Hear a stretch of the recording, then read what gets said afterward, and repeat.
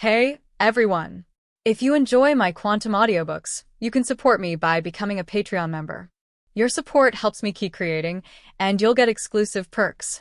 You can also access my audiobooks directly through Google Drive. Check out the link in the description. Now, let's get started. At this time, the leader came out and warned, "Pirates, listen up, leave this place quickly and leave immediately." "We are here to find a doctor," Luffy said. "There are patients on board," Vivi added. However, the people around him immediately responded, "We won't be fooled by this, you despicable pirates. This is our island, we can't let pirates set foot on it. Okay, pull up the anchor and get out. Otherwise, your ship will be blown up too." Sanji exclaimed, "You are so merciless. This is obviously the first time we have met. Sure enough, they hate pirates." "Don't talk back." At this time, someone actually shot Sanji directly. "Wait a minute, Sanji." Vivi went over to stop the angry Sanji only to hear a bang. But a bullet came at extremely fast speed. "Hey," Kang was already ready to protect Vivi. At this time, he jumped and was already in front of Vivi and Sanji. Yes, Kang used his body to block Vivi and Sanji. Immediately afterwards, Kang fell to the ground. Kang. Luffy was angry. Zoro was also ready to draw his sword and prepare to attack, and Sanji was gearing up to attack. "It's okay, it's just a bullet, it won't hurt me." Kang stood up slowly, the black wings on his back spread out, and a bullet was slowly sucked into the black wings and then fell to the ground. Devil Fruit users, the leader on the riverbank, was also shocked. He knew that people with powers were difficult to deal with, etc. "Since you don't want us to land, can you please call a doctor?" At this time, Vivi knelt on the ground and begged the other party. "Our partner is suffering from a serious illness. Please help us, please." Vivi's actions at this time moved Kang very much. She was able to put down her body and kneel down to beg strangers who might harm them. Such an approach, even ordinary people can't do it, not to mention Vivi is a princess. "What will Nami do if we defeat them?" Vivi asked, and for a moment, Luffy didn't know how to respond. Then Luffy turned around and knelt on the deck, saying, "I'm sorry, I was wrong. Please call the doctor and save our companions. We don't have any malice, we are all a group of children chasing the sea, we are called pirates. In fact, we are adventurers who take risks and fulfill their dreams. We are all good people on the ship, please." Kang's words still had some effect. "Functional. I'll take you to the village, follow me." Seeing that the leader of the other party agreed, the friends all smiled. Immediately afterwards, everyone landed on the icy and snowy Sie Island. There is thick snow on the ground, and the trees are also covered with thick snow. Being a winter island, the environment is indeed very harsh. While walking, I heard the man say, "Let me give you a piece of advice first. There is only one witch doctor in our country." "Witch doctor?" Everyone was a little confused. "What is that? It's such a baffling country." "Besides, what kind of country is this?" Sanji muttered. "This country doesn't have a name yet," the leader said lightly as if something stirred his memory. "Is there such a country without a name?" Vivi also felt a little incredible. Kang said casually, "Maybe their previous king was a B******D." Everyone was very scared and worried that Kang's words would arouse strong dissatisfaction among these people.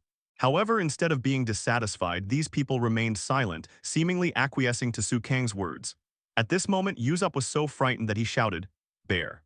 Everyone hurry up and pretend to be dead." Sure enough, Kang saw a huge bear walking towards the crowd step by step. "That's a hiking bear, there's no danger, don't forget climbing etiquette and salute him," the leader said. Afterwards, everyone bowed to him obediently. After walking on the snow for a long time, everyone finally arrived at their village under the leadership of the man. "This is our village, Big Horn," the leader said. "This village is pretty good with many animals, and most of the buildings are brick buildings. Although it is not big, it makes everyone feel a bit of warmth under the white snow. There seems to be strange animals walking around. It really deserves to be the land of snow," Luffy and Usopp exclaimed. Sanji said to Nami, "Miss Nami, we are in an inhabited village." "It is a village." Originally, it was Sanji who should be carrying Nami on his back, but Kang was afraid that Sanji would take advantage of the situation, so he naturally carried Nami on his back. The leader said to his men, "Thank you for your hard work, everyone, except those who are on sentry duty, please go back." It turns out that these people are all residents of the island. These residents still didn't seem to believe the Straw Hats and the others, and they all asked, "But is it okay for you to be alone?" "These people are pirates." "I'm afraid they won't hurt us. This is the intuition I have cultivated over the years, just trust me," the leader said with great certainty. "Now that Mr. Dalton has said so, well, from the looks of them, it seems they won't do anything. I'll leave it to you about what happens next. Please be careful, Mr. Dalton." If anything happens, just call us. The residents bid farewell to Dalton and then left one by one with their weapons in hand. Mr. Dalton, thank you for your trust in us. Kang remembered the leader's name and naturally expressed his gratitude again and again. You're welcome, you'd better come to my house first, Dalton said. Next, the surrounding residents began to say that they would vote for Dalton in the election, but Dalton quickly refused and said that he was a sinful person. Kang actually didn't know much about the plot of Sie Island. He only knew that Valpo, who had eaten the tun-tun fruit, once ruled this place. Forget it, we'll find out soon. Kang followed Dalton into his home without thinking too much. After putting Nami on the bed, covering her with a quilt, and lighting the fire in the house, Dalton began to speak. I haven't introduced myself yet. My name is Dalton. I am now the captain of the guard of this island. Please forgive our rude behavior. Can I ask you a question? Dalton said. I always feel like I've seen you somewhere. Dalton looked at Vivi and said, It must be a mistake. Vivi was afraid that her identity would be seen through, so she naturally denied it. Compared to this, please tell me about the witch. I took Nami's temperature just now and it was already as high as 42 degrees. Vivi quickly changed the subject. 42 degrees, high fever. Dalton was also shocked. If the temperature were any higher, she would die. These are the last antipyretics. Kang's magical bag does not have endless items. At this moment, there are only the last antipyretics and analgesics left. Let Nami take some medicine and feel a little better, but the situation is still so serious. Sanji and others are anxious, so we want to know, where is the guy called the witch? A witch? How many mountains can you see from this window? Dalton said. Yes, is that a mountain? Kang was also a little surprised. It turned out that the white object towering into the clouds was a mountain peak. The names of those peaks are called Sieg Peak. Can you see the castle on the top of the highest mountain in the middle? Dalton asked. Yes, you can see it. Kang did vaguely see what the castle looked like. No one lives in that castle now. The country's only doctor, Dr. Kureha, who is known as the witch, lives in that castle. Dalton said. What? Why is it so far away? Then call him quickly, there are urgent patients here. Sanji also felt very unlucky. It seems that there is no way to contact the witch directly, right? If it was possible, Mr. Dalton would have done so long ago. Kang pondered for a moment and then said, Yes, we have no way to contact her. Dalton nodded and said with regret, Is this a doctor? What kind of person is she? Sanji also found this witch a bit unbelievable. Although her medical skills are unquestionable, she is a somewhat eccentric old woman and she is already close to 140 years old. Dalton said, 140 years old. Everyone was shocked. Kang knew that this witch was Chopper's master. He also knew that this witch was not young, but this was the first time he knew that this person was 140 years old. No wonder this old woman always likes to ask others if they want to know the secret of her youth. Kang couldn't help but think, what should people in this country do if they get sick or injured? Princess Vivi asked. She would sometimes come down from the mountain on a whim, find the patient, cure him, and then take away all the things she liked from the patient's house as a reward, Dalton said. What a nasty old woman, Usopp criticized while drinking tea. It's just like a pirate, Luffy also complained. But how does such an old woman get down from which mountain? Princess Vivi's question hit the point. Dalton immediately replied, there is a rumor that several witnesses saw her falling from the sky on a sleigh on a moonlit night. This is why she is called a witch. Moreover, some people say that she lives with a strange creature that she has never seen before. After hearing this, Usopp immediately said in fear, It's true, look, there is indeed a monster. It must be a snow monster. I told you that there would be a snow monster here. She is indeed the only doctor here, but she is also an old woman who people don't want to have anything to do with. We can only wait here until the next time she comes down the mountain, Dalton said. No, Kang shook his head and said, Nami, I can't hold on anymore and we don't know when this witch will come down the mountain. I'll go find the witch. At least I'm faster than you. After Kang finished speaking, he used his devil fruit and the wings behind his back slowly unfolded. Everyone looked at Kang's wings and then thought, yes, Kang can fly. In this case with Nami, we should be able to reach the castle faster. Princess Vivi also smiled. But in this case, wouldn't it be too much of a burden on Miss Nami? She already has a fever. If she goes there, will it be more serious? Kang, if you can get there and convince the doctor, wouldn't it be enough to come down? Kang thought for a while, but after looking at Nami, who was now in great pain, Kang still said, Don't worry, I will hold Nami in my arms and arrive at the castle as quickly as possible. Some of the doctor's medicines are in the castle, where treatment, I believe, will be better. Kang's persistence was effective, and everyone finally agreed. Critical moment, it depends on the vice captain. Nami is saved. Sanji was also very happy. Kang, Nami, please. Luffy also knew that Kang was a devil who ate a devil fruit and had the ability to fly. When life and death were at stake, he entrusted Nami's life to Kang. Dalton was a little surprised when he saw Kang's wings. He is also an ability user, but he felt a sense of oppression from superiors to subordinates in Kang. If you can fly, then these difficulties and obstacles will be nothing to you. Dalton then added, the witch has a very strange temper, so you must be mentally prepared. No. Because Kang wanted to spread his wings and fly, he couldn't carry her on his back and could only hold Nami. He hugged Nami tightly and could feel the heat of Nami's body, which showed that she was really seriously ill. Okay, let's go. Kang then used the power of his fruit, and a pair of wings immediately stretched out from his back. Kang then flew into the sky, flying towards the tallest magnetic drum peak in the center. Because Kang was flying directly, it was much easier. On the one hand, he did not need to consume too much physical energy, and on the other hand, he did not need to deal with the violent rabbit army labbing. Much faster than walking, Kang had already arrived at the entrance of the castle. Looking at the castle that was already covered with white snow, Kang was not in the mood to appreciate it, but directly rushed in with Nami in his arms. Not sure if it was an illusion, but Kang felt Nami in front of him hugging him tighter. Nami, hold on. Kang then entered the castle and shouted, Doctor, doctor. Someone is here. At this time, an old woman with a face full of wrinkles finally appeared in the castle. Save her quickly, she was bitten by an insect from the ancient island. Kang said very nervously. At this point, he didn't know how serious Nami was. The ancient island, Chopper, come quickly. After the witch finished speaking, a very tall man picked up Nami and put her on a bed. Immediately afterwards, the two of them ignored Kang. The bug on the ancient island, Chopper, can you tell her condition? The witch asked. Caskia, said the huge figure. Yes, it's Caskia, you can look after this little girl. I want to have a chat with this gentleman. The witch slowly walked up to Kang and said, let's go, let's talk and don't hinder Chopper from saving this little girl. Kang nodded and walked to the castle's living room with the witch. As soon as she arrived at the living room and sat down, the witch raised her wine bottle and took a sip. That's awesome, you must be in a spur, right? The witch asked. Oh, why do you say that? Kang asked curiously. Singu Peak is the highest mountain in the country and the habitat of rabbit laban. It is difficult for ordinary people to get close to it. There aren't even many snowflakes on your body. It looks like it flew up. Maybe you are a fruit user, the witch asked with a smile. You can see that ginger is still hotter when he is old. Kang's words were very helpful to the witch, who immediately asked, is old? Then the witch almost changed her face, but Kang immediately responded, you are very young. That's right, hey boy, do you want to know the secret of my youth and beauty?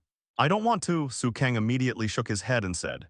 It's really boring, don't worry, Chopper will cure that girl.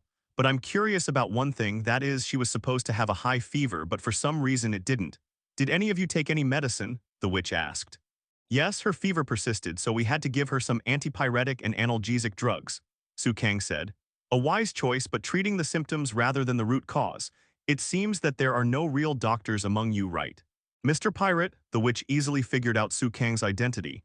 It seems that you have guessed my identity, but why do you still want to save Nami? Kang asked. Hey, not all pirates deserve to die. The fact that you can carry this girl named Nami and come here to treat her shows that you are a guy who cherishes his companions. The witch then asked, I don't want you. Yes, you call me. People who don't know think I'm very old, so just call me Kureha the doctor. 3 vertical lines appeared in front of Kang's forehead. Isn't this witch still old at 140 years old? But Kang just thought about it in his mind, and he didn't dare to say it. Immediately afterwards, Dr. Gyulwa and Kang discussed Nami's condition. After a while, there was the sound of things breaking in the room. Nami, Kang and the witch went in together, and then they saw that Nami had woken up. At this time, there was a very shy little man standing on the ground. If you look closely, you can see that he has a blue nose, a hat with an X on it, and 2 horns. He is very cute. He exposed most of his body to the outside, looking very nervous and scared. Chopper, Kureha looked at Chopper and then focused on Nami. Dr. Gyulwa, Kang, and Nami finally let go of their worries after seeing that Nami was much better. As for Chopper, he temporarily hid because he was very nervous and scared. Thank you, Kang. Thanks to you, my condition is much better. Nami immediately planned to leave, but was stopped by Dr. Kureha and Kang. Little girl, don't be too anxious, otherwise you won't be sick and die. Gyulwa's face instantly became very scary. Your partner cares about you very much, but please don't leave now. Kang also advised. Nami, wait a moment, your condition has not stabilized yet. By the way, what happened to the talking deer just now? Nami asked. Later, Dr. Gyulwa told the two of them Chopper's information. Kang then said, Mother Gyulwa, we are in a hurry. Can you see if you can go to sea with us so that you can take care of him? Nami. Yes, this is a good idea. Nami is also very worried about Vivi's kingdom. This is impossible. You said that you want me to be a pirate. This is a waste of my youth. I have no interest in the sea. Gyulwa the doctor said. Then I wonder, Kaido, are you willing to be our partner? Kang asked. Although I'm sorry to treat you here and want to poach you, we really need a doctor partner on our ship. Kang looked very sincere. There is no such thing as poaching. Chopper is not my subordinate. But if you really want to invite Chopper, just ask Chopper directly. I don't care here, Dr. Gyulwa said. In that case, thank you in advance. I will take the initiative to find Chopper. As soon as Kang turned around, he found Chopper hiding in front of the door behind him. Chopper seemed to be very angry and ran out and said, I will not go with the pirates. Idiot, no. I'm sorry, Chopper. Thank you for healing Nami. Kang thanked him. Nami looked at Chopper and took the initiative to thank him. I know it was you who healed me. Thank you so much. I'm not happy, stupid, tilde. Chopper danced happily, but he didn't mean what he said. Would you like to get on the boat with us? Then I don't need to continue to recover here. Nami smiled very kindly. No, I'm a reindeer. How can I stay with humans? Besides, aren't you scared when you see me? I'm obviously a reindeer. I can talk, I can walk on 2 feet, and I'm blue. Nose? Chopper asked. Kang knew that after Chopper ate the renren fruit, he was first rejected by the deer, and later he wanted to become a human but was regarded as a monster by humans. This very tragic experience must have a shadow. No, it's normal. Chopper, the reindeer that ate the renren fruit, is not only not scary but also very cute and respectable. Kang gave Nami a look. Although the smart Nami didn't know what Kang wanted to do but also praised Chopper together. Chopper, as long as you are on our ship, our friends will feel at ease. We all need you. You are a respectable doctor. What Nami said was actually sincere. Chopper, who was not good at hiding his emotions, was naturally very happy. Don't you think I'm scary? Kang asked. Why do you ask that? Chopper felt a little strange. I'm also the one who ate the devil fruit. Look at me. After Kang finished speaking, he transformed into a devil. The terrifying pressure shocked Kureha, Chopper, and Nami. I'm not afraid either. You're not afraid of me. I have no reason to be afraid of you. Although Kaido was scared, he still did not choose to reject Kang. This allowed Kang to see Kaido's caring, considerate, and kind side. Since you are willing to look at me as an equal, I will also look at you as an equal. Kang then put away his devil wings and returned to his normal appearance. However, I have no interest in pirates and I have never thought about finding any companions. At this time, Chopper once again rejected Kang. Companion, this word has an extremely complicated meaning for Chopper. You don't know that there is only one person who made him open up his heart.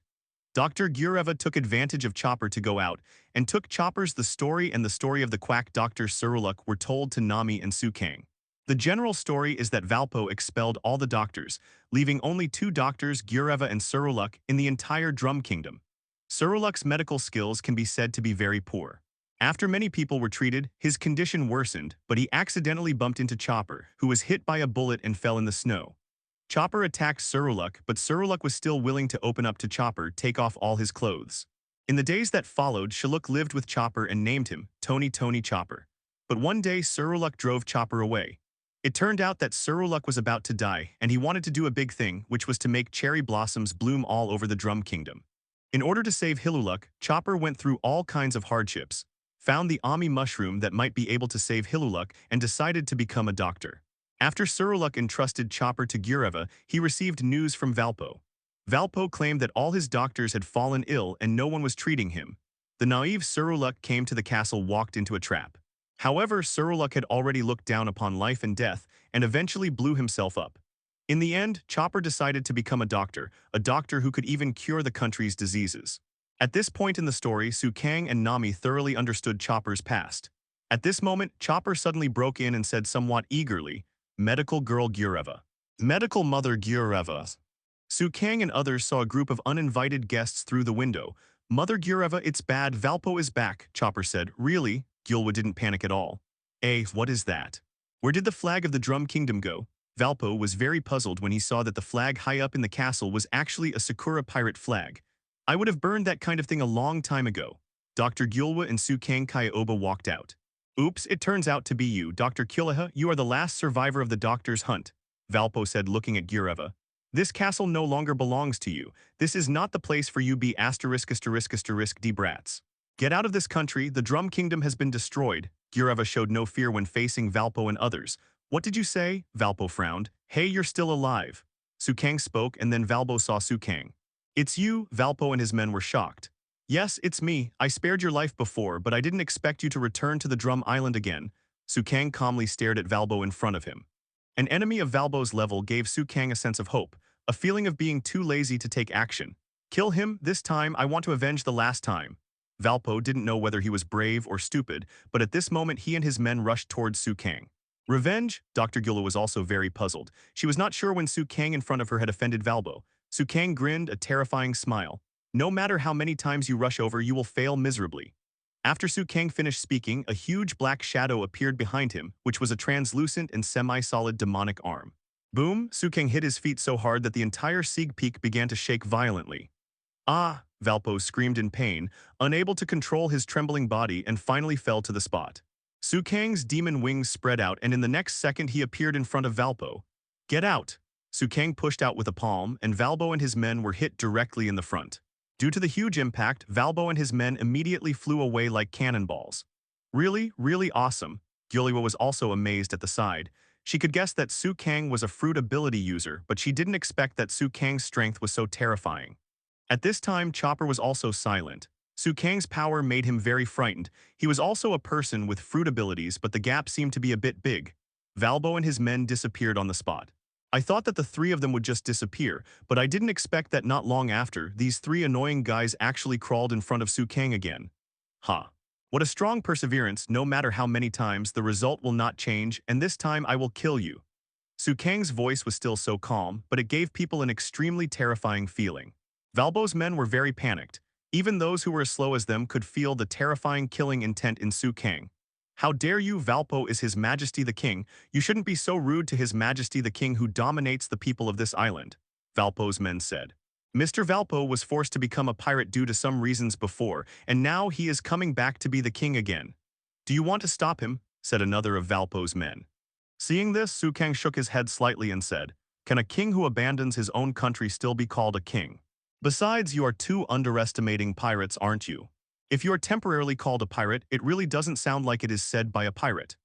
Kang then said, You are not worthy of being a king, not worthy of being a pirate. I seem to understand what Luffy means.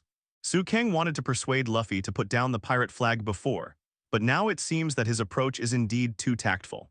Although it looks very smart, it is actually a kind of disregard for his own beliefs. No matter, I'm angry. Your name is Kang, right? I'm going to chew you into a pulp. Valpo also forcibly calmed down at this time and continued. In other words, the treasonous old woman and the straw hats are all here. As long as these guys are dealt with, there will no longer be any arrogant guy in the country who dares to resist me. That's so true. Today will be a day worth celebrating for the restoration of the Drum Kingdom, Valpo said as he fell into his own fantasy. Old woman, she actually moved into this castle while we were away. How audacious. She even put up a strange flag. Valpo did not dare to speak to Kang and could only stare at the Dr. Kureha and scream. At this time, the Dr. Kureha grinned and said, I will use this castle as Suruluk's tomb. I'm not interested in this castle, but this reindeer insists on hanging Shuluk's flag there. At this time, Kang saw the belief in Kaido's eyes. When Valpo in front of him heard what Chopper said, he naturally burst out laughing.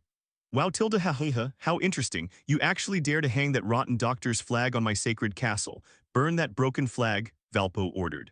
I won't let you enter this castle. As Chopper spoke, his entire body changed from the state of a reindeer to a human form that could stand up. Lord Valpo, this guy is, by the way, it was that time, the idiot doctor's monster. Valpo's men all said, looking at the people in front of them, they naturally thought of Chopper in the past. That flag is the doctor's belief, so I will never let you take him away. Absolutely, Chopper said confidently. Kang could see Chopper's feelings for the quack Dr. Suruluk. Valpo laughed loudly and said, Don't show mercy, let's go into the city, kill the guys here.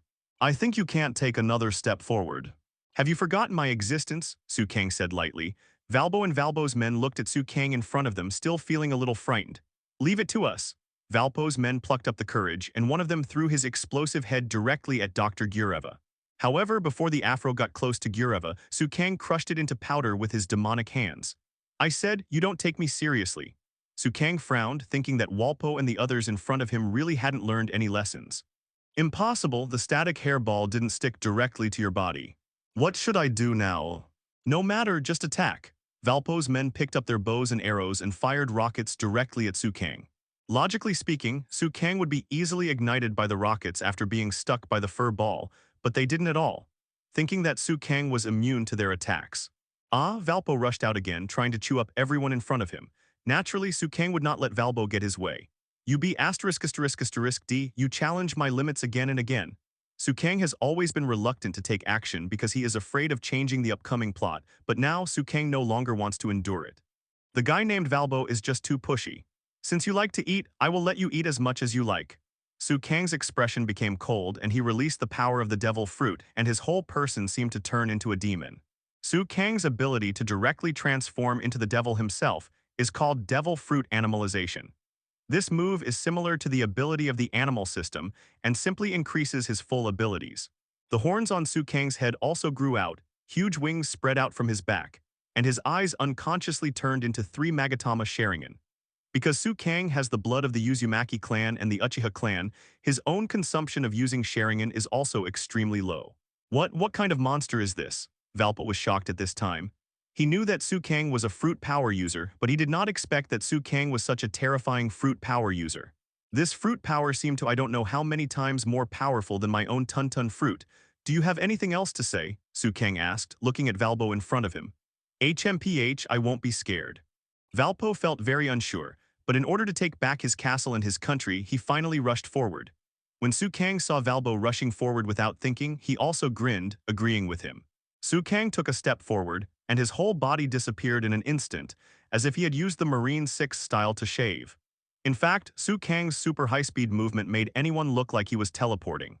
When Valpo and everyone saw Kang had already appeared beside them and was attacking with his fists. Got them. What? This is impossible. What a speed! Valpo and his men were hit by Kang's attack before they had time to be surprised. Whoosh, the 3 of them were hit by Kang's extreme power, and the 3 bodies immediately disappeared from the place as if they had never appeared. Is this the end? Gulua and Chopper were all stunned at this time. They already knew how powerful Kang was, but they still didn't expect Kang to be so powerful. Killing Valpo instantly with one blow was something they had never dared to think about before, but now it actually happened in front of their eyes. At this time, Luffy, Usopp, Sanji, and other friends also climbed up from the bottom of the mountain, along with Dalton and the villagers. They were also shocked when they learned that Kang easily killed Valpo and others. When Luffy, Usopp, and others saw Chopper, they were naturally very interested. After hearing Chopper's story, everyone couldn't restrain their enthusiasm to invite Chopper. Nami's condition also required a doctor to take charge, and everyone decided unanimously to invite Chopper on board. Everyone began to persuade with earnest words, and finally, with the help of the Straw Hats, everyone let the cherry blossoms float on Drum Island. In the end, just like the original plot, Chopper agreed to go to sea. After bidding farewell to Dalton and Dr. Gureva, Kang led Nami, Chopper, the others, and the Straw Hats back to the Golden Merly. At the beginning, Chopper was a little uncomfortable, but Luffy, Usopp, and the other 10 Atmosphere Masters, it only took a short time for Chopper to integrate into this big family. The Straw Hats finally have one more member. The Golden Merly once again started sailing on the sea, heading in the direction of Alabasta, and sailed for an unknown length of time. And Kang also got his wish and successfully signed in again. Ding ding ding, congratulations host. Congratulations on successfully leaving the Drum Island and signing in successfully. This time you have obtained the blood of the Senju clan. The sound of the system surprised Kang. The bloodline of the Senju clan. This is not weaker than the bloodline of Uchiha. Can I know wood style? Kang asked. Now that you have the blood of the Senju clan, you will naturally have the opportunity to awaken the wood style in the future. However, your strength is still a bit weak now. You must undergo continuous progress and training before you can awaken the powerful wood style. The system said. I see system, I remember that after awakening Sharingan and wood style, there is a chance to awaken the Samsara Eye, is that right? Kang asked. Yes, host, your Sharingan must at least reach Eternal Mangekyo and at least master wood style, which means developing 2 bloodlines so that it is possible to open the Samsara Eye. The system answered carefully, and Kang was secretly happy. The melee sailed normally on the sea, and Kang began to develop ninjutsu and study his own Senju bloodline. Kang discovered that he originally had the blood of the Uzumaki clan, and after the system rewarded him with the blood of the Senju clan, his chakra has been greatly improved. The Uzumaki clan was originally a distant relative of the Senju clan, and now with the addition of Uchiha, the three bloodlines are mixed together, and Su Kang's chakra is naturally raised to the level of a tailed beast. Of course, Su Kang is refining and condensing more pure chakra every day. In this way, although his own chakra will be weakened, it will become purer and easier to use ninjutsu. The sea finally turned blue and the weather got better. It was obvious that everyone should have left the range of Dongdao. Su Kang is constantly improving his abilities related to ninjutsu. Generally speaking, Su Kang's fighting methods are divided into three types now. The first one is called swordsman. Su Kang uses his Zanpakuto Shura to fight. The second method, which can be understood as the fighting method in the pirate world, is the method of using devil fruit to fight. The third method is the fighting method of the Hokage ninja world, using various blood succession limits and the fighting method of ninjutsu. Currently, Su Kang's most powerful is the swordsman's fighting style, followed by his devil fruit ability, and finally ninjutsu. In other words, although Su Kang has the ability to use ninjutsu to fight, he has never dared to use it. The reason it's because Su Kang doesn't have any practical ninjutsu. But now Su Kang has mastered the common knowledge about the ninjutsu that he received before signing in, and now he can learn ninjutsu by himself. Su Kang used the magical bag to obtain water balloons, rubber balls, and other items. Obviously, Su Kang started to practice Rasengan hard. Because he had practiced chakra control for a long time, Su Kang could easily control chakra to explode the water balloon in his hand.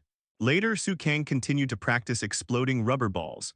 Rubber balls are not as simple as water balls, but Su Kang has both chakra power and chakra control.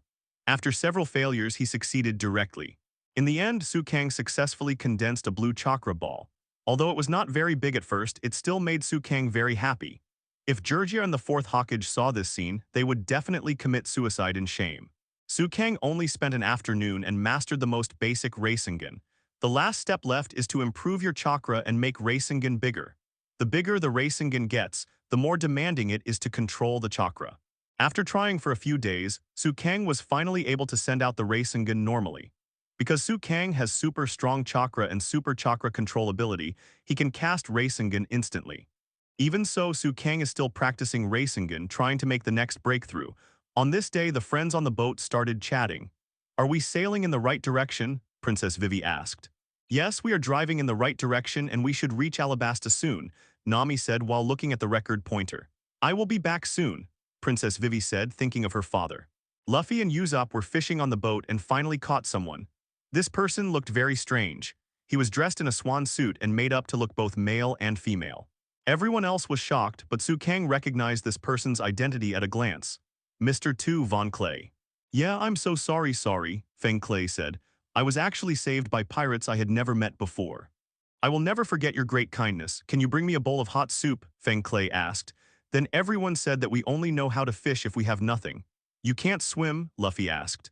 "Yes, because I ate the devil fruit," Feng Clay said very directly. "What kind of fruit is it?" Usopp asked with great interest. "Well," Feng Clay stood up slowly and said, "Then since there is no point in rushing before my ship comes, I will perform an entertainment show for you. This is my ability." Feng Clay then knocked Luffy away with a palm, and everyone immediately became more vigilant and prepared to take action. At this time, Feng Clay's face changed into Luffy's, and even his voice became the same. "Ah, it's me." The friends on the boat looked at Feng Clay, who looked exactly like Luffy, and were a little frightened. Su Kang sneered at this ability. He had learned the transformation technique in Hokage and could transform into someone else at any time. "You're scared. As long as you slap your face with your left hand, it will return to its original shape." After Feng Clay finished speaking, he slapped himself in the face and returned to his original appearance. "This is what I eat, the ability to imitate the fruit tilde." Feng Clay seemed a little proud. "The voice and body will become the same. How amazing!" Everyone exclaimed again. Immediately afterwards, Feng Clay turned into Usopp, Zoro, and Chopper one after another. "If you touch your face with your right hand, it will look like this. No matter who you are, you can imitate it." Feng Clay then kept changing his face at the request of his companions on the ship. Of course, there was one appearance among them that surprised Vivi. Nervous. Feng Clay quickly got along with everyone. If it weren't for the fact that he was in two camps, Su Kang felt that this guy was still a very good person. Not long after, Feng Clay saw a ship coming not far away. Obviously, it was Feng Clay's own ship. After a very painful farewell, Feng Clay and everyone waved goodbye. "Let's go, kids," Feng Clay said. "Okay." Mr. Tu, then the ship left. At this time, everyone noticed the identity of this person. "What is this Mr. Tu?" "This guy is Mr. Tu Von Clay," Vivi said. Haven't you seen him? Luffy asked. Yes, I have never seen Mr. 2, Mr. 1 and his partner, and I don't know their abilities, Vivi said, sitting weakly on the deck. I have heard rumors about him. Mr. 2 is a tall ballerina who speaks in a feminine tone. He likes to wear a swan coat with Penmu written on his body. Everyone saw something was wrong with Vivi, so they asked, "What's wrong with you, Vivi?" Just now, in the memory of the face he performed, there was my father's face. The face of King Neferutali Cabra of Alabasta, he said slightly painfully. If he turns into a king, he will definitely do a lot of bad things, right? Zoro guessed. Yes, this will incite the king's army and the reactionary army to fight together. Kang also said very clearly. How could such a troublesome guy escape? Usopp also said. Did that person turn out to be an enemy? Chopper finally came to his senses. Indeed, if he becomes our enemy, it will be very difficult. Nami agreed. If he finds out that we are enemies, he will use the memory just now to pretend to be one of us. In this case, we will no longer be able to trust our companions. However, Sanji and I were not imitated just now, Kang said. Just now, Kang deliberately blocked his face so he was not remembered by Mr. Tu Feng Clay. At this time, the sea suddenly became unstable, and a very huge strange cat emerged from the sea water. Since they haven't eaten food for a long time, Sanji, Luffy, and Zoro were all drooling and ready to kill the giant strange cat in front of them. At this time, Kang immediately said, "No, this thing is called a sea cat, we can't eat it." "Why we have no more food?" Luffy and others complained in frustration. "Because this is a sacred creature of our Alabasta." Vivi then came out to explain and looked at Kang with very grateful eyes. So that's it. Chopper was very interested in unknown things. Luffy saw that the food he had received was gone, so he cried with snot and tears. "Don't worry, there should be food soon." Vivi looked at Luffy and comforted. "I'm really impressed by you." Kang had no choice but to put his hand into the magical bag again and took out a few large pieces of bread. "Wow, it's food." After Luffy saw the bread in Kang's hand, he entered a state of excitement again. He immediately rushed over, took the bread, and started to eat it. Chopper asked very curiously, "What is this thing? How come there is such a huge piece of bread hidden in such a small bag?" "This is my ability. However, the things I take out from this bag are limited. It is not enough for all of us." Kang's stomach also growled a little. Although he is very strong, if there is nothing more, if there is no food, he will starve to death. "Vivi, the wind direction and climate seem to have stabilized." Nami looked around and said to Vivi, "Yes, we have entered Alabasta's climate sea area. The appearance of sea cats can also prove this." Vivi is quite happy after all. Reaching Alabasta quickly can save their kingdom. "Those things at the back are also part of the evidence that they are close to Alabasta, right?" Zoro said suddenly. "Huh." When the Straw Hats heard Zoro's words, they naturally turned around immediately. There were actually many more ships on the originally peaceful sea. "When did so many ships appear?" Luffy said in surprise. "There are Baroque Works logos on the flag and the ship. It seems that our whereabouts have been noticed by them." Kang said with squinted eyes, vaguely aware of something in his heart. "Company employees, have you started gathering? Those people are probably billionaires and subordinates of senior agents." Vivi used to be an undercover agent, so naturally she could tell the details of these people at a glance. "That means there will be at least 200 enemies, and they will be 200 elites from the Baroque Works. They are completely different from the bounty hunters at Whiskey Peak." Vivi said very seriously. She knew the strength of these people. "Don't worry, these people will definitely not be our opponents." Kang is very confident. "At present, no one who can defeat him has appeared yet." "Yeah, these are just small soldiers, don't worry." Zoro knew Kang's strength, and he was very confident himself. He was not afraid at all, unlike Usopp, who was already preparing to use cannons to sneak attack these enemies. "Yes, if we mistake the real target, we will be doomed," Sanji said. "There aren't many of us," Sanji said. Then everyone took out the sleeves and tied them to their left wrists. "The opponent this time is too mysterious. We must get involved with this." Zoro said, "I see. As long as we confirm this, we won't doubt our companions." Nami also thinks this is a good idea. Everyone then wrapped the sleeves around their wrists. "Then what should I do?" Kaido looked at Kang and asked. Kang thought for a moment and said, "Just do what you can do as a partner." "I understand," Chopper nodded very obediently. At this time, Luffy shouted, "I saw the island." Kang immediately turned his head and looked in the direction of the melee. Sure enough, a large island with a golden desert appeared in front of us. And underneath those stretches of desert, there seems to be a town. "We have arrived at Alabasta. Stop the boat in the town ahead called La Rohana. We must hide the boat immediately," Princess Vivi said. "Very good. Anyway, no matter what happens from now on, this on the left arm is the symbol of companions." After Luffy finished speaking, everyone put their left hands together. "Okay, let's go," Luffy said excitedly. Let's go, Kang also nodded. It's finally here, don't worry so much, right? But it's useless for me to say this, right? Do you have a way to stop the rebellion? Nami looked at Vivi and comforted her, then asked. Vivi then said, it is possible, but there is no guarantee that it will succeed. It will definitely succeed. Unlike Luffy, Kang was so hungry that he had no energy left but continued to cheer Vivi up. Although it's a bit strange to say it now, thank you anyway.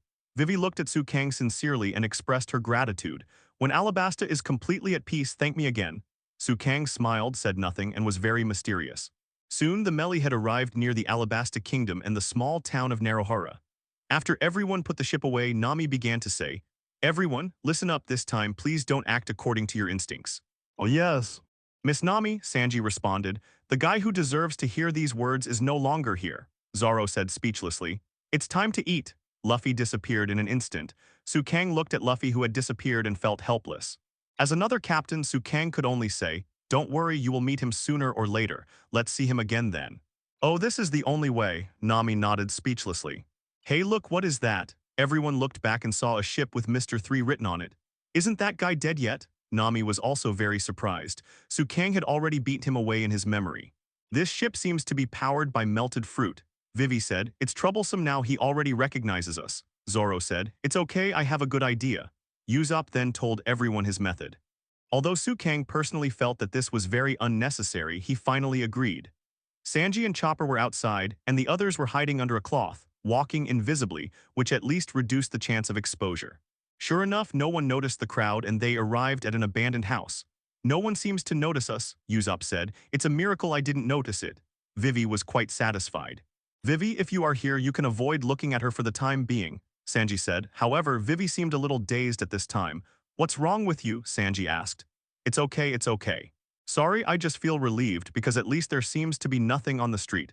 Although it can't be called peace of mind, it may be okay, Vivi said.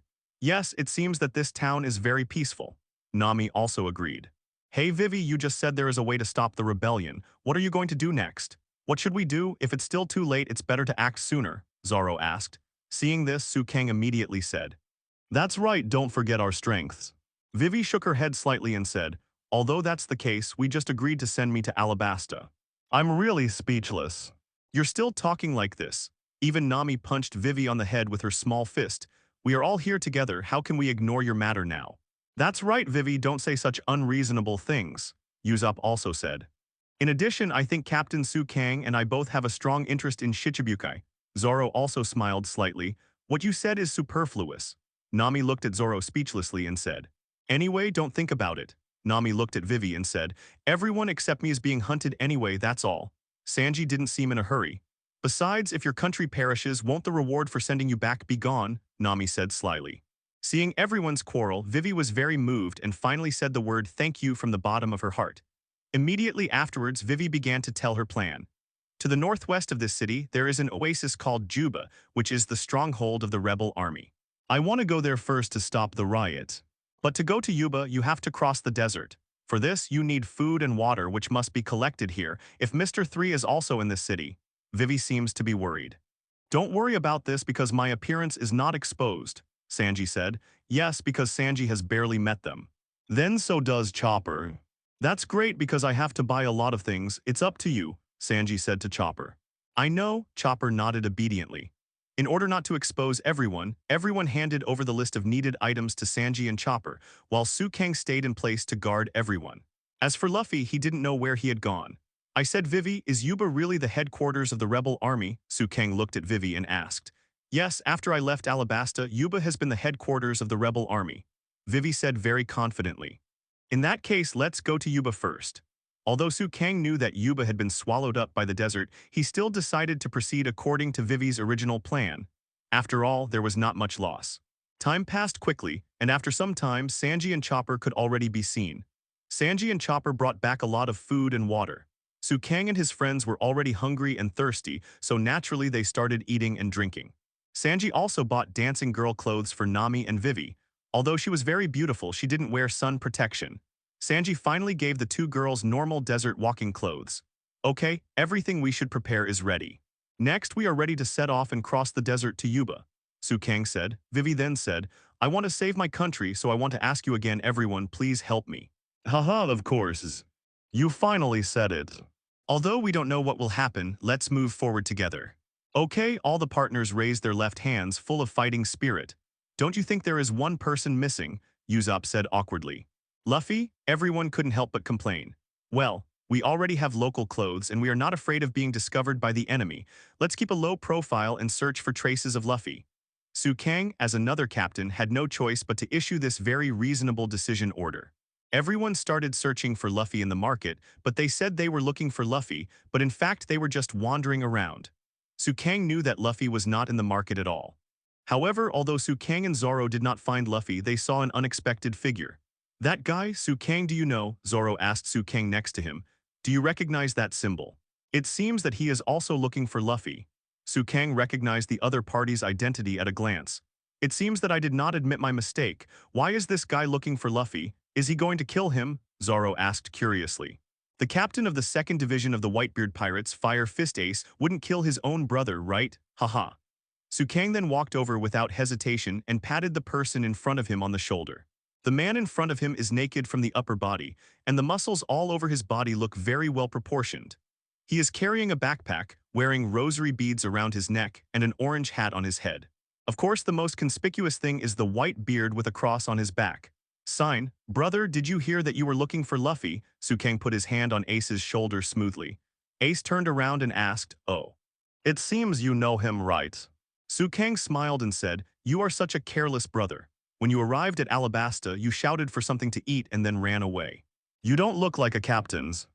Kang's words conveyed a lot of information. After hearing this, Ace in front of him also grinned and turned around. It turns out he's Luffy's partner. I'm sorry my brother has caused trouble for you all. My name is Ace. Brother, all the Straw Hats except Kang were shocked. Ace is a person who loves to make friends, has an easygoing personality, and is carefree. He is somewhat like Luffy in personality. Kang directly led his friends and Ace to a nearby restaurant. Since he knew Ace's identity, he had to treat Ace to a good meal no matter what. On the way to the restaurant, Kang also saw an old friend.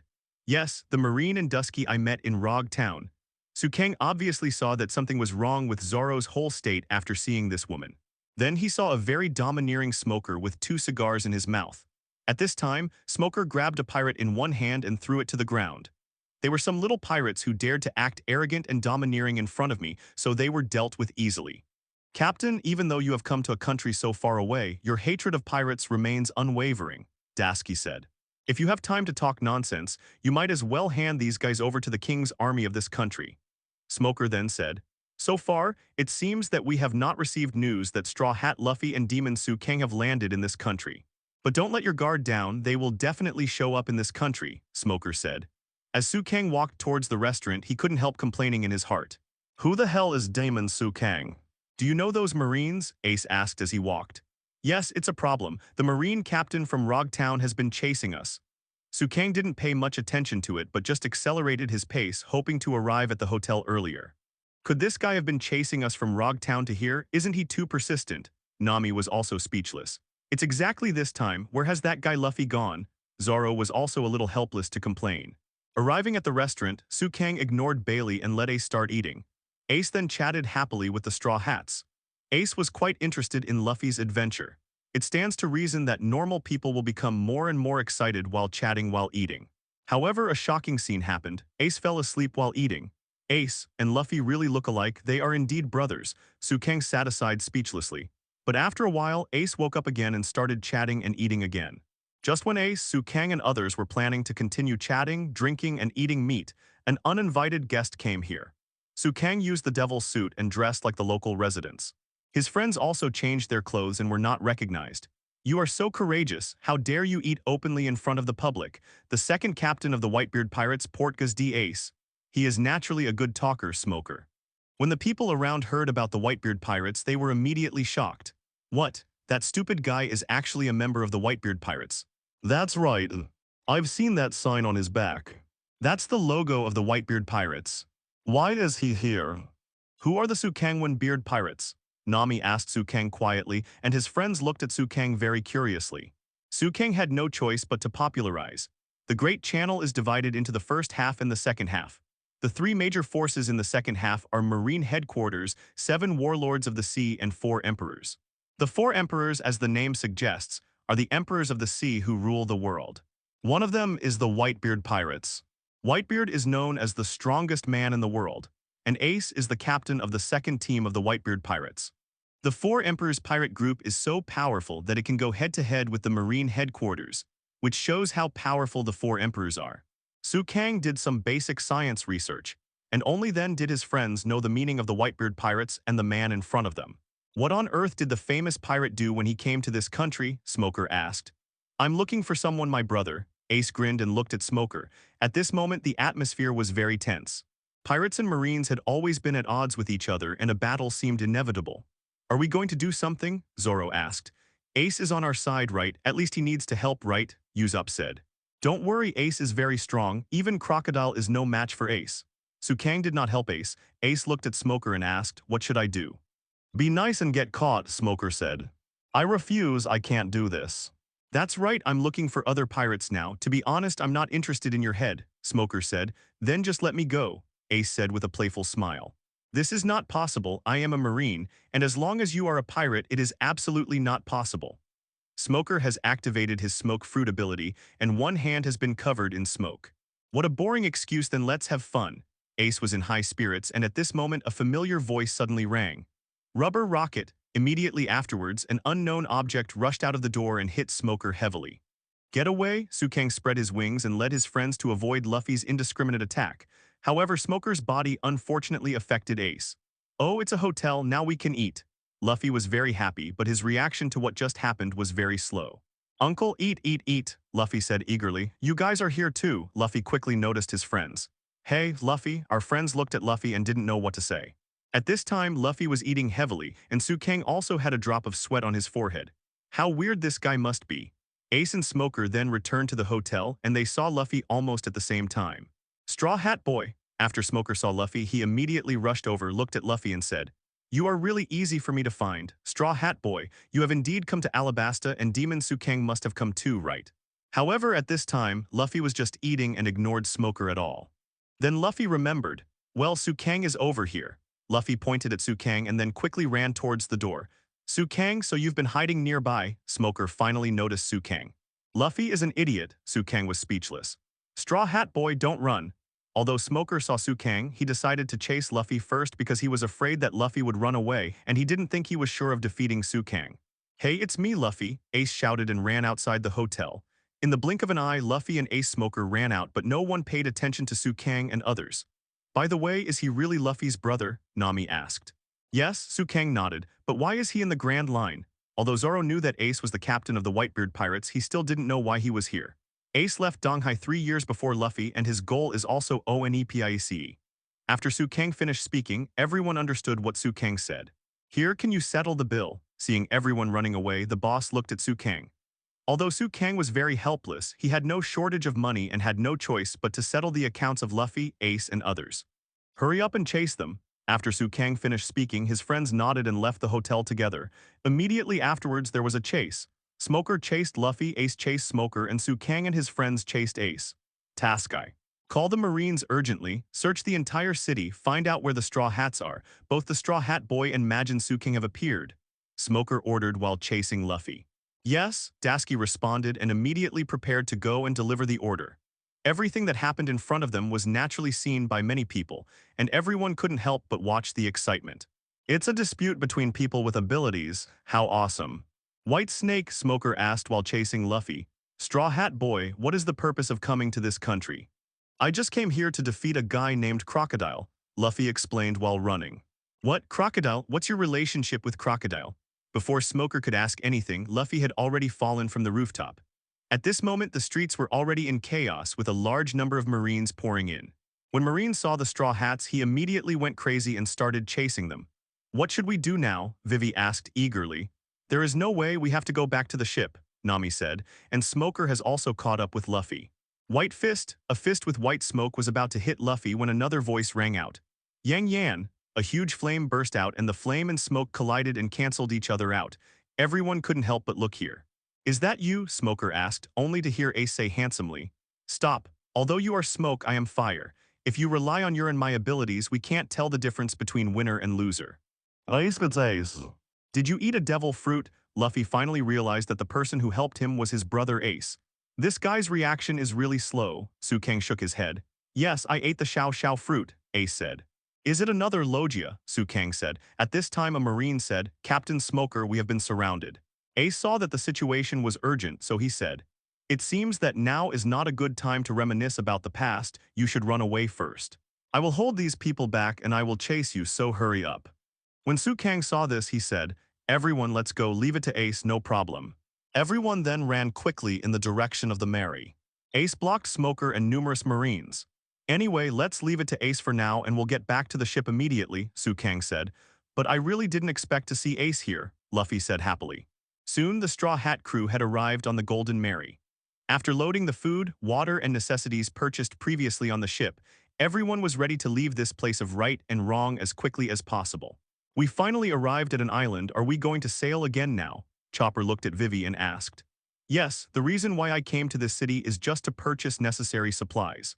Next, I have to go upstream and head towards the interior of Alabasta. Vivi replied. Next, the city we are going to is the Green City, Elmer, Princess Vivi said. Zelmer. Everyone dropped anchor and raised the sails, preparing to set sail, but then they realized that one person seemed to be missing. Where's Luffy?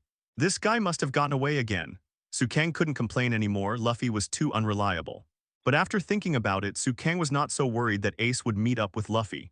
Let's go directly, Ace and Luffy should meet up, by then they will naturally have a way to catch up. After Kang finished speaking, everyone believed in Kang's judgment and finally set sail. Is this really good? We're going to set sail without waiting for Luffy, the kind-hearted Chopper asked. The port will be surrounded by Marines men soon, we have to hide the ship somewhere, Nami said. There should be a relatively sheltered bay in front, Vivi said. Let's go find Luffy after the storm has passed. Sanji said the same way. Really, it's all because of that guy that we always get into trouble like this. Usopp said in disgust. What an unreliable captain, Kang is completely different. Zoro complained about Luffy and praised Kang. Kang smiled and said, I think an unreliable captain is interesting. It just took a while, found it. It's Luffy, Luffy is found. Nami held the binoculars and obviously saw Luffy on the beach. Yes, that stupid look, Sanji complained. Immediately afterwards, Luffy stretched his hand extremely long and then grabbed it on the boat. Then he directly used the elasticity of the rubber to send his body to the boat. He also accidentally injured Chopper and Sanji. UB ****D. Don't you know how to reflect at all? Sanji caught Luffy and had never seen such a captain before. Hey Luffy, do you feel a little more conscious about being a captain? Nami also said. From now on, be a little more reliable, you still have a partner. Kang also educated Luffy. I'm sorry, by the way, where is Ace? Luffy then started to brag, but to his surprise, Ace appeared on the Mary in an instant. I said, who do you think you can beat? Ace asked very handsomely. Seeing Ace, Luffy excitedly introduced. Ace, these are the partners I just mentioned. This is Kang, the other captain on the ship. It's amazing that there are only these few friends and a captain. My brother is under your care, Ace said. The fellow partner naturally said humbly, nothing. This kid is very uneducated. You also find it difficult, right? The companions once again said with great dignity. It's nothing. Ace also said politely, please take care of me. Only then did everyone realize that although they are both brothers, Ace is extremely polite and is very different from Luffy. Look, Ace is very interesting. Ha ha ha, Luffy kept praising Ace, and it was obvious that he liked Ace very much. But just when everyone was going to continue chatting, something unexpected happened again. Baroque Workshop, Kang said after seeing that the sails of the sailboats in front of him had Baroque symbols painted on them. These are the billionaires of the Baroque Works Society, Vivi said. At this time there was also a shouting sound from the boat opposite. Ace Fire Fist, Demon Kang, Straw Hat Luffy, don't think you can escape from our grasp, just let you see the strength of the billions of elders of Baroque Works. The people of Baroque Works didn't seem to care at all. Not knowing the difference in strength, he screamed unscrupulously. Demon Kang. After everyone heard the other person's name for Kang, they couldn't help laughing and almost laughed out loud. Really, what an unpleasant name. Kang shook his head. At this time Ace spoke, Luffy, leave these guys to me. Then Ace slipped off the rope on the boat. What does he want to do? Use such a small boat, Usopp asked. Let us see the strength of the captain of the 2nd Division of the Whitebeard Pirates. Zoro also said with great anticipation. Ace. Kang knew that Ace was very strong, but he had never really seen it before, so he was still looking forward to it. At this time, Ace was riding a small boat that could carry himself alone and quickly rushed to the huge sailing ship of the Baroque Works. "You're here, Fire Fist Ace." The person on the other side didn't realize the danger was coming. Instead, they felt like their plot had succeeded. "If you have the ability to survive these 5 ships, give it a try," the enemy said proudly. At this time, Ace remained calm and then he suddenly jumped into the air. Then his whole body started to burn with blazing flames. "Knock him into the sea." These agents and subordinates naturally know the shortcomings of devil fruit, which is that it turns people into landlubbers. As long as they can knock the person with abilities into the sea, they will be victorious. However, things naturally did not go so smoothly. Ace was very flexible and jumped over from the gap between the 2 boats. Then he jerked one hand and shouted, "Fire Fist." The flames in Ace's hand instantly became huge enough to engulf the sailboat. The Fire Fist struck instantly swallowed up the Baroque Working Company's sailing ship. Unexpectedly, Ace killed the opponent instantly with just one blow. The Straw Hats and the others were shocked. "That's awesome." Usopp and others couldn't help but praise. Even Kang nodded and said, "Yes, such strength is enough." After Ace returned to the ship, the melee continued its normal sailing. Of course, everyone entertained Ace very warmly and started a banquet on the ship. "Congratulations, Ace, for becoming our partner." Usopp, Luffy, and Chopper started to toast. Seeing this scene, Kang was too lazy to pay attention. Ace sincerely became Whitebeard's son, so it was naturally unlikely that he would join the Straw Hat Pirates. As expected, Ace immediately drew a clear line and said, "Who said I would become your partner?" Then just for the good wine, don't worry, Tilda. Everyone was just in a good mood and found a reason to have a party. "Ace, are you really not willing to be my partner?" Luffy asked again. "I'm chasing a man and that guy's name is Blackbeard." Ace drank the wine in his glass. Blackbeard? Everyone is very unfamiliar with Blackbeard. Teach, Kang, who has watched the anime, naturally knows very well about Blackbeard. Ace was a little surprised to see that Kang seemed to know something about Blackbeard and then turned around and asked, "It seems that you know Blackbeard." Kang nodded and said, "Actually, I know about the same thing as you. Blackbeard killed Sacha and took the dark fruit. The last thing Whitebeard will not allow is to kill his own comrades." "That's why you plan to catch him, right?" Kang asked. "Yeah, that's what happened. He was originally a member of Whitebeard's second team, that is, my subordinate, but he committed an unforgivable crime on the pirate ship, killing his partner, so as the captain of the villain, I have to find him and deal with him," Ace said. "Having said that, Ace, have you ever thought about why Blackbeard worked so hard to capture the dark fruit?" Kang asked. "No matter what the reason is, killing his partner is unforgivable," Ace said. "Yes, what I mean is that you have to look at the difference in strength between you. Maybe you are not his opponent." After Kang finished speaking, Ace in front of him became a little impatient. "Thank you for your advice, but as the captain, if I can't deal with a team member who made a mistake, I won't have the shame to go to the white-bearded daddy," Ace said. "Well, okay, in short, if you really meet, be careful. This guy has the ability to make the opponent's ability to fail." Kang's reminder made Ace remember it. "Speaking of which, the reason why I came to this country is because I received intelligence that I saw him in Yuba," Ace said in a different direction. "In other words, you are the same as our destination." Nami reacted and then took out the Alabasta national map. Then Vivi said, "Now this ship has entered the St. Dorla and then his palms. Land at Almar, go upstream inland from Alabasta, and then go to Juba. For the leader of the rebel army is in Juba. I see the next destination is Yuba," Ace also understood. "It looks like we're going to be traveling together for the time being." Nami felt a lot more at ease when she saw Ace. "Since he is Luffy's brother, of course, I give him a warm welcome." Usopp also admired the strong man very much. "Ha ha ha, let's get along happily together. Ace." Luffy also happily raised the wooden cup in his hand and started drinking with everyone. As time went by, everyone once again performed their duties. Kang was still practicing ninjutsu in the house, and everyone else was playing boringly. Vivi suddenly stopped the boat and gave something she had written in advance to Run Qi. Run Qi temporarily left the team and ran towards the king's palace as fast as possible. After the interlude ended, everyone's boat soon arrived at the destination of the trip, a docking point near Elmer. "We are finally entering the deserts. Sure enough, it will still be very hot. I heard the temperature can reach 50 degrees during the day." Nami and Vivi also changed from dancer costumes to normal costumes. Vivi gave a reasonable explanation for this. Exposing too much skin in the desert will be eroded by the strong sunlight.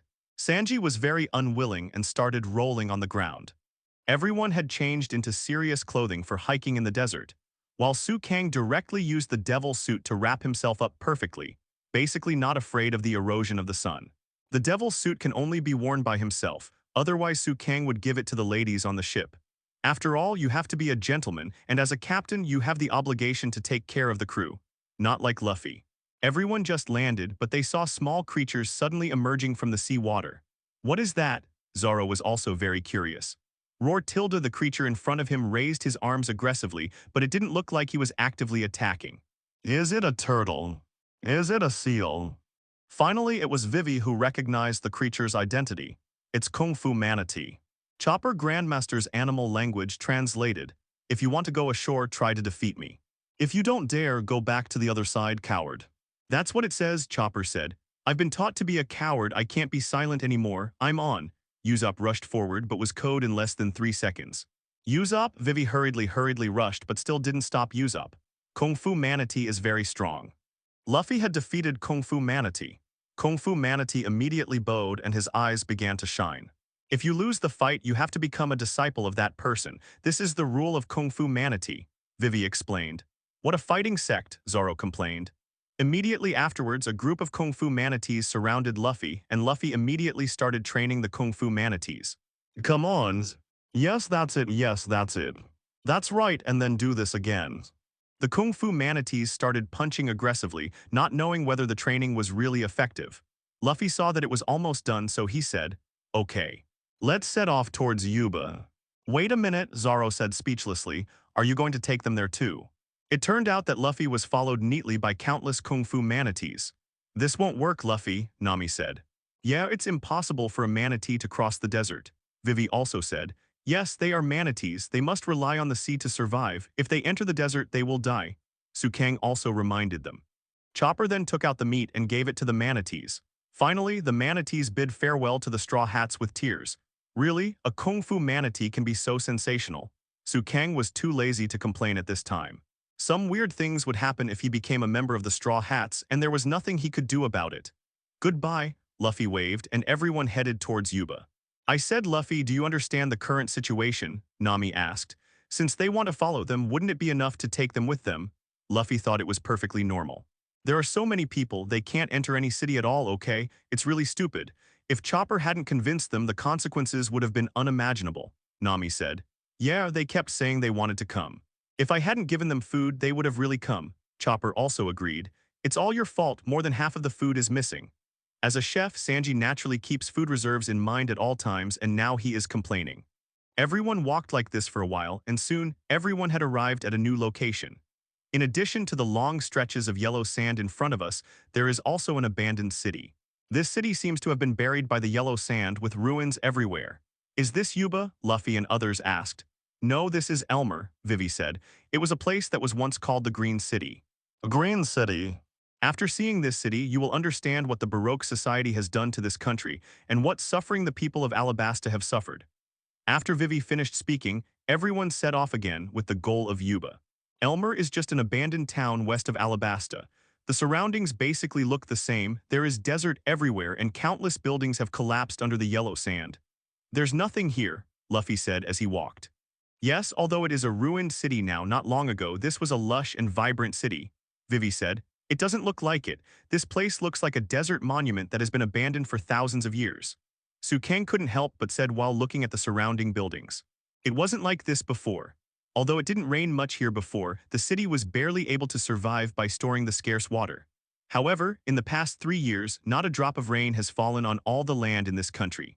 Yes, Vivi said, what? It hasn't rained in 3 years. So long. Everyone was very surprised. 3 years without rain would naturally be a devastating blow to a desert country. Even if it doesn't rain, can't we divert the water from the big river? Usopp and Zoro asked one after another. The answer lies ahead. After Vivi finished speaking, she continued walking forward. Not even a drop of rain fell. Even in Alabasta's thousands-year history, this is an unprecedented event.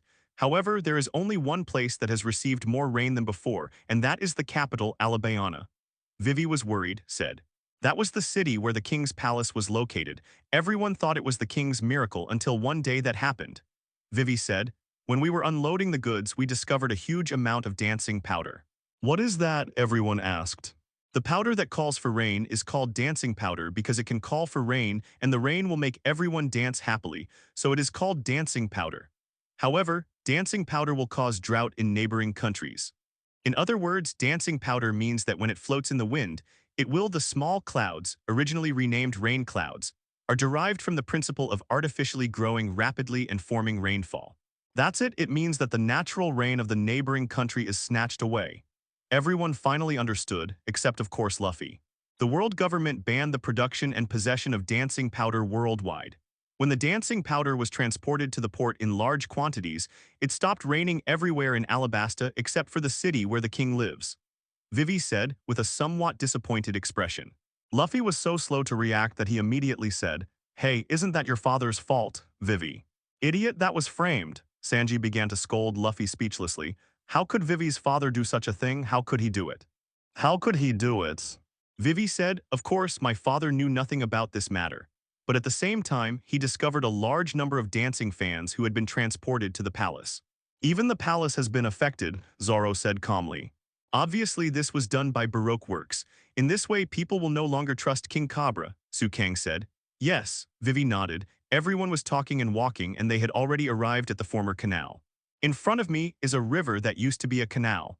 This was originally the location of the canal that diverted water from the Sentola River into the city. This canal was also damaged.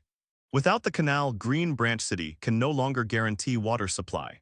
Even though the people prayed and waited, there was never a drop of rain." Vivi had a very complicated heart. As a princess, she was unable to save her country's city, which made her a little sad. Everything played into Crocodile's hands. Needless to say, everyone understood that these were Crocodile's doings. Immediately afterwards, the war broke out. Exhausted people fled the war and went to other oases in search of water. The city was abandoned, and then Green Branch City dried up. Vivi suddenly stopped, said very calmly. At this time, a gust of wind suddenly blew up, and the sand and dust were also blown up. At this time, everyone heard something. What? Is it a human voice? Could it be the pursuers of the Baroque working group? No, it's the sound of the wind, right? Ace guessed. I think it's a human voice, Luffy said. It's coming from all directions. What do you think, brother Kang? Usopp was very frightened. There is no danger, it's just that the wind blowing through the city reacted to the ruined buildings. Ace said seriously. The city, Elmer seemed to be crying. Vivi was also moved by it at this time. Suddenly, a small tornado appeared in front of them, mixed with sand and dust, and attacked everyone. Everyone lowered their heads and resisted forcefully. What happened to the wind? It seems like someone fell down. I didn't expect there was anyone here. This time, everyone heard the person's voice clearly, so everyone ran in that direction together. However, after walking there, I discovered that it was a dead person whose bones had been blown by the wind and fell to the ground. Vivi couldn't bear it any longer, crouched down and said, "Father, what mistake did the people of this city make? They were born in the country of sand. While fighting against nature, they will survive with all their strength. People's lives are in a mess. Why does that guy have the right to do such a thing?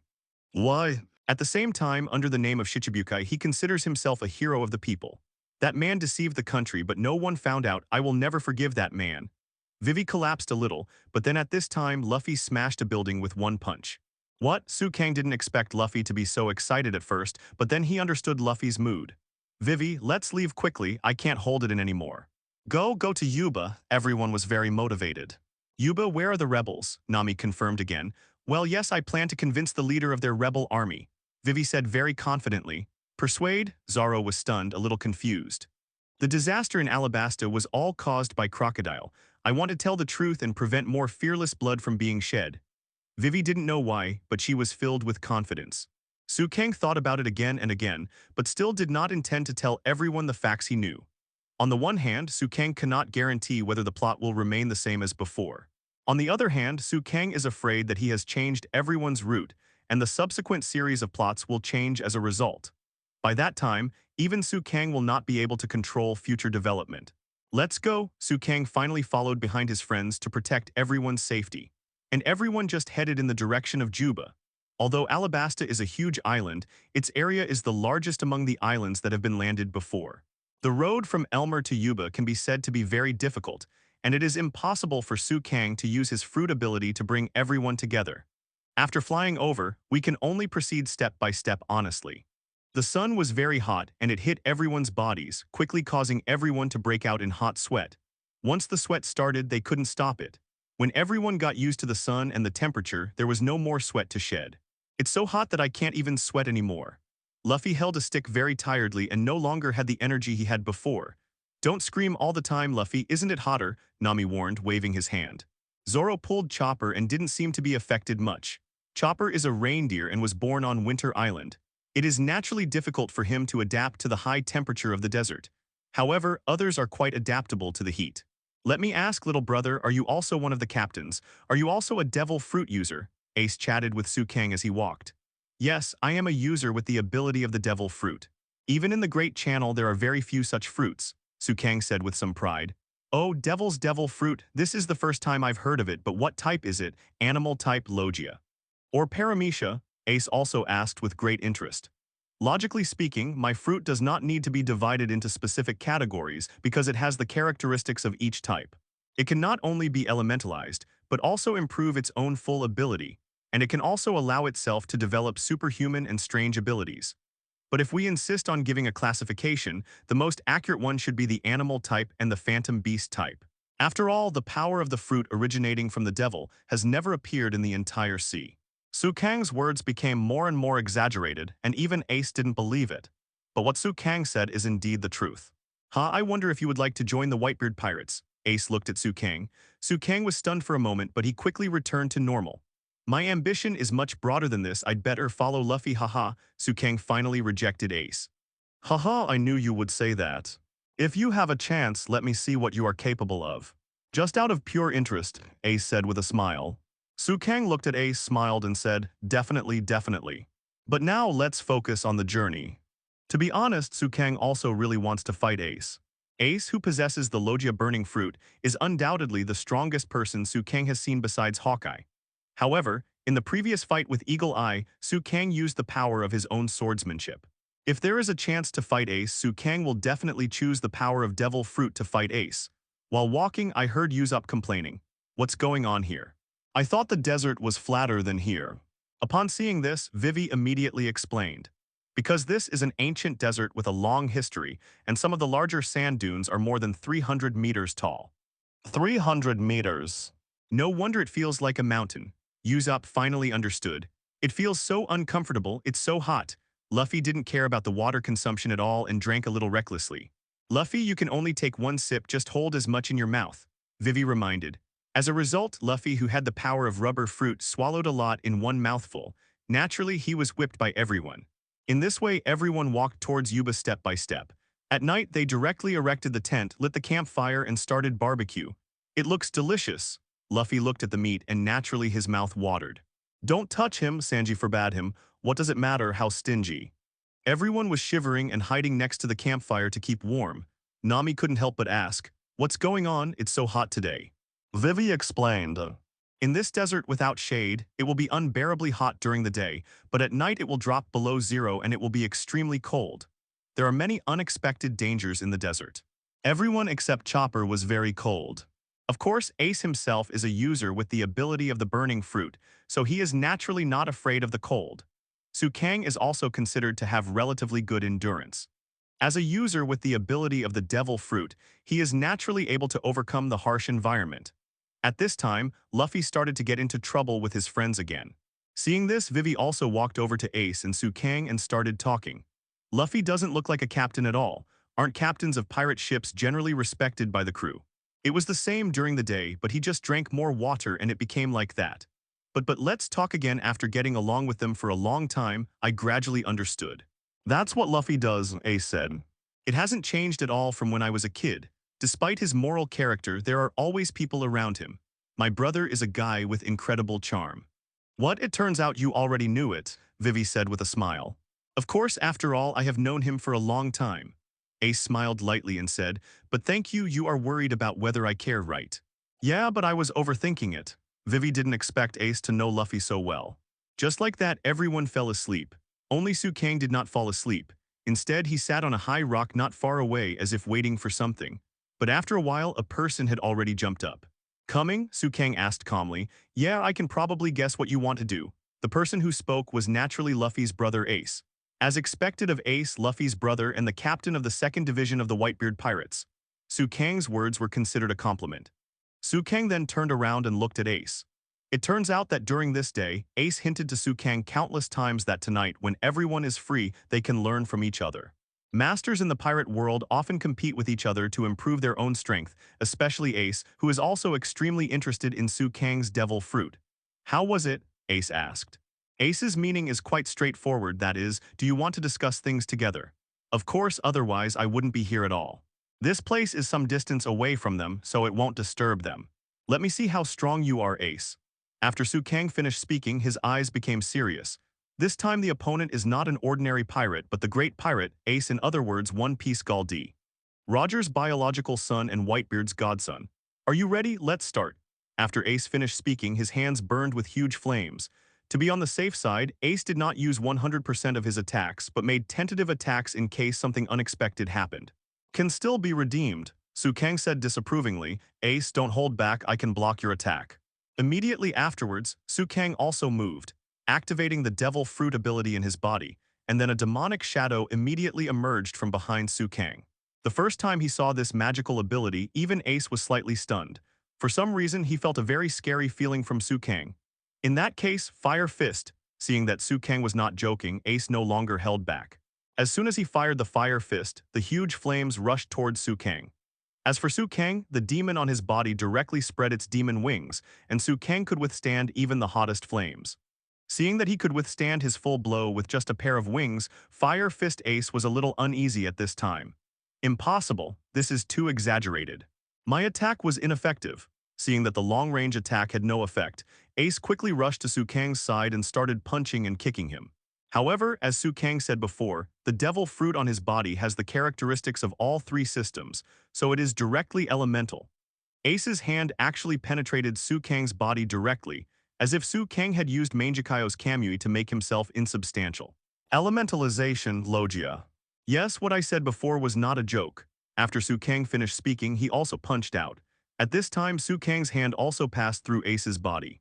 Apparently, Ace's Logia ability also kept him from harm. Sure enough, it is difficult to tell the outcome between Logia. Ace finally stopped and did not fight Su Kang further. When Su Kang saw this, although he didn't feel like fighting, it was hard to say anything. In Logia's battle, he himself is not domineering.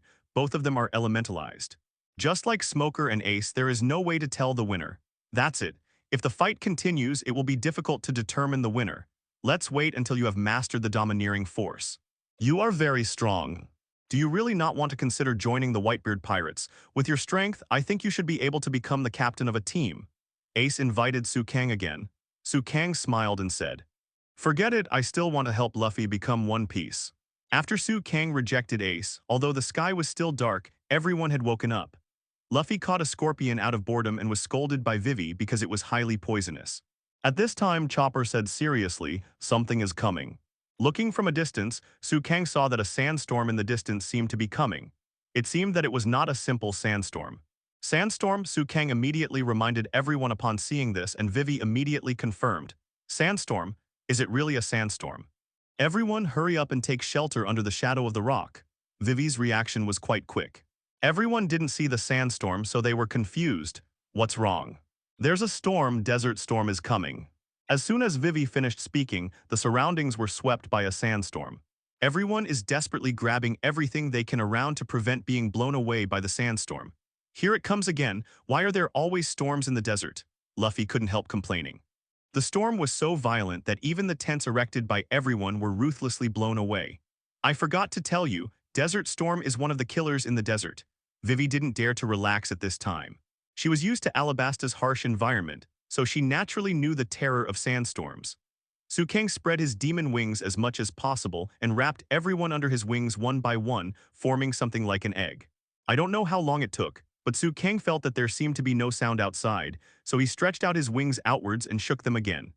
Countless amounts of dust shook off Su Kang's wings, forming a huge pit with Su Kang as the center. Everything around seemed buried. If it weren't for Su Kang, the consequences would be disastrous. Everyone agreed, and the partners once again gained a strong sense of security from Captain Su Kang.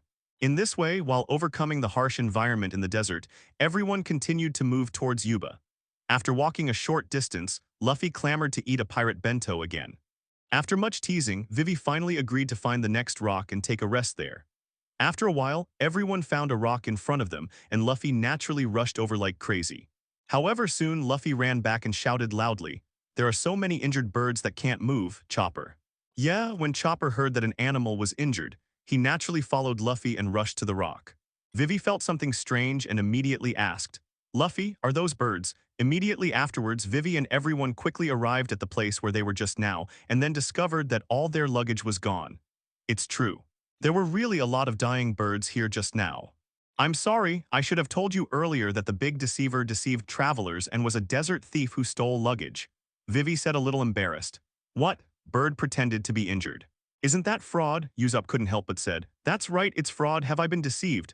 Luffy realized later and was naturally scolded by his friends. Sanji grabbed Luffy and said, Luffy, didn't I just say that I was cheated and it would be fine? That was 3 days worth of travel supplies. It was stolen by a bird. In this vast desert, it was not it happens that everyone's luggage has been stolen. How can we cross the desert without water and food? There's nothing I can do about it because I was cheated, Luffy said without any regret. Your brain is worse than that of a bird, Sanji scolded. What did you say? Luffy and Sanji started arguing again. At this time Su Kang said, Stop, not everyone's luggage has been snatched away. Later Su Kang took out his magical bag. This was the first time that Su Kang showed the magical bag to everyone publicly. Because the magical bag was given by the system, it can be returned to Su Kang at any time. And Su Kang never leaves. Is this your omnipotent bag? Yes, although the things we can get here are limited, it is at least enough for us to survive, so now, let's calm down and think about how to get those luggage back. Su Kang was still very calm and rational. But at this time, Sanji and Luffy were still fighting. Forget it, at this time let them have a good fight. Ace said, That's right. Su Kang nodded. The two of them refused to give in at all. It was normal for them to have a fight. Let's sit down and rest for a while. We're irritated because it's too hot. Ace suggested. Yeah, we still have food for the time being, so let's just forget about this. Zoro's attitude was so good that he exploded. Okay, that's all. Usopp nodded. At this time, everyone saw a group of big white birds parked in the middle of the 2 rows of rocks on the left and right. These big birds enjoyed eating and drinking the food and water in their luggage. When Luffy saw this, he rushed out unceremoniously. Luffy, you can't chase him, Vivi reminded. However, Luffy naturally couldn't listen, so he just disappeared before his eyes. This guy can't come back at all, Su Kang asked. Everyone nodded unanimously. After a while, no one saw Luffy and then they started talking. Really, he is obviously a road idiot and he still ran out, Nami complained. Besides, there are many desert killers that Luffy doesn't know about, Vivi agreed.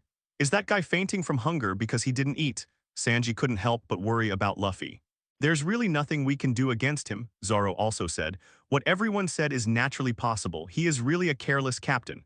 Su Kang also said with a smile. Upon seeing this, Ace also took the initiative to apologize. I'm sorry, my brother has caused trouble for you. After the words fell, the ground on the other side of the desert shook, and I didn't know what happened. What's going on? It's shaking. Is it Desert Storm again? No, that's Luffy, Usopp said. Why is that guy riding on the back of a camel? Vivi was also confused. Also, what is chasing him? Everyone saw the unknown object attacking behind Luffy. You can't see clearly. There seems to be something in the sand, Zoro also asked. As Luffy got closer and closer, finally the creature suddenly appeared. So big, a huge purple-skinned monster appeared in front of everyone. What is that? Everyone was shocked. That's the desert purple-skinned lizard. It's one of the largest reptiles among all the lizards that live in the desert. It usually hides in the desert. It has sharp front claws and fangs. Very few people can catch it. A crisis has arrived. Because he grows so big, in most cases he will eat his prey in one bite, Vivi said. That guy is really a genius at causing trouble. Ace looked very relaxed and spoke without fear. Ignore the camel for now, Sanji said. Which planet is that guy from? Why does he always make trouble like this? Zoro couldn't help complaining. This is normal, isn't it? Su Kang also didn't care. Luffy's character was like this, and there was really nothing he could do about it. Immediately afterwards, Luffy, Sanji, and Zoro all took action, and the huge purple lizard in front of them was easily knocked down. However, the matter was not over. A huge purple lizard appeared behind everyone again. Why is there another one? Nami said in horror. I forgot to mention that desert lizards usually hunt in groups of 2, Vivi said. I told you earlier, Usopp said awkwardly. Ace, danger. Everyone couldn't help but say when they saw that the monster had opened its bloody mouth and was ready to devour Ace. Save it, don't worry about that guy. Su Kang had no intention of helping Ace, so everyone became even more nervous. Then Ace said easily, What, do you want to play with me too? Okay. I really can't do anything to you. Ace then jumped up handsomely and jumped in front of the desert lizard. The desert lizard swallowed Ace into its mouth, but then, this big lizard, the lizard will reap the consequences. The flames soaring into the sky steamed the big lizard in an instant. No matter how heat-resistant the lizard was, it could only turn into cooked food at this time. Ace fell to the ground, leaving everyone speechless in shock. Really? This guy's strength is very strong. Kang smiled as if he already knew this result. So everyone was very happy to use local materials, using hot rocks as natural baking pans, using lizard meat to make kebabs and ate them happily. Then everyone asked about the camels. In the end, only women were allowed to ride the lustful camels, so Vivi and Nami got on the camels while the others continued on foot. In this way we have to race against time to reach Yuba and convince the rebels. Let's go, eyelashes! Nami and Vivi rode their camels and rushed out quickly. Everyone followed very hard step by step. They walked for an unknown amount of time and once again passed through countless ancient deserts. Nami and Vivi were nowhere to be seen, and Luffy began to hallucinate. Of course, it was because Luffy ate a desert cactus. Cactus is a raw material for hallucinogenic drugs. Luffy started to go crazy after eating it. Although Usopp tried to persuade him repeatedly, Luffy still refused to listen. In the end, Chopper had no choice but to use anesthetic to anesthetize Luffy. Kang looked back and forth and asked, "Forget about Nami and Vivi, why is Ace missing?" "Completely separated, even the footprints have disappeared," Usopp said, very embarrassed at this time. "After walking for a while there were strange sounds coming from around me." "What is this?" Kang frowned and asked. "I don't know, this sound is so strange." There. What came into view was a huge pirate ship. Usopp discovered through the telescope that Nami and Vivi were captured on the deck. Both Nami, Vivi, and the camel were caught. Luffy rushed towards the pirate ship like crazy, Kang said. "Let's go, let's board it together." Afterwards, the Straw Hats and the others rushed towards the pirate ship traveling in the desert. Kang was the fastest and was already on the deck in a blink of an eye. Kang. "Help us?" Vivi and Nami were naturally overjoyed to see Kang. At this moment, a bearded man with grinning teeth appeared in front of Kang, and the two of them just looked at each other without saying a word. There is a motto in our Sand Bandit Balu group that apart from our companions, there is nothing that can move in the desert that cannot be eaten. Kang knew that these sand thieves were not bad people, so he said, "It seems that you are short of food, let's eat together." Kang then took out a large bag of food directly from the magical bag. The sand thieves were instantly shocked. They saw that Kang actually took out such a large bag of food from such a small bag. Naturally, they couldn't believe it at all. But when they took it themselves, they couldn't get anything. With food, everyone became friends, and the sand thief's temperament turned out to be so simple and direct. "I am the captain of the Sand Bandit Balu group. Lasha, your name is Kang, right? I'm really sorry for being rough on your comrades. After all, everyone is hungry." The sand thief who calls himself Lasha is very proud, said politely, "It's okay, it's normal." Kang then said, "Since I have provided you with food, can you all do me a favor?" "What?" "Take us to Yuba," Kang said. "This is impossible. The flow of sand has been changing recently. We can take you part of the way, but to reach Yuba you still have to rely on yourself." Rasha said, "That's it." Kang nodded. "What about Ace?" "He hasn't followed yet," Luffy said. "This is simple."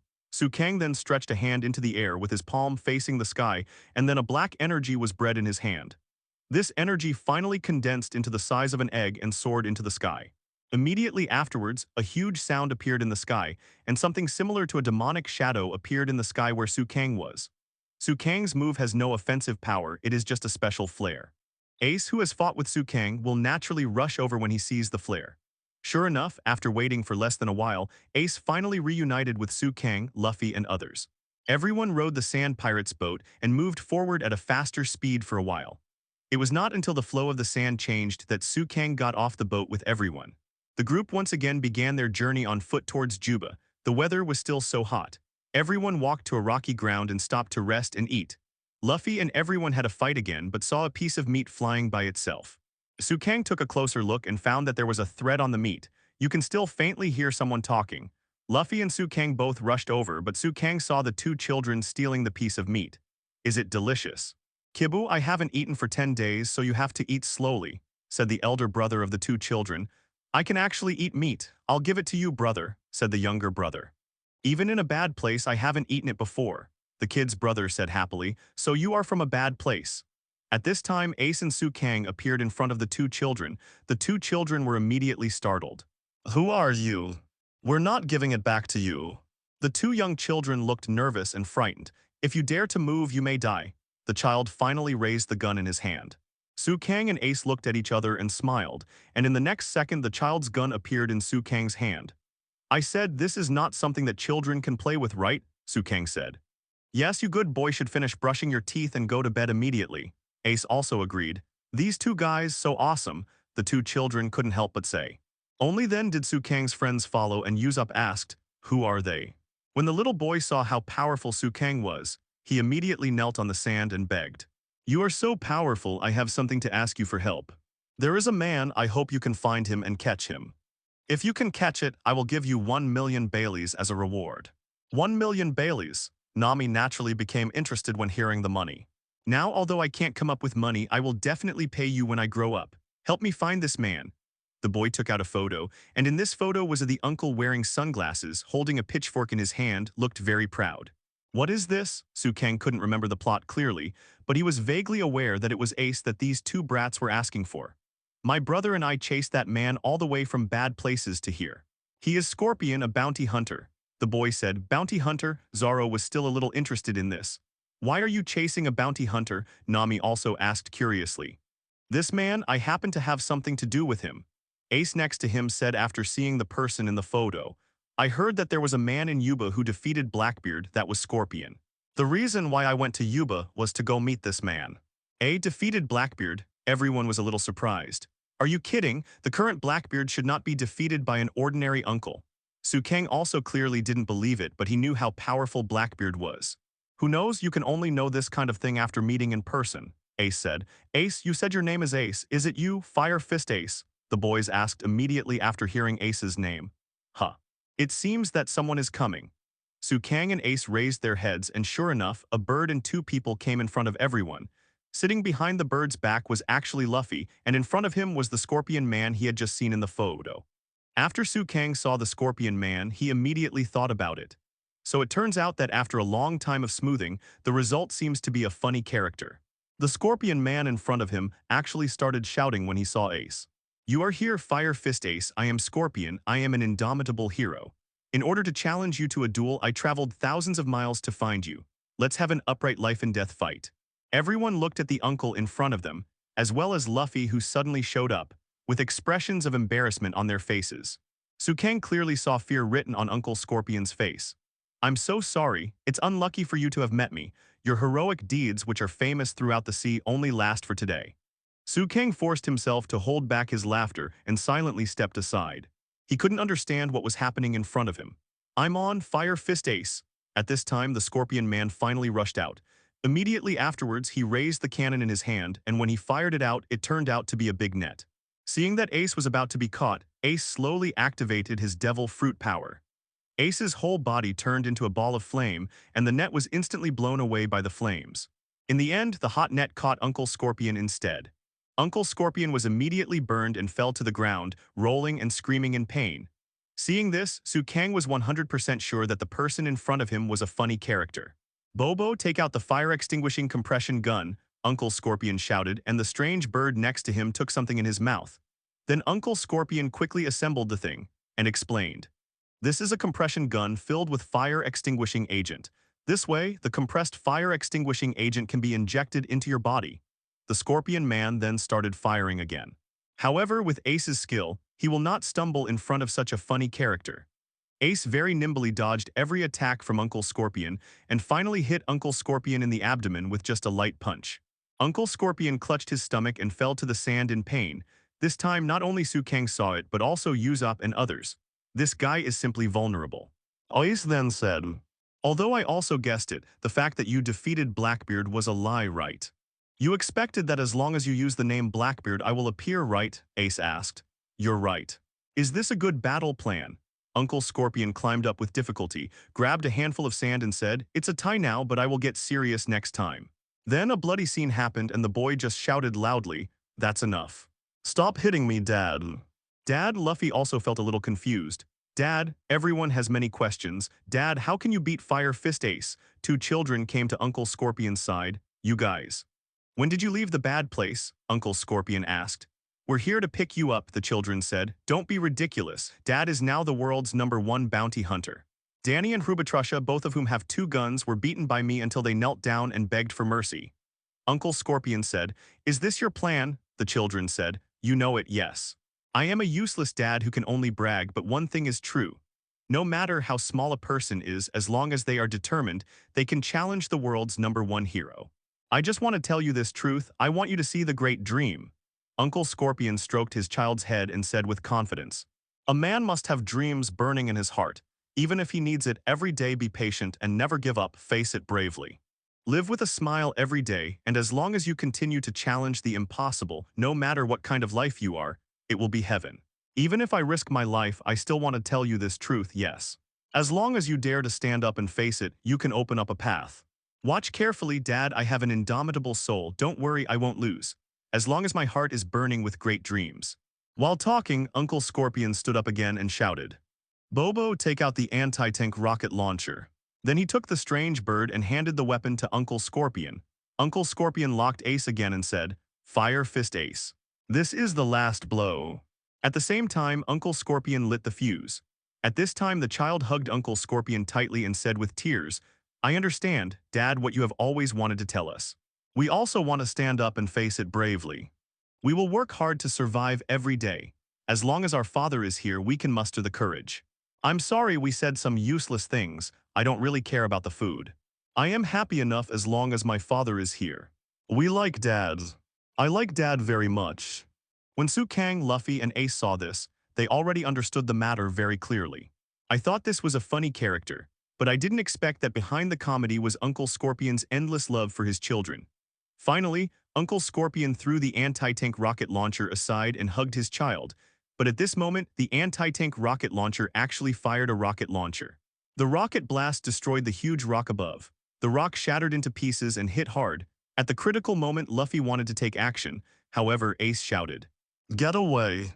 And a fire fist blasted out. The impactful flames instantly knocked away the broken rocks, and at the same time, it also rushed the huge rocks to the rear. Kang was not idle either. He spread out his huge demon wings and protected many people. After a burst of dust, everyone looked at each other and no one was injured. The Scorpion Man also used his body to block his child when the rock fell.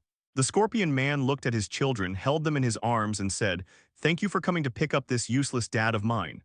Let's go back to the bad place." The crying children agreed, and the Scorpion Man took Bobo and his children away from everyone. Kang couldn't let go in his heart for a long time. The world of pirates is like this. Any funny character who comes out has his own story.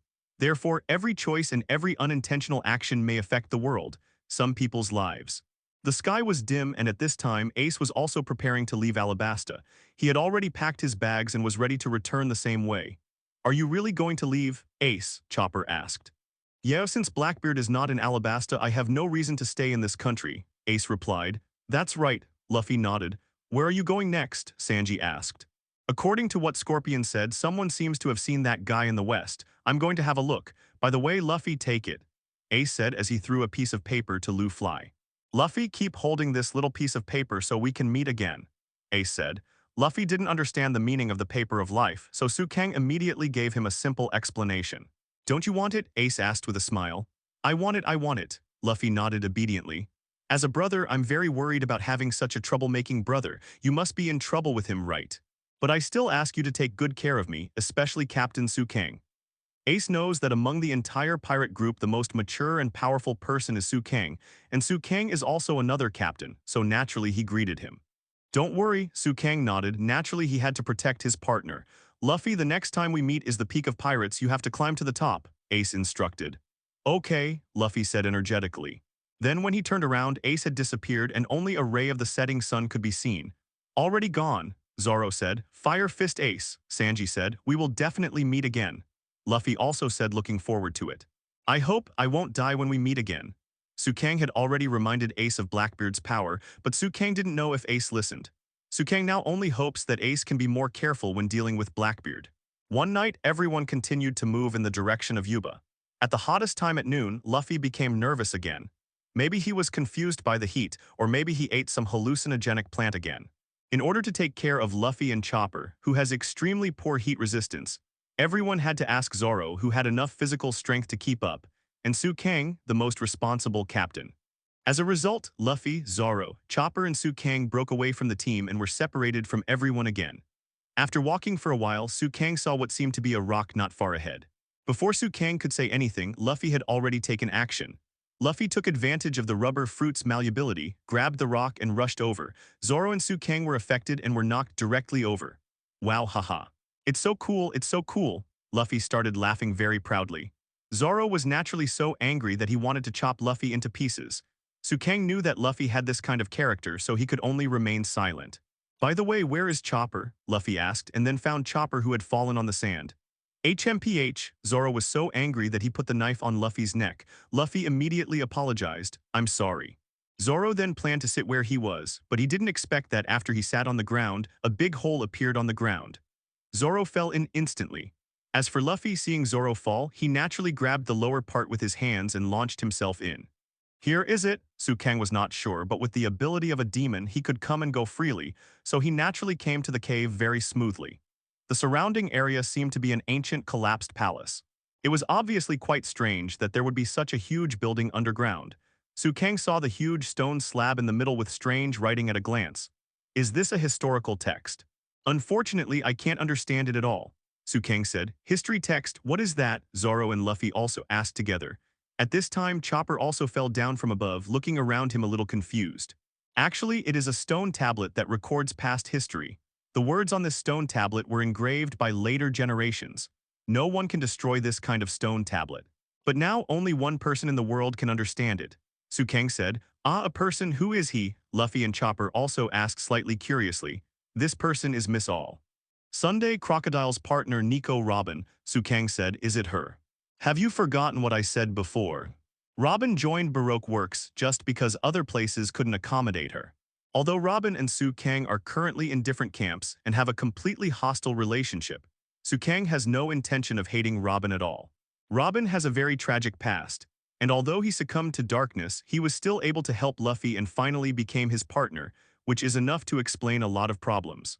After a while, Zoro said, I'm almost used to it. If you look carefully, doesn't it look like a giant egg? Zoro said, and it's man-made. Chopper also told what he discovered. This must be an ancient relic. According to Su Kang, these should be ancient texts, but it feels like someone can hide it. Chopper discovered it very carefully, which made Su Kang also have a deep impression of Chopper, somewhat impressed. Although I don't know who did it, it was really hard work. It's none of my business anyway, and I have no interest in it. What we have to do now is to get out of here quickly. How do we get up now? Zoro asked the most important question. Leave it to me. Su Kang grabbed Luffy with his left hand, Luffy stretched his body, Zoro and Chopper grabbed Luffy's body. Su Kang spread his devil wings and then he jumped up and flapped the wings on his back. There was almost no obstruction from the sand above him, and he was pushed aside by Su Kang. Su Kang rescued his friends very easily. It's finally out. Both Zoro and Chopper recognized Su Kang from the bottom of their hearts. The captain was the most reliable at the critical moment. Of course, Luffy is also indispensable and is the spiritual symbol of the team. Su Kang did not just walk away like this, but directly generated a Rasengan with one hand and then pressed it on the rock. Just hearing boom, the rock was beaten into the shape of a whirlpool. This should be enough. Su Kang did this because he wanted to leave a mark here. The ancient ruins are likely to be covered again by wind and sand, but this mark will never disappear. In this way, Su Kang, Zoro, Luffy, and Chopper embarked on a journey to find their companions and go to Yuba. Due to Su Kang's limited physical strength, it would not be a long time to fly with 3 people. In order to save physical strength, everyone still chose to walk. The sky was getting darker, the weather was no longer hot, and Luffy became lively again. As they walked, Chopper suddenly said, "The wind direction has changed, and I seem to smell something." Yes, that's right, this is Nami's perfume coming from here. With Chopper's nose, Su Kang and Zoro naturally pulled Luffy in the right direction. Not long after, Su Kang finally saw Nami Vivi riding a camel, followed by Sanji and Usopp. Everyone finally reunited. Everyone exchanged greetings. After all, they were only separated for a few hours and nothing happened, so they continued towards Yuba. Chopper asked about the paper of life. By the way, Luffy, what on earth was that your brother gave you? Su Kang said it was life paper. Luffy said without thinking, as if he didn't quite understand it at all. What is the paper of life? Everyone knew that asking Luffy was a useless question, so they looked at Su Kang and asked. Su Kang, what is that? Nami asked. Su Kang cleared his throat and then said, the paper of life is something on the Great Channel. It is usually given to you by people who are very close to you. The paper of life is like a permanent recording pointer. It will keep moving in the direction of that person. Ace said he was going to the west before, right? You see, if you put the paper of life on your palm, he will continue to move towards the west little by little. Kang thought he had made it clear, but to his surprise, Luffy actually asked, moving little by little, when will the paper move to that person's side? Is it too slow? The others just beat Luffy and complained, Luffy, did you listen? The paper of life will tell you the direction of that person. Sanji asked him, so what will happen to the life paper if that person dies? A burst of sand blew past, and Kang said, the life card will shrink when the owner is weak and will return to its original size when the owner recovers. If that person dies, the life card will slowly turn into ashes, no longer exists. Ace, you won't die easily, right, Kang? Luffy asked. Of course. Although Kang said this, he didn't think so in his heart. If everything develops according to the original work, it is almost inevitable that Ace will die. Okay, everyone, after passing that rock, we are not far from Yuba. Let's drive harder, Princess Vivi said, looking ahead. Okay, everyone was very excited when they heard that we were going to Yuba soon. Really, is it almost there? Yes, Yuba, it's coming soon. In this way, everyone walked in the direction of Yuba with great expectations, but Kang had a bad premonition. At night there was another sandstorm, but Kang still relied on his demonic power to protect everyone. There seems to be a light ahead, Vivi said, pointing into the distance. Have you arrived at Juba? There's too much sand and it's hard to see clearly. The wind and sand finally dispersed, but Vivi felt something was wrong. Not good, there seems to be something wrong with the way the city looks. It's a sandstorm. The city was hit by a sandstorm, right? Juba in the distance was shrouded in a sandstorm, with trees torn apart and the city looking like ruins. However, the situation in Juba is much better than that in Elmer. It can be seen that there were still people living in Juba not long ago. However, Vivi is a little unbelievable. How could this have happened? It's not very different from Elmer, Zoro said truthfully. Where is the water? Luffy was almost dying of thirst. Isn't this an oasis? Vivi, Sanji was also full of questions. Kang's bad premonition came true and Yuba was indeed reduced to ruins. There is too much sand, causing the strata to rise and the oasis to be swallowed up, Vivi said with some regret. Suddenly there was a noise from around. It turned out to be a man holding an iron pick cleaning the river. You are travelers, right? The desert journey must be tiring, right? I'm really sorry this city has been exhausted, but you should have a good rest. There are hotels everywhere. Those are the best places in this city. The uncle with a big beard kept digging while talking. Excuse me, I heard that the rebels are in this city. What do you want from the rebels? As soon as he heard about the rebels, the uncle immediately turned his face. With everyone's repeated explanations, the uncle in front of me finally told the truth. Those guys are no longer here, the uncle said. What did you say? Everyone showed extremely surprised expressions, not expecting it at all. Of course, except for Kang, he had long known that the rebels had left here. How could this happen? Vivi worked hard to stop the rebels, but she never expected that it would end like this. Sandstorms just hit this city, but this is not just the beginning. Since it was depleted due to long-term exposure to sunlight 3 years ago, this city has been frequently hit by sandstorms and has been destroyed bit by bit. Swallowed, the oasis of the past has become the virtue it is today. Materials also stopped flowing in this city. Because they could no longer carry out the protracted war of the rebellion, the rebel army moved their base to Katlia, the uncle said. As for Katlia, it is an oasis not far from Rohala. Maybe Kang reminded Vivi at the beginning, so everyone wouldn't go astray. Maybe they could meet the leader of the rebel army directly if everything went smoothly. By then, it would not be impossible to prevent the war. However, Kang still chose to conceal the truth for various reasons, and naturally he had his reasons. Because during the conversation, everyone said the word Vivi, and the uncle in front of them immediately behaved differently. Vivi, did you just call her Vivi? The uncle walked over slowly. You're Vivi, right? You're still alive, that's great, it's me. Can't you recognize it? It's no wonder because I've lost a little weight. Uncle Dodo, Vivi couldn't believe it. The father of his former close friend Kosa, Dodo, has become so thin. As for Kosha's identity, he is naturally the leader of the rebel army. If you hadn't seen it with your own eyes, it would be hard to imagine that the uncle in front of you was once a fat man with a good figure.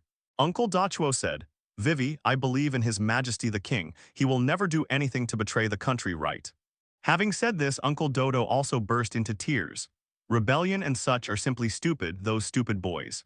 It's just 3 years without rain, so what?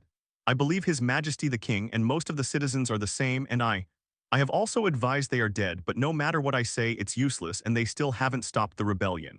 Their physical strength has almost reached its limit, and they should be able to end it in the next attack, and they have been forced to a dead end. They have long been determined to die. Please, Vivi, hurry up and stop those stupid boys, Dodo pleaded. Vivi handed Dodo the towel very gently and comforted. Uncle Dodo, don't worry, I will definitely stop the rebellion. Thank you, Vivi, Dodo shed tears again. Since it was getting late, everyone decided to stay in Yuba for one night. Due to the long journey, everyone was exhausted. Of course, the partners were still the same. They fought unscrupulously at the beginning and finally fell asleep after the fight. Kang is not that sleepy. With the super devil fruit, he doesn't seem to be that dependent on rest. Kang pushed open the door and walked out. It was already late at night. However, Kang still heard the rustling sound next to him. Kang discovered that it was Uncle Duochu who continued to dig holes while the night was not so hot. Uncle Duochu, you have worked really hard, Kang said. Datu looked up and found that it was Kang, Vivi's companion, and then said, that kid has been clamoring for water. I will be able to dig into the moist strata soon. It's really hard work, let me help you together. Kang did his part and immediately started to help Duochu continue digging. Kang, a young man with unlimited physical strength and his own special ability, dug very deep in less than a while.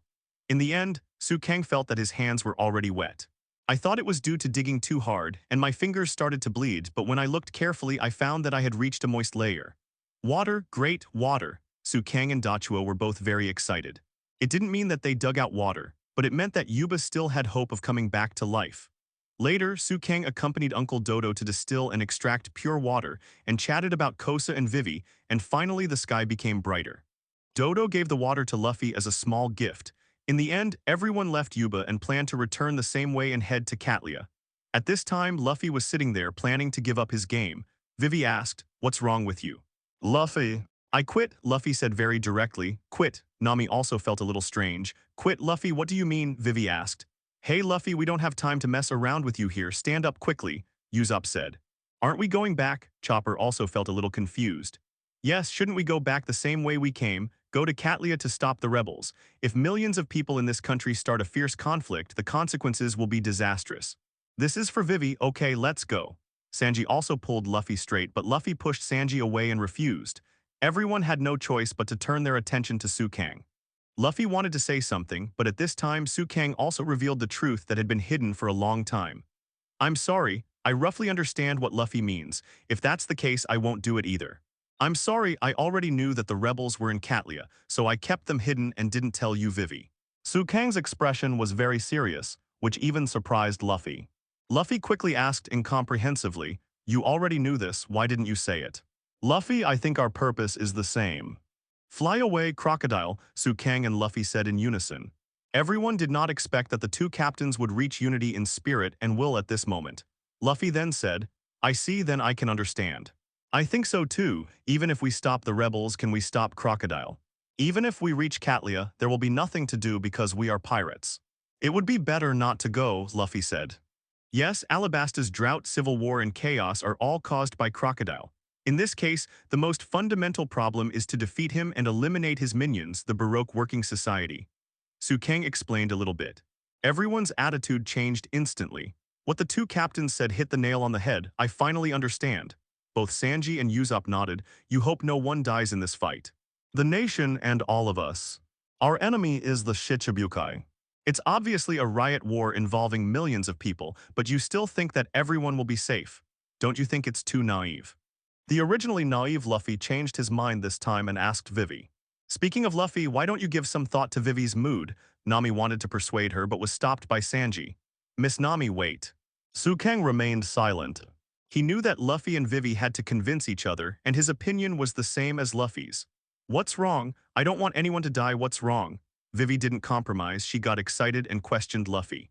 Everyone is mortal, Luffy said expressionlessly. Vivi slapped Luffy away and said, shut up, don't say such things, if you say it again I won't forgive you. Aren't we just trying to prevent this from happening now? It's obviously not the fault of the rebel army, the king's army, or the citizens of this country. Why does someone have to die? It's obviously Crocodile's fault. What Vivi said was not wrong. At this time Luffy stood up and struck with a backhand.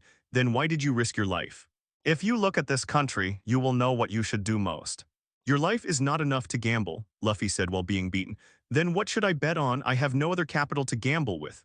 Vivi suddenly calmed down, looking extremely sad. At this time, Luffy shouted, "At least put our lives on the line, aren't we partners?"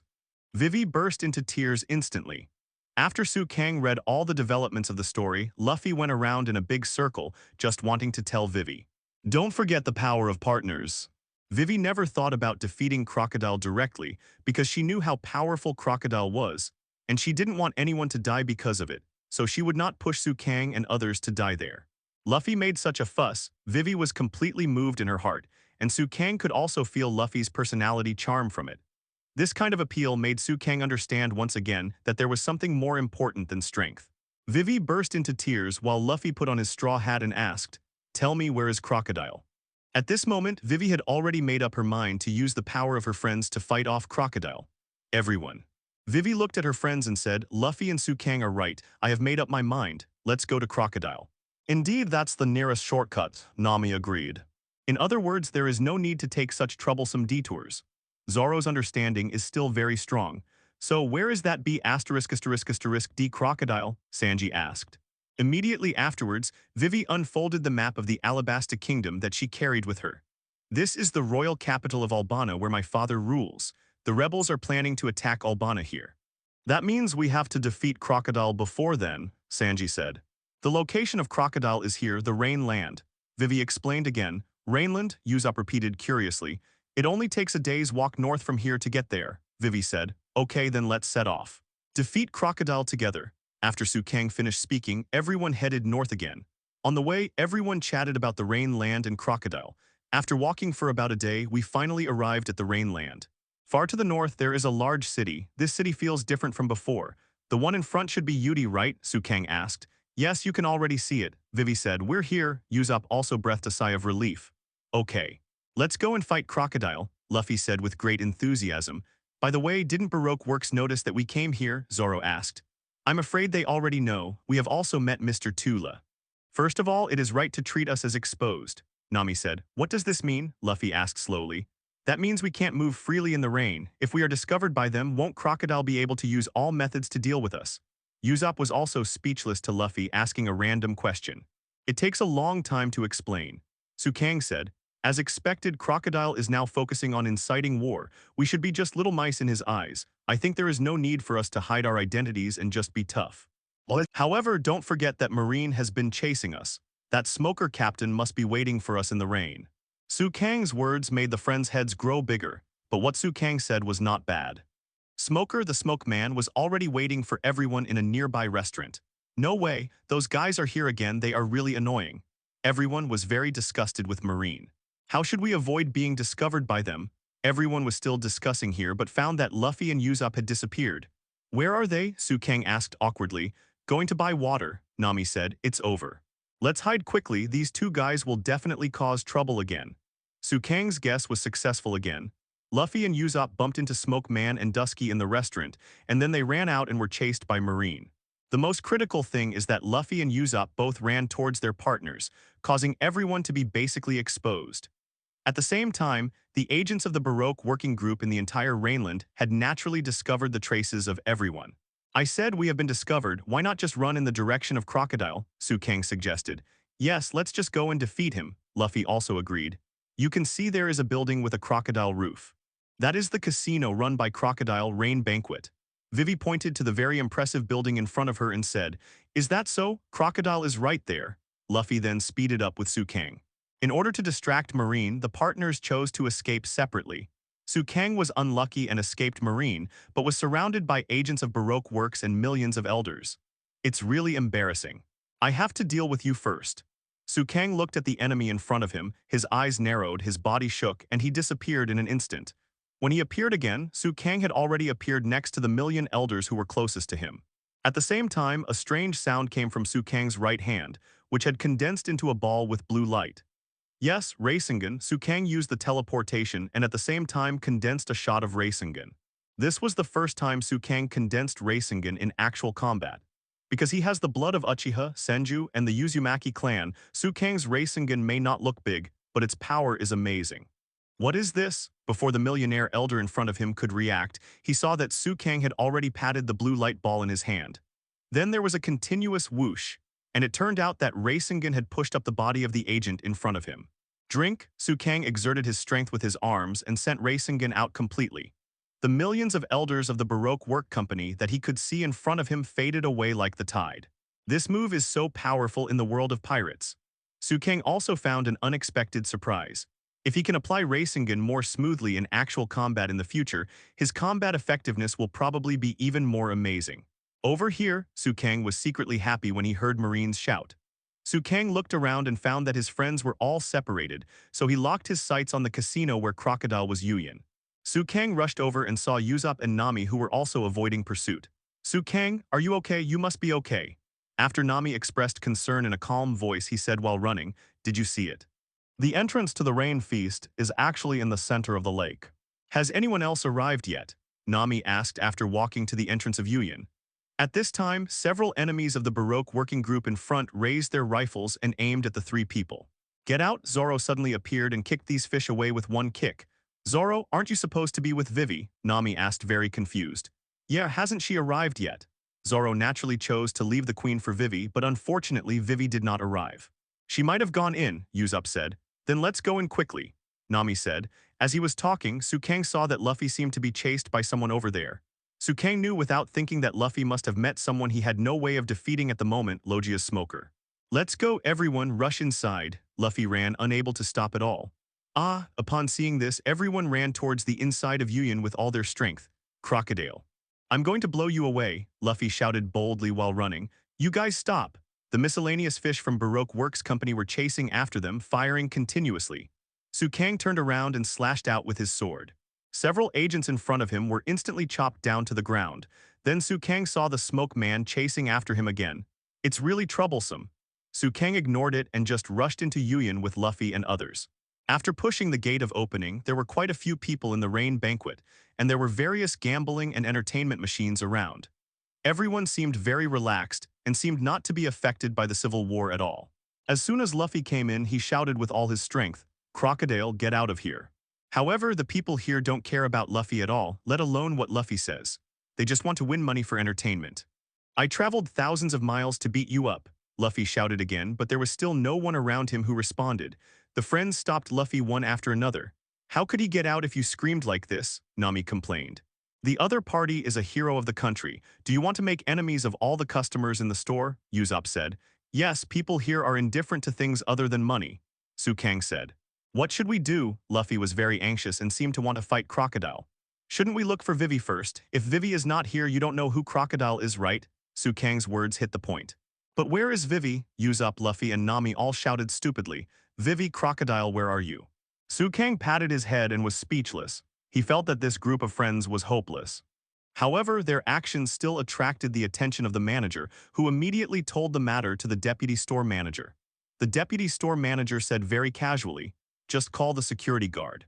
Don't make a fuss over such a trivial matter." Luffy saw that there was no movement around, so he asked Kang, "What's going on? Crocodile can't be found and Vivi can't be found either. What's going on?" Before Kang could answer, Smoker had already caught up with him. "I'm catching up with you, Straw Hat, how dare you run around?" "It's the smoke man, everyone run," Luffy shouted and started to run away with his friends. The appearance of pirates and marines in the casino naturally disturbed the tranquility of the casino, and the casino guards naturally rushed out. However, at the level of a guard, let alone trying to stop Kang and Luffy, he couldn't even stop Nami. The guard was basically hit and flew away like a paper man. At this time, the deputy store manager of Yuyin saw the store manager and said, "Oh no, store manager, there is a group of strange people gathering to make trouble." The store manager is naturally Nicole Robin. Robin received Crocodile's order, so he said, "Yes, please take them to the VIP room." The deputy store manager wanted to say something else, but Robin told him directly, "This is an order from Boss Crocodile." In the end, the deputy store manager ordered someone to clear a path directly to the VIP room. When Luffy and others saw this, they rushed in without any hesitation. Kang, Luffy, and others were running and found that the road was divided into two parts, with VIP written on the left and pirates written on the right. Knowing that the two situations were similar, Kang walked directly towards the road marked pirates with Luffy. The result is as expected. Everyone fell into the stupid trap and fell into it. After Kang landed, he found that everyone was already in this cage. Touching the cage with his hand, he could feel a strange feeling, but this feeling did not seem to affect Su Kang. So that's it, Hilaoshi's cage. At the same time, Luffy was full of praise for this trap. What a clever trap, Luffy praised. Yeah, there's nothing you can do about it. Usopp also agreed because this way he wouldn't look particularly stupid. It's obviously a trap that can be avoided. Okay, Nami couldn't help complaining. What should we do now, Su Kang? Nami first thought of Su Kang in times of crisis. Compared to this, I haven't been able to exert any strength since just now. Luffy grabbed the cage, and the power of the rubber fruit in his body was naturally restrained. At this moment, Smoker waved his weapon, Juju, and attacked Luffy. Su Kang directly pulled out the Zanpakuto from his waist and used the scabbard to block Smoker's attack. Smoker, we are on the same boat now. Why don't you save your energy and think about how to escape, Su Kang said. Luffy couldn't help but said, what happened just now? I have no strength, it's like I fell into the water. Su Kang explained, this cage should be made of the same material as the weapon in Smoker's hand. It has the properties of Sea Tower Stone and can restrain those with abilities. I see that's why Luffy became weaker because he just touched him, Zoro finally understood. The prison bars at Marine headquarters are all made of this thing to prevent criminals with devil fruit abilities from escaping, Smoker said. So this fence is the same, can't it be destroyed? Nami asked. If it could be destroyed, I would have left here long ago, Smoker said, in order to prevent you from ever going to the sea again. Without saying a word, it seemed like a fight was about to begin. Su Kang said, save it instead of fighting among ourselves now, it's better to think about how to deal with Crocodile. As soon as Su Kang finished speaking, he heard a voice. Yes, you are right, you should think about it carefully. You are partners who will go to hell together, so you should get along well. Crocodile, Smoker said, looking not far away. What? Luffy was also shocked. On the seat not far from the front, a man slowly turned his body around, revealing his face that didn't look like a good person. At this time, Crocodile showed a very evil smile. There was a suture line under his nose and an earring on his right earlobe. Wearing a coat, he looked relaxed. Is this guy Shichibukai Crocodile? Zoro asked. Has a face that's even more disgusting than I imagined, Smoker said. When Crocodile saw Smoker commenting on him like this, he also said, he is really as wild a dog as the rumors say, Mr. Smoker. You seem to have stopped treating me as one of your own a long time ago. But yes, you are right, Smoker, let's just let you die unexpectedly. You have tried your best to fight against little pirates like Straw Hat Devilman. You reported it to the government like this. Although I don't know why you came back to this country, it was your decision anyway. There is no way the government would send you here because they trust me as a Shichibukai. I see I really saw a real person this time, Sand Crocodile. Su Kang didn't have any fear at this moment because it was not the first time he faced Shichibukai, but Su Kang was a little excited. Are you Crocodile? Luffy was very angry when he saw Crocodile. You be ****D, come and fight with me. Luffy accidentally touched the fence and fell to the ground limply. Luffy ability users cannot touch the fence, I reminded you, Su Kang said. Upon seeing this, Crocodile immediately said, Straw Hat Luffy, Devilman Su Kang, thank you for running here. I will kill you well, please wait a moment because the guest of honor has not arrived yet. Guest of honor, Nami asked. Now my partner went to pick him up, Crocodile said. Crocodile, do you think you can trap me with a low-level fence? Su Kang smiled faintly and looked at Crocodile and said, oh, you mean can you escape? I know you are an Esper, so you should know very well in your heart that you can't escape, right? Crocodile was not worried at all. After all, as long as the Esper falls if you fall into his trap, there is basically no possibility of escaping. However, Su Kang sneered and said, then just keep an eye on me. Su Kang just put his hand on the fence. He didn't feel any limp or tired, which surprised his friends around him. Why is this? Smoker is also a little confused. It is clear that Su Kang is a devil fruit user, and his previous battle with him also proved this. But now, Su Kang is obviously not immune to this Sea Tower Stone. The impact of fences. Crocodile was also very shocked. This has never happened before, but Crocodile immediately said, I see, is the information wrong? You are not a devil fruit user at all. Though, then look, what is this? Su Kang then activated his fruit, and his whole person instantly became a little different. Huge black wings grew out of his back. It was obvious that he had used the fruit ability.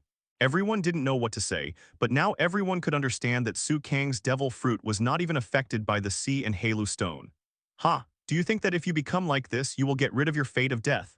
Crocodile naturally does not believe in Su Kang's strength.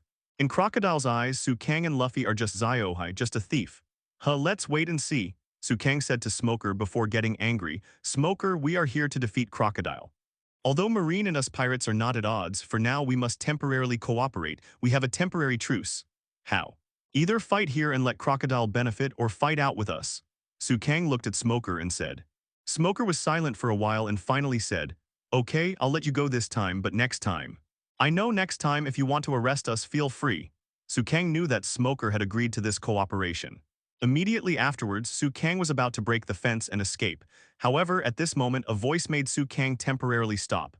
Crocodile, I'm going to kill you. It turned out that Princess Vivi appeared in the VIP room.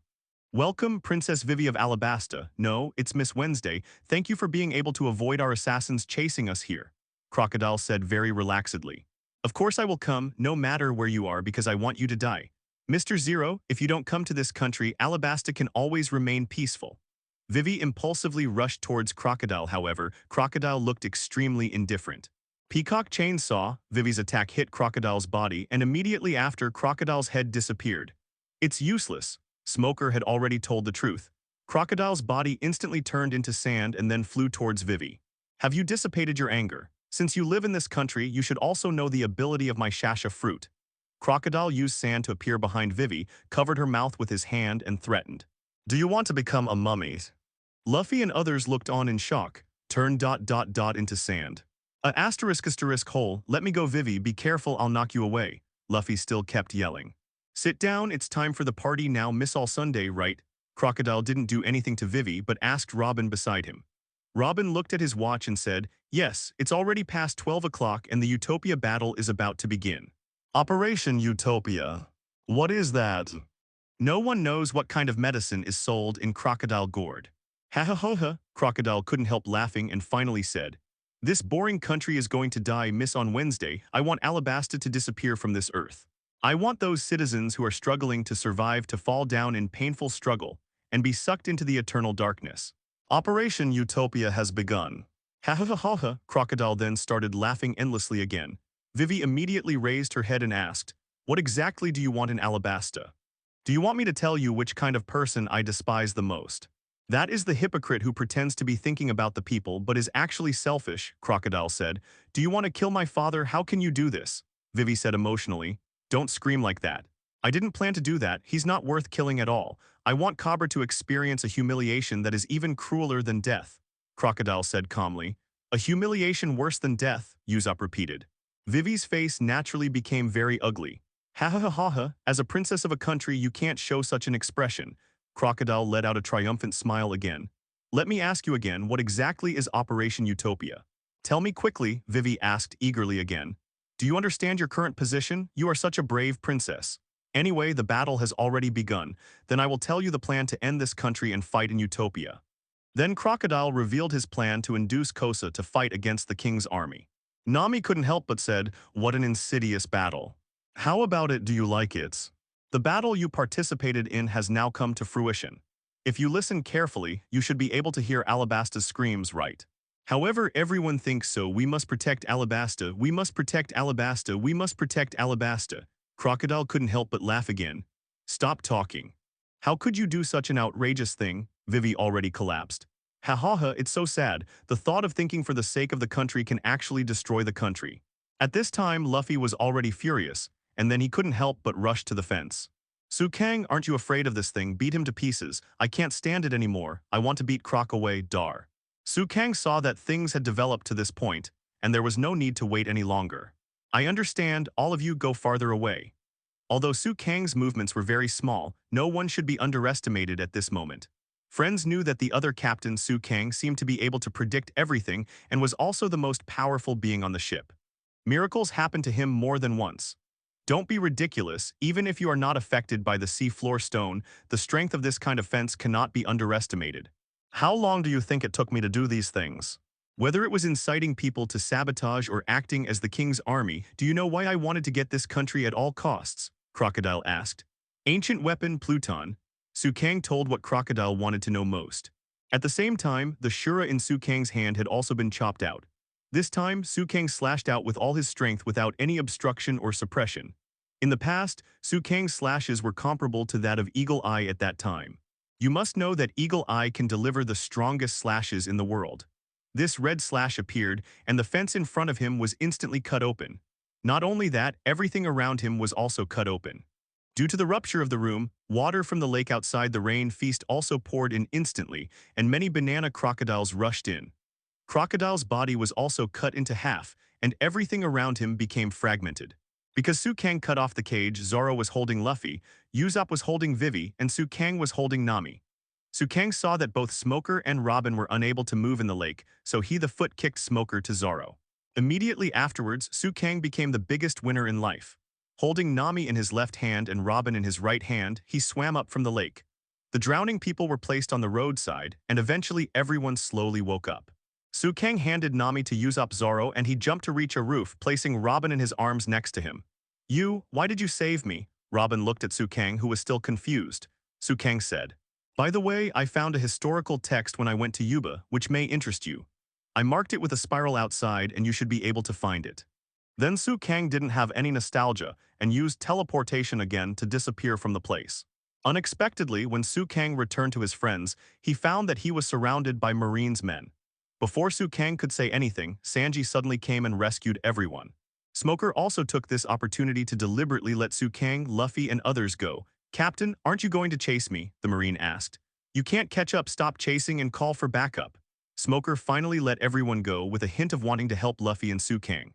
What to do now? Where's Crocodile? Because the slash Su Kang sent out just now was too powerful, no one knew what was going on with Crocodile.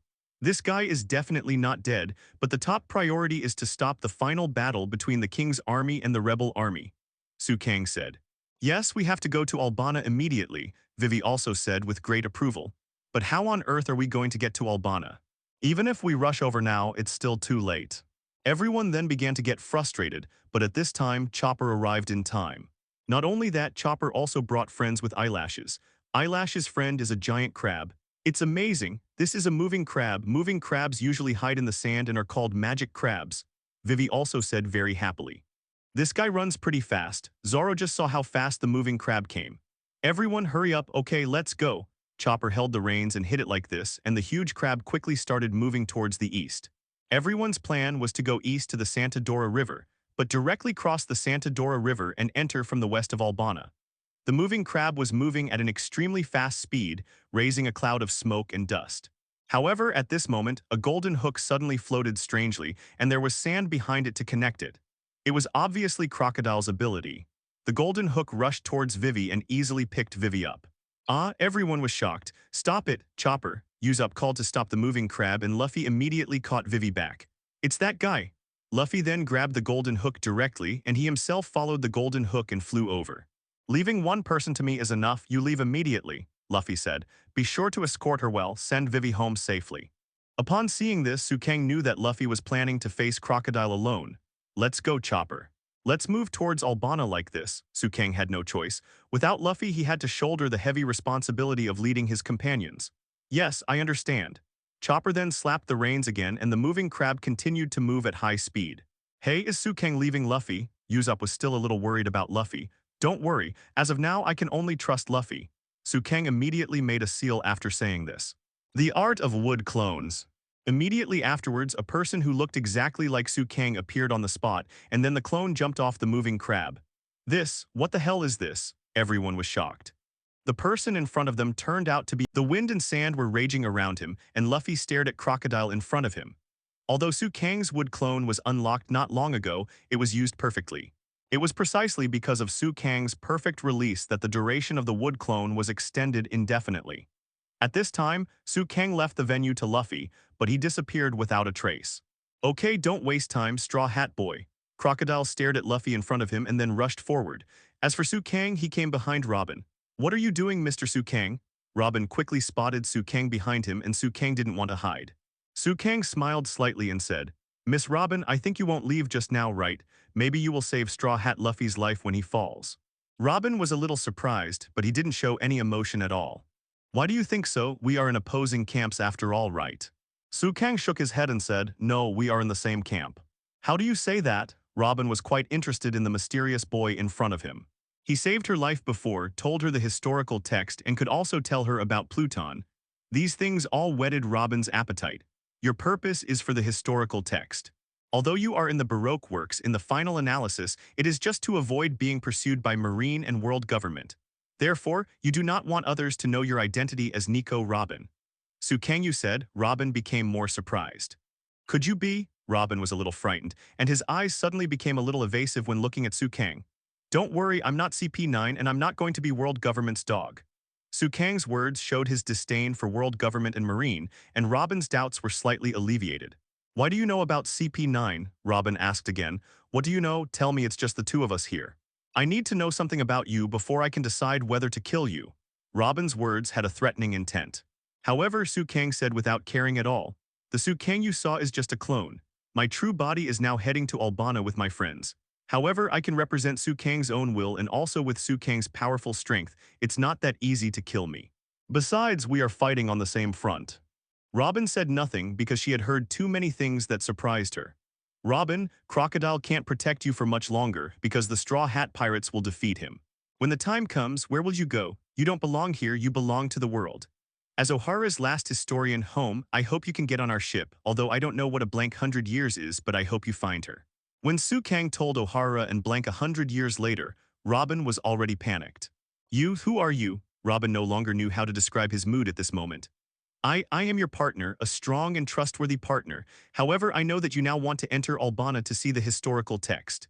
I will not stop you, but will support you. This is also the reason why I told you the location of the historical text that I know is that Luffy will not die as long as I am here, so you can go to Yuba to find the historical text and then rush to Albana. Leave this to me. Of course, there is no need to make a decision in a hurry now, because Crocodile has not been killed by us yet. Sukang smiled very elegantly and then turned towards Luffy and Crocodile. Walking in the same direction, think about it, 3 minutes should be almost there. Robin, on the other hand, was stunned for a long time before he recovered. This guy said that as if it was a matter of course. Why is he so confident? His strength is very strong, but can he really defeat Crocodile? Robin wanted to say something else, but Sukang had disappeared in front of him. When Sukang appeared, Crocodile had already killed Luffy. A novice like you who talks big can get whatever he wants. Crocodile knocked Luffy to the ground, surrounded by a very violent sandstorm. Yuba will die in the final sandstorm. Then the rebels will be even more angry, right? The outdated thought of thinking about others will lead to the destruction of the entire country. Crocodile's figure was illuminated by the setting sun. Looks very bloody. The same goes for you, Straw Hat Luffy. If you abandon those boring feelings, you might be able to live longer. Before Crocodile could finish his words, Luffy grabbed his wrist. Do you mean you're still alive? Crocodile then abandoned Luffy in a depression in the desert. Luffy fell into the sand in great pain. You look in pain, but you can relax soon, hehe.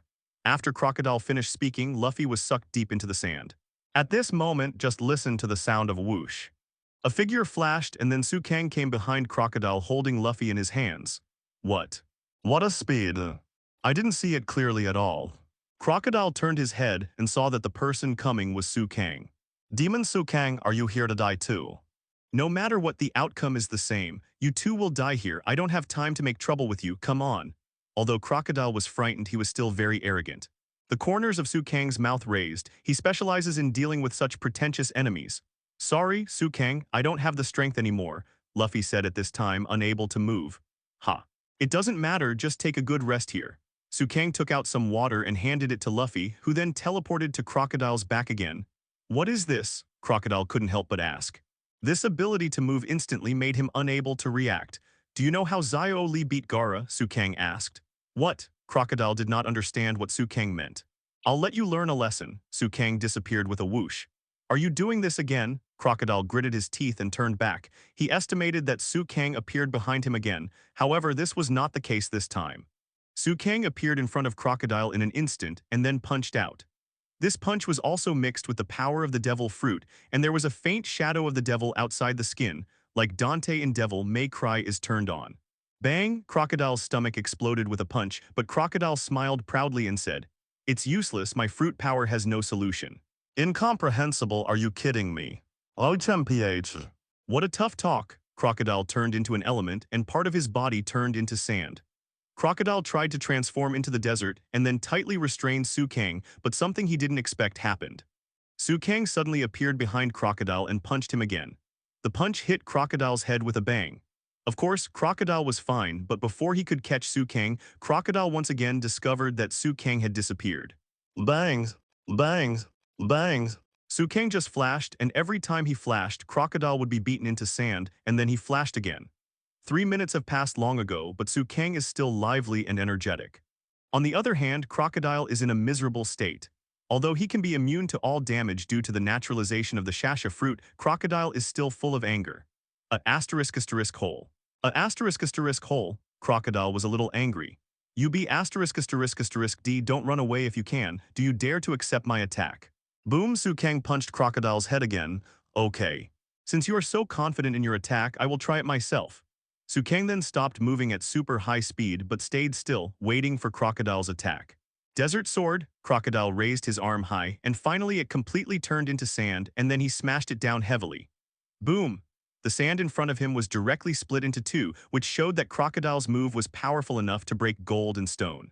But Kang didn't believe in this evil. His whole body was filled with black light, and his eyes turned into 3 Magatama Sharingan, making him look even more majestic. Kang's demon wings were directly in front of his eyes. This guy is dead. Crocodile was naturally full of confidence. No one had ever been able to block his move. However, just when Crocodile thought he would kill Kang, something unexpected happened to him. Devil's wings actually blocked his ultimate move like this. How is this possible? This is impossible. No one has ever survived after being hit by this. With those bullshit wings. Did they actually block it? Crocodile's heart was filled with disbelief at this time. How could he, the majestic Shichibukai, a great pirate on the sea, meet such a freak? What kind of fruit is this? Although Crocodile knew that Kang was called a demon, he never understood why others called him that. Kang said, "You want it? Sorry, there is no such fruit on this earth, but I got it. This is a super devil fruit, a devil fruit with the power of the devil. You probably don't know the meaning of devil fruits yet, right? Forget it, a little pirate like you only wants to know about a weak ancient weapon like Pluton. As for the super devil fruit, forget it. Kang is actually nonsense. How does he know the definition of a devil fruit? It's just to show off and scare Crocodile. Pluton, ancient weapon, the power that can destroy a country. It is weak in your mouth, how ignorant you are." Although Crocodile said this, he immediately said, "Demon boy. You said that. What exactly is a super devil fruit?" Who am I to tell you? I've said before that a little pirate like you doesn't deserve to know. This kind of thing is something that even Gal D. Roger has not figured out. Kang started to brag again. Crocodile was furious. "If you have the ability, you can resist all my attacks." At this time, Crocodile took out his hand without the golden hook, then slapped it on the ground and said, "Erosion of reincarnation." Immediately afterwards, the originally lifeless desert was once again deprived of the right to survive. A huge deep pit instantly formed around it, and Kang had no choice but to hide. Crocodile's hands can absorb water and make the surrounding water disappear. As long as Kang is caught, he will naturally be killed. Crocodile was naturally very happy when he saw that Kang finally chose to jump in the air, because it was impossible to avoid in the air. "You're dead, Kang," Crocodile grinned, and instantly formed a sandstorm in his hand and threw it toward Kang. At this time, Kang began to form seals. "I learned this ninjutsu after imitating it for a long time. Crocodile, you are the first one to taste this technique," Kang said after completing the seal, water-style waterfall technique. Logically speaking, creating water in the desert is an extremely innocent thing. However, among Hokage, the real water-style master can create water shock waves out of thin air to attack the opponent in a waterless environment. Kang has the blood of Senju, Uchiha, and Uzumaki, and his chakra power can be called a humanoid-tailed beast.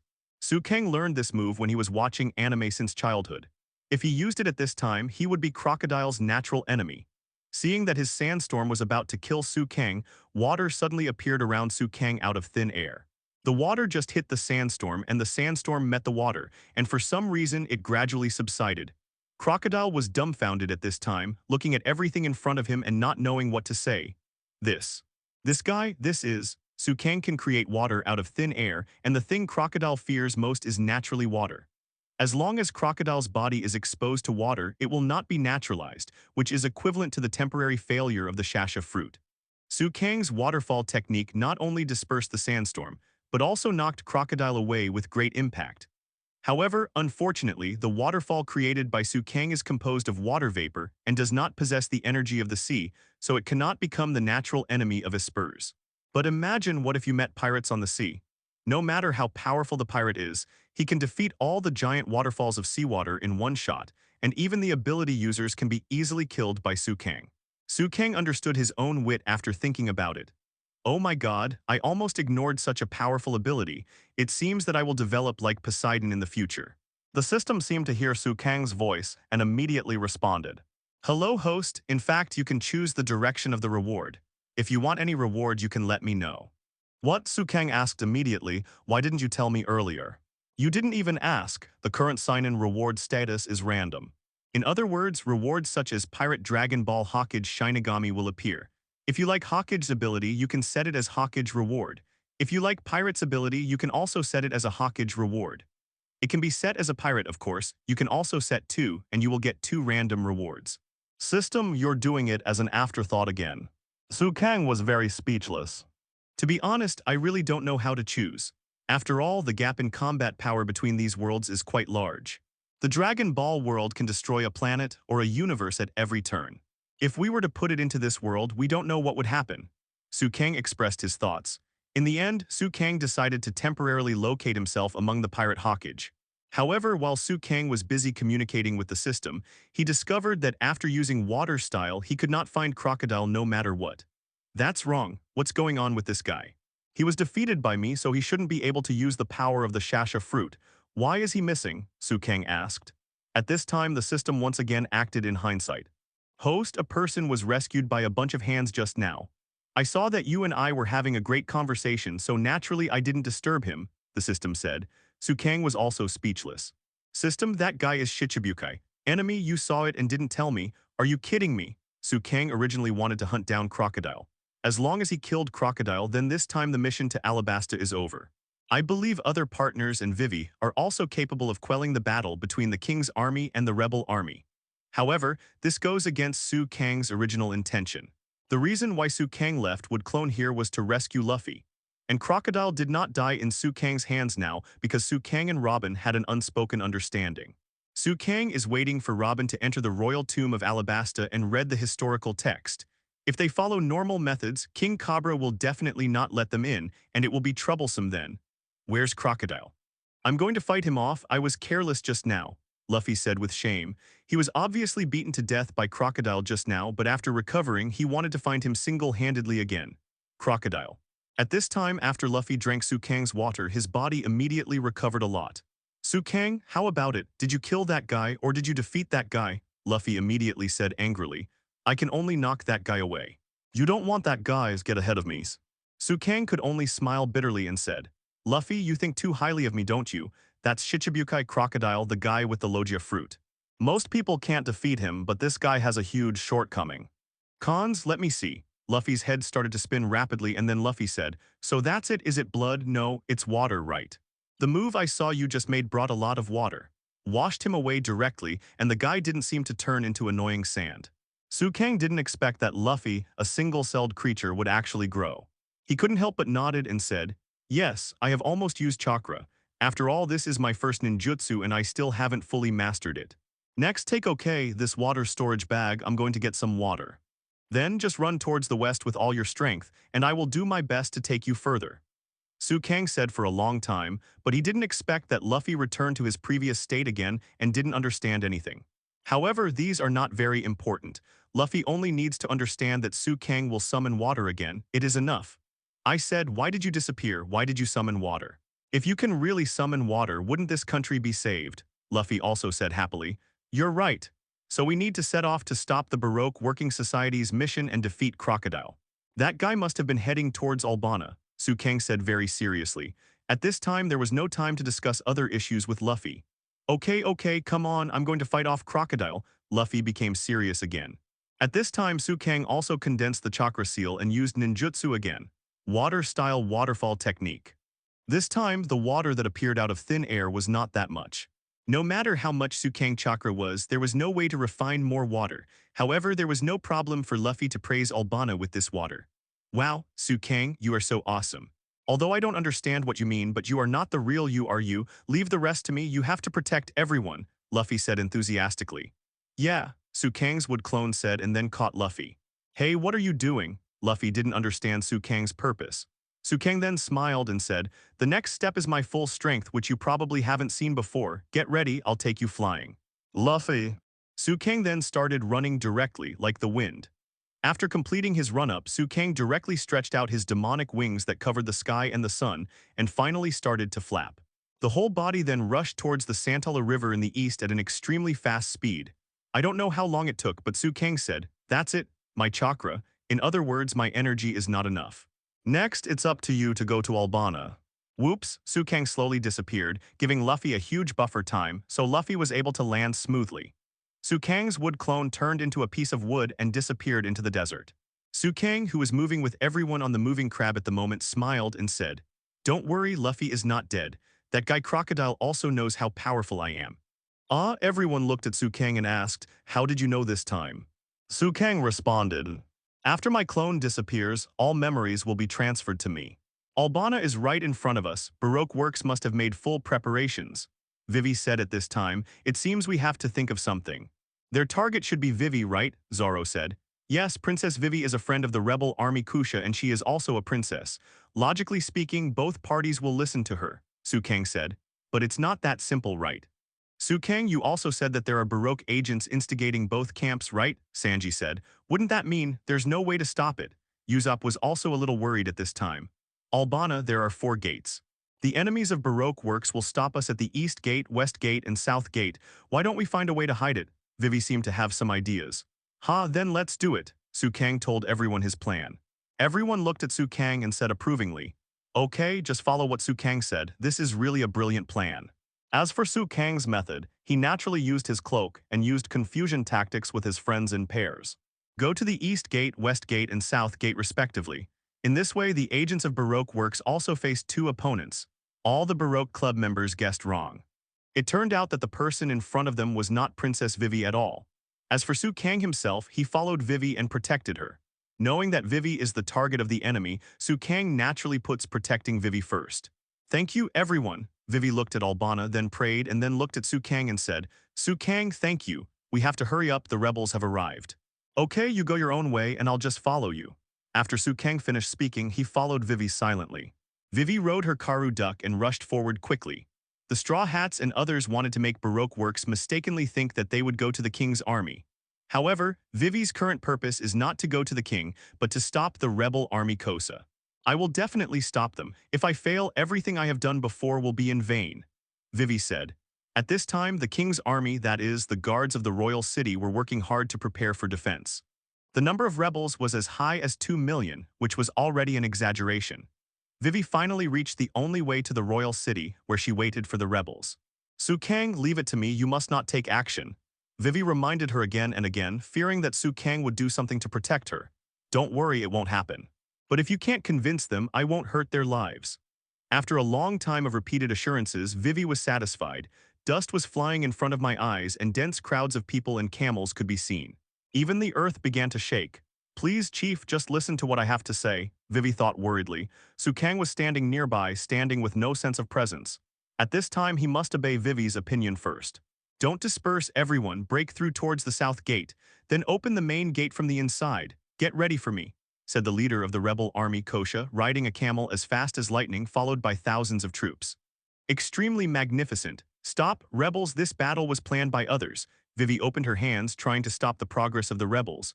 "Please listen to what I have to say," Vivi shouted loudly, but no one was willing to listen to her. At this moment, a shell was fired from somewhere.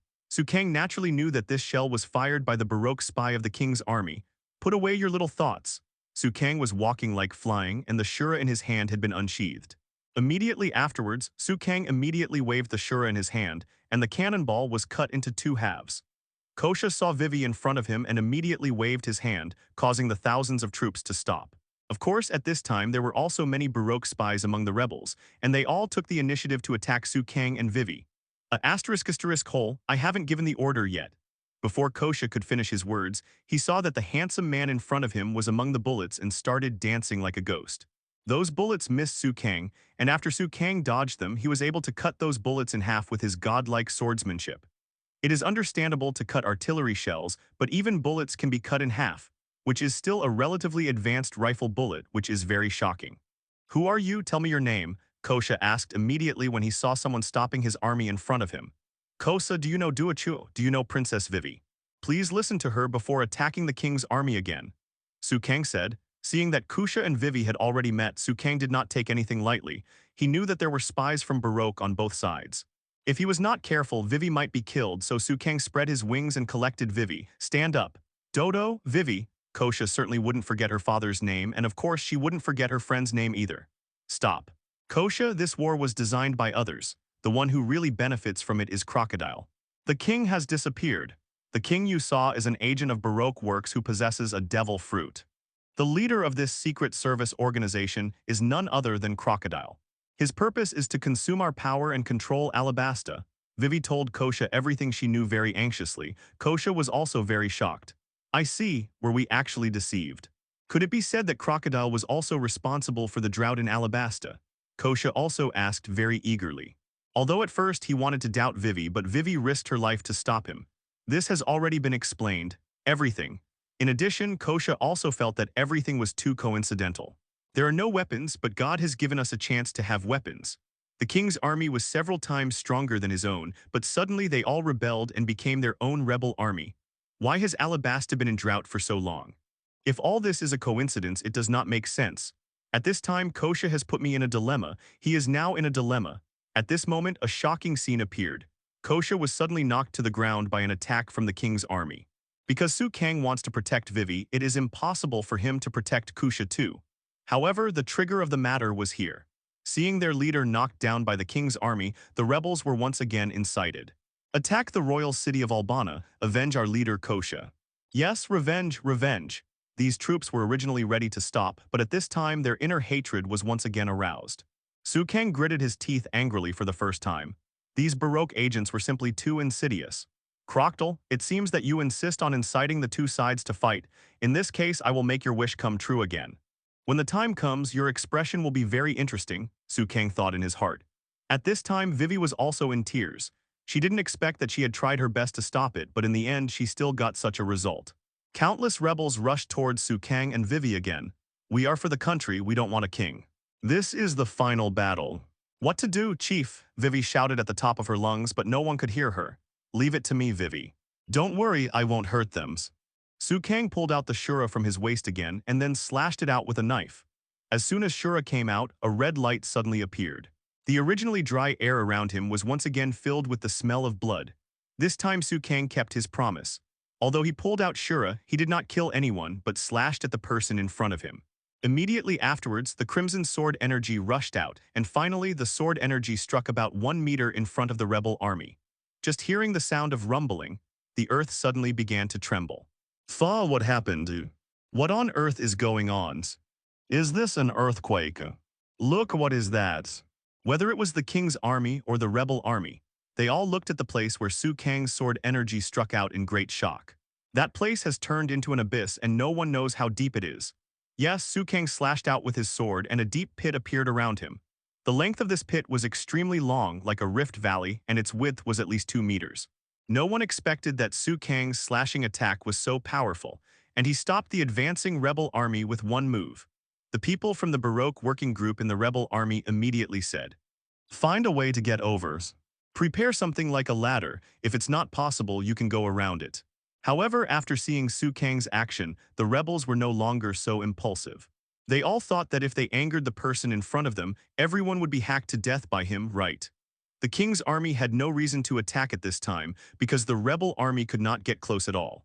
As for the rebel army, they could only stay where they were before they thought of a way. Since you don't want to hear what Vivi said, then just follow the method I told you. Kang then grabbed Vivi and planned to run towards the Albana royal city. The war is now unavoidable. Kang cannot kill everyone, and it is quite difficult to find those Baroque agents alone. To be honest, Kang can only take Vivi back to the palace temporarily.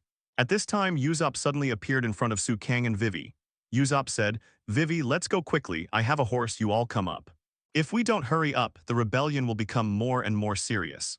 "Hurry up," Usopp urged. However, seeing this abnormal situation, Vivi also directly doubted it.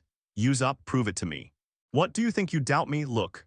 Usopp showed his left hand and sure enough, it had the bandage. No, even though Vivi saw the bandage, she still didn't believe it. Vivi then looked at Kang. "Yes, he is not." Kang nodded. "You must know that before applying the bandage, everyone also made a cross mark on their wrist. This is considered a double mark. If it is only a single mark, it can be easily seen through by others. Therefore, Usopp did not show the symbol inside, which is obviously fake. Sure enough, the Usopp in front of him suddenly changed his face and became the Mr. 2 he had seen before, that is, Funk Ray. Why was it exposed? It should be perfect. Zio Zero reported that everyone was wearing the same logo. Mr. 2 also said with a playful smile. Mr. 2, hello, we are half friends, right? You still remember that we saved your life, right? Don't you plan to repay this kindness? Su Kang knew that Mr. 2 in front of him was very happy. They value friendship, so they directly use the power of moral kidnapping. It turns out it's you, Demon Su Kang. You deceived me so hard. Of course I can let you go, but I want to say that my goal is to kill Princess Vivi. Princess Vivi, this desert is your tomb. Mr. 2 was very straightforward and launched the attack without any delay. Su Kang grabbed Vivi and Karu and disappeared in a flash. When he reappeared, they were already in front of the royal city. So fast, but I won't let you escape. S********E-. Mr. 2 chased after him with all his strength. With the help of Su Kang, the Karu duck suddenly gained the ability to fly and instantly flew to the top of the cliff, throwing Mr. 2 away. However, Mr. 2 was no ordinary person and immediately caught up with him again. Rushing towards the palace of Albana, at this time the Karu duck stayed in order to stop Mr. 2. Then the Karu duck troops and Sanji came to support. At this time the Karu duck and Vivi saved. Let's go, Vivi. You still have your things to do, right? Leave this to me. Sanji chose to take over and deal with Mr. 2, while Su Kang continued to bring Vivi and an umbrella. Go to the palace. Now that King Cobra has disappeared, he was naturally captured by Baroque's people. Su Kang wants to rescue him without ruining the plot and find the captain of the guard team to tell him the conspiracy behind the war. Baroque's agents have arrived, the war has begun, and Crocodile and Robin seem to have arrived at the palace. Vivi found Jackal Jaka and told him everything. Then the sand suddenly came and finally condensed into a human shape. It's really nerve-wracking. It was a good battle. I didn't expect you and Miss Wednesday to interfere with it. Crocodile looked very tired at this time. It was obvious that he was fighting Su Kang Wood clone, was injured. Crocodile, after Vivi looked at Crocodile in front of her, she saw King Cobra in his hand. Your Majesty the King, Jaka shouted. Father. Vivi was also very worried about her father's life. I said, Crocodile, your strength is not that great. What do you want to do now? Su Kang looked at Crocodile in front of him with a relaxed look. Ha, do you think what will happen if you beat me by luck? Crocodile did not show any fear of Su Kang. Winning a game? Did this guy defeat Crocodile? Jaka looked at Su Kang in surprise and thought to himself. If I beat you once, I can beat you 10,000 times. However, I have agreed that the person who beats you is Luffy. As the captain, I have to give this opportunity to him. Su Kang said nonchalantly, his words it is full of contempt for Crocodile's strength. Haha, is that the Straw Hat Boy? He is a rare newcomer, but he is not qualified to deal with me. Crocodile almost killed Luffy not long ago. If Su Kang hadn't saved Luffy, Luffy would have taken advantage of him. Don't brag, you are no match for Luffy, you only rely on the power of the Logia fruit, Su Kang said. Ha, as long as he appears again, I will kill him completely and won't give you any time to save him. Crocodile's expression was very scary and he seemed to be serious this time. If I guess correctly, you are afraid of water, right? As long as I can use the same move that defeated you, no matter how strong you are, I will kill you in an instant. Su Kang also calmly threatened him. Rockdale. Perhaps Su Kang's words shocked Crocodile and Crocodile didn't speak much at this time. Immediately afterwards, roars could be heard outside the palace. It seems that the rebel army has entered the city, Su Kang guessed. Su Kang's move just now, although very impressive, could only temporarily stop the rebel army. The purpose of the Baroque agents was to get the two sides to fight, so they provoked each other and finally quickly thought of a way to rush through the place. The king's army resisted desperately, but they could clearly feel that the pressure was increasing. Su Kang, even if you can defeat me, I can't destroy this country. Crocodile smiled proudly. As long as I can defeat you, I can save this country, Su Kang said very firmly. HMPH, Crocodile snorted coldly. Vivi looked at Cobra in front of her and said sadly, Father. I'm sorry, Vivi, I actually wasted the opportunity you worked so hard to create. Cobra said. Really? Is this the conversation between father and daughter who haven't seen each other for a long time? Crocodile didn't seem to care much about Su Kang at this time because Cobra's life was in his hands. As long as Su Kang dared to mess up, come and he will kill the king. On the surface, Su Kang was afraid, but in fact he was stalling for time. He planned to let Cobra take everyone over before taking action against Crocodile. Miss Wednesday, I have no intention of letting you father and daughter live. It is natural for the kingdom to perish and the royal family to perish with it, right? But before the throne is replaced, I have something to ask you, the current king. Crocodile slowly walked up to King Cobra. That is my biggest goal, Cobra. Where is Pluton? Crocodile asked. When he heard the word Pluton, Cobra's expression changed drastically, and he seemed to be frightened by these two words. This shows that Cobra himself knows about Pluton. UB ********* D. Why do you know this name? Cobra asked.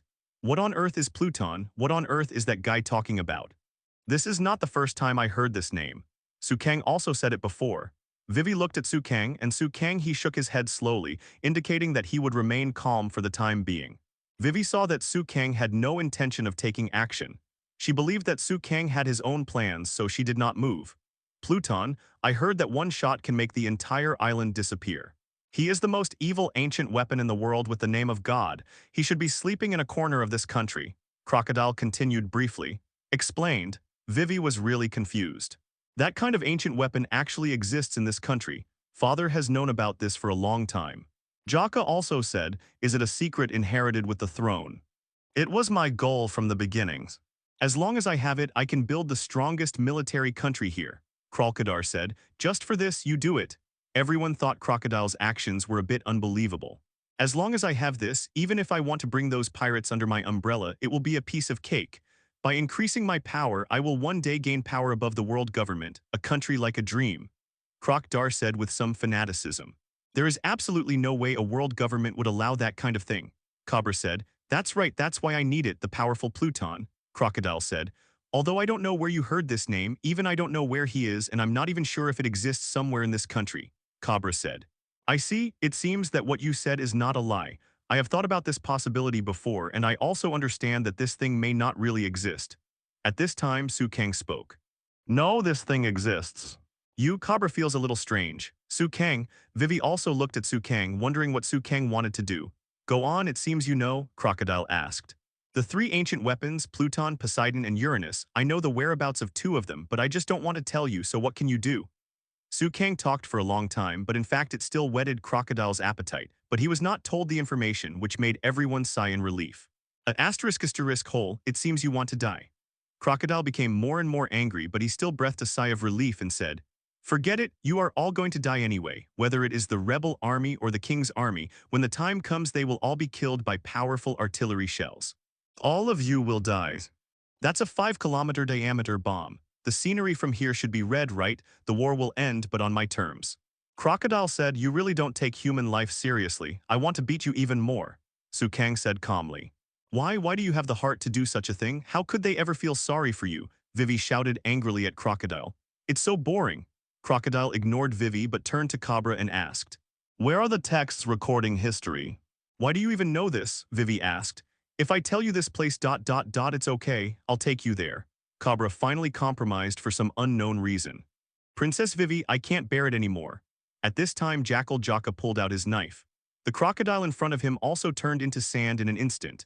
To deal with Jackal Jaka, Crocodile would probably be ruthless, so Su Kang directly clasped his hands together and then a wood clone was created. Wood clone stood in front of Jackal Jaka, while Su Kang walked in front of Crocodile in an instant.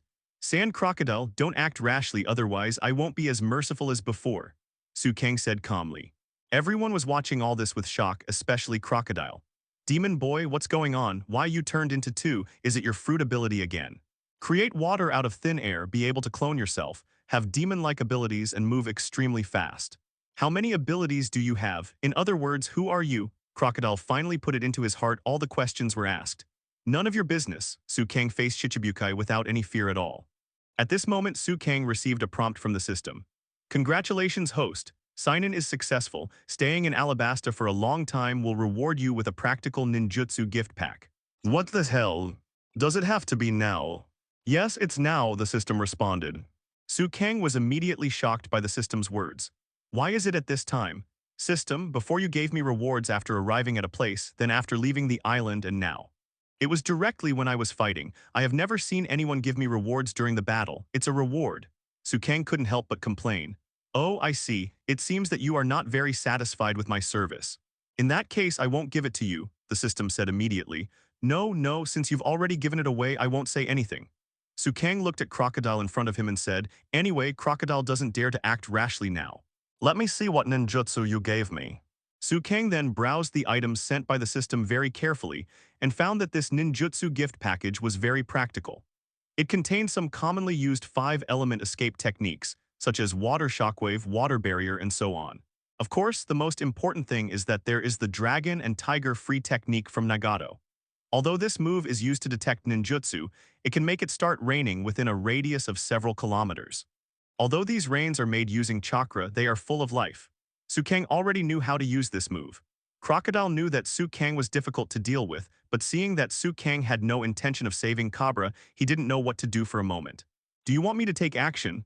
At this time, in order to express his position, Robin asked Crocodile beside him. Crocodile just shook his head slightly and said, "You can't be his opponent, but I'll leave it to you to deal with that jackal Jaka." "HMPH, I will never let anyone slaughter me," Jaka said aggressively when he saw that their target had become him, and then directly transformed into a jackal form.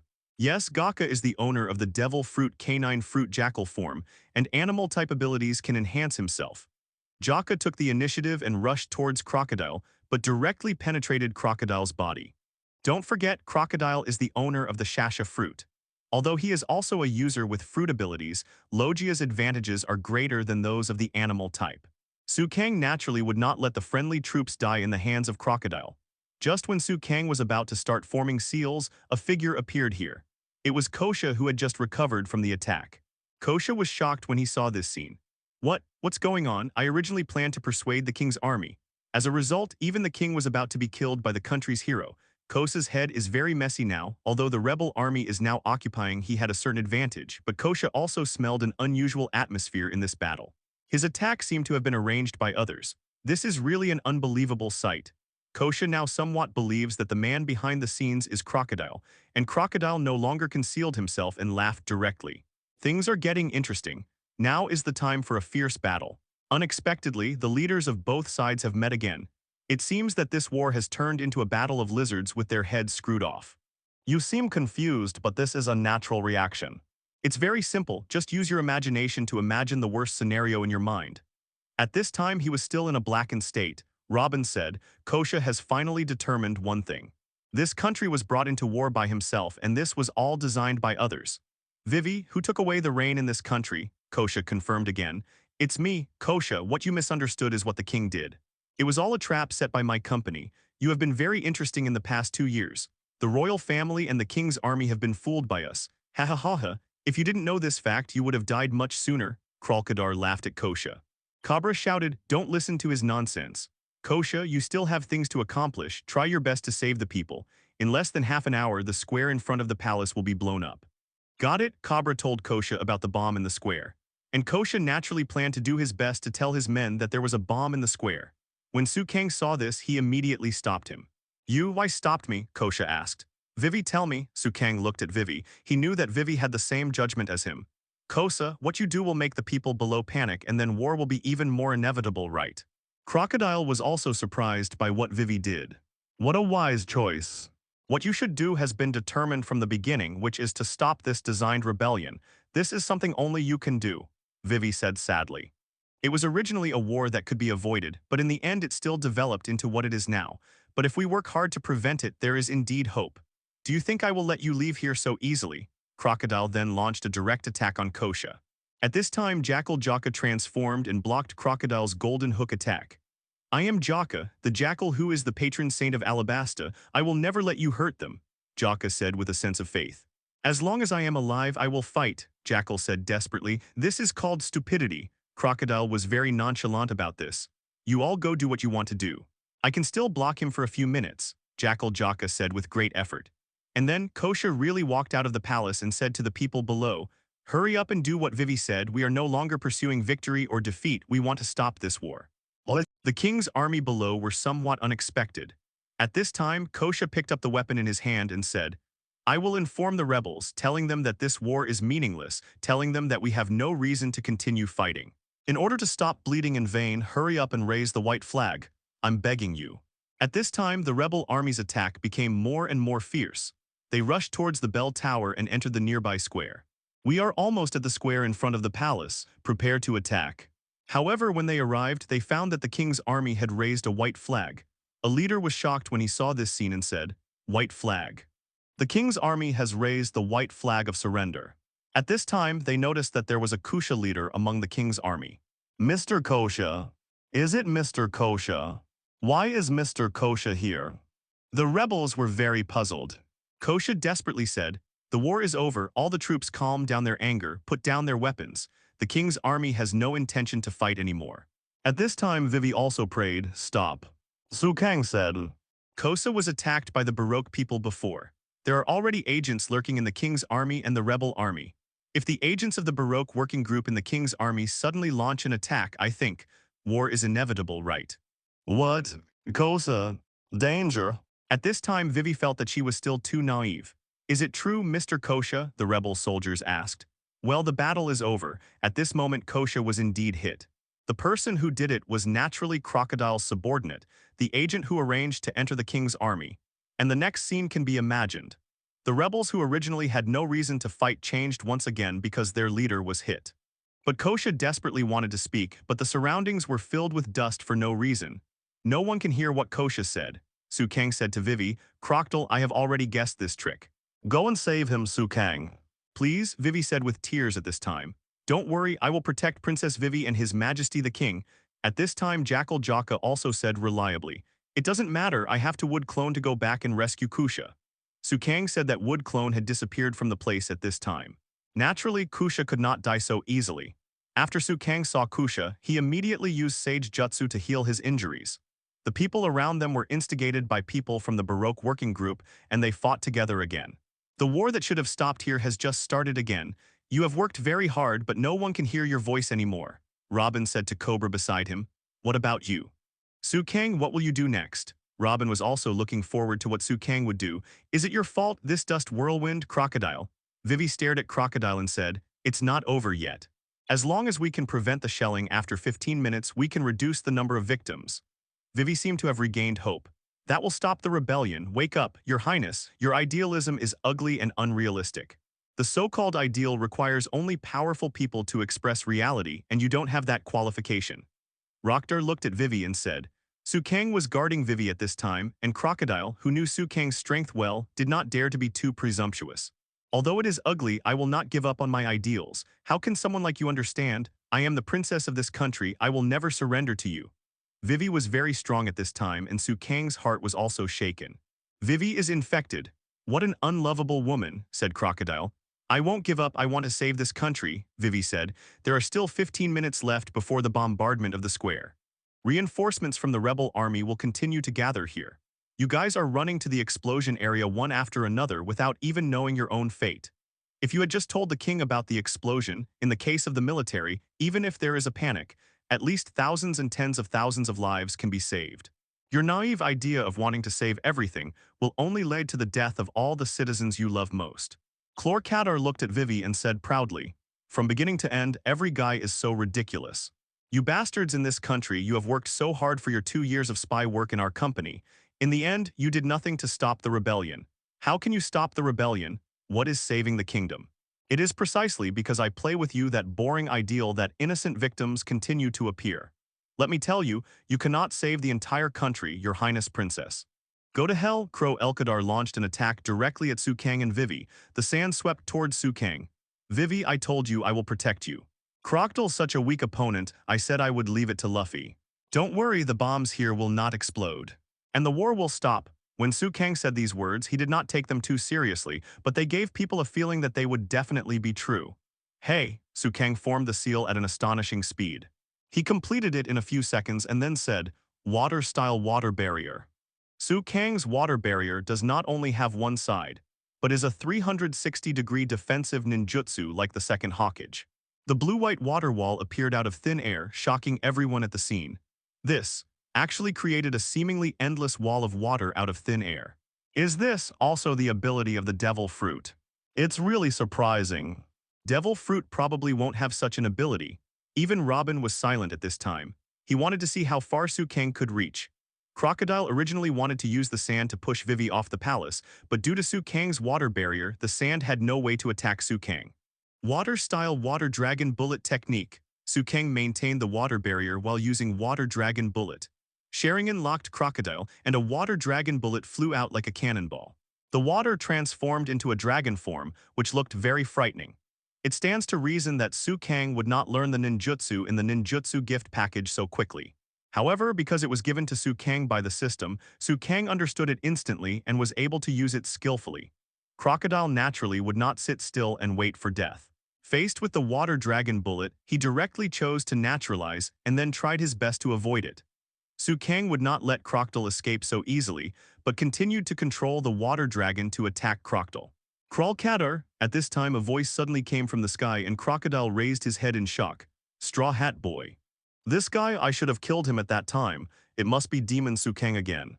I used something to save him. Su Kang, it's Su Kang again. Why are you doing this? Why on earth do you stop me again and again? Is it just for ridiculous friendship? At this time, Crocodile was indignant and avoiding Su Kang's water dragon. He was really full of frustration.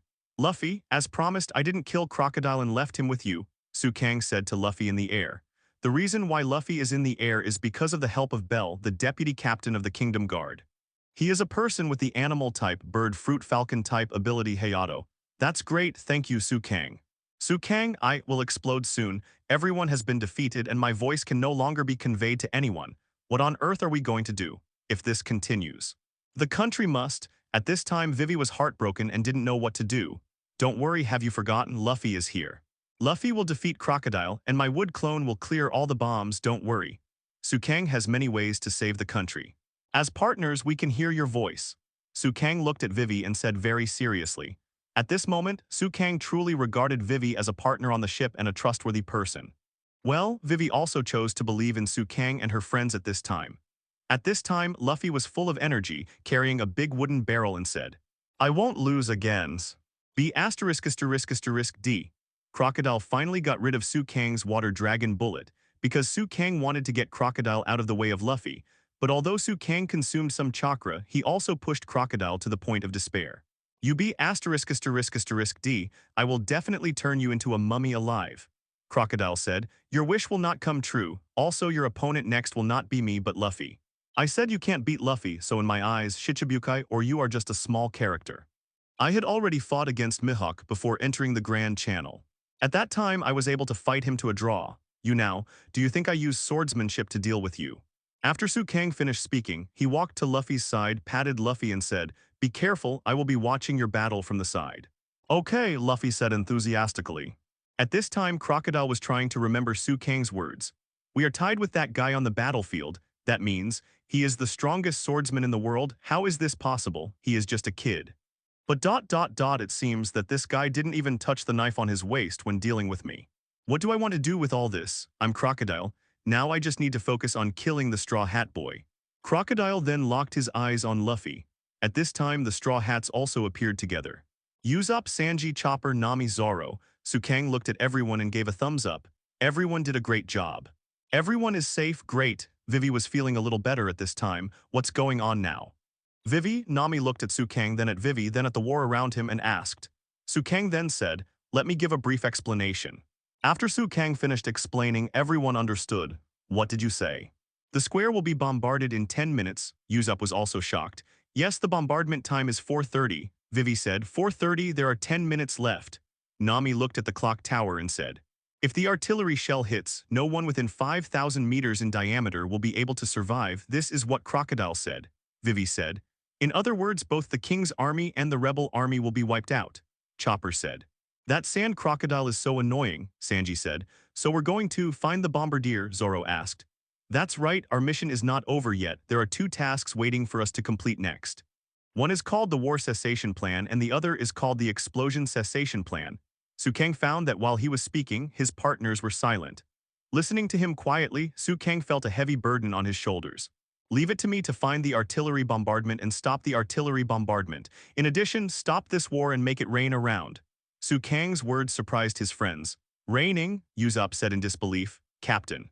Don't be joking, many lives will be affected next. I believe Su Kang. Everyone looked at Su Kang and nodded, and Usopp also nodded. With only 10 minutes, how can we find the gunner? The partners asked. Leave it to me. It's time for a rain in Alabasta. Ninjutsu, Dragon and Tiger Free Technique. Su Kang directly formed a seal and used this move ninjutsu. Immediately afterwards, the sky turned overcast with dark clouds, and then it started to rain slowly around. Su Kang's move, no matter how dry the place is used to detect the existence of ninjutsu. Rainwater filled with Senju chakra is more vital. The rebel army and the king's army that were originally fighting also stopped fighting at this moment, because it has not rained in Alabasta for a long time, and even Albana has been dry for a long time. Oh my god, it's really raining. Captain Sukang, I admire you so much, you are my idol. Then ninjutsu is so handsome. The friends couldn't help but praise Sukang. Sukang said, I just learned this trick, I'm really sorry. If I had learned it earlier, I could have saved Yuba. But having said that, after solving this problem, even if it's something else, I might be able to save Jubal. Vivi burst into tears when she saw that Sukang had caused a miracle. Thank you, Sukang, I don't know what to say anymore. Don't forget what we are doing now, Sukang reminded, then his brows relaxed slightly. Over there, there's a gunner over there. 3 o'clock. Over there. And here. Sukang pointed in many directions one after another. And then Sanji, Zoro, Usopp, Chopper, Nami and others all ran towards the place Sukang said. Sure enough, they discovered the hidden location of the gunner over there. What a hidden location, thanks to Sukang, otherwise it would have been impossible to find these gunners within 10 minutes, Nami and others thought. And here. Back then, Nagato used this technique to easily discover Jiraiya who had sneaked into the land of rain, while Sukang used it to discover the hidden gunners. I can't find it. I will tell you if I find it, but I guess there are still gunners. Sukang has eliminated most of the gunners, but there are still a few who have not been detected because they have not been exposed to the rain. Please, everyone. Stop. At this time, Vivi saw that the rebel army and the king's army had stopped, so she started her speech. While Sukang was protecting Vivi by her side to prevent any young people from sneaking up on Vivi. Sukang's wood clone was also deployed in full force. There were fewer and fewer gunners and the confidence of his partners was also growing. Almost, Sukang thought, Sukang was looking for the gunner's position. At this special moment, Dasky led Marine to the vicinity again. At this time, Luffy was fighting Crocodile, and Robin took the opportunity to capture King Cobra, preparing to go somewhere with the king. Don't worry about me. At 4:30, there will be a bombardment in the square. Everyone will die by then. Go and help stop it, Cobra said, looking at Dusky in front of him. However, Dasky ultimately planned to save the king first. As a person with abilities, Robin naturally easily knocked them to the ground when faced with this group of Marines who had no advantage. Later, Dusky faced Robin.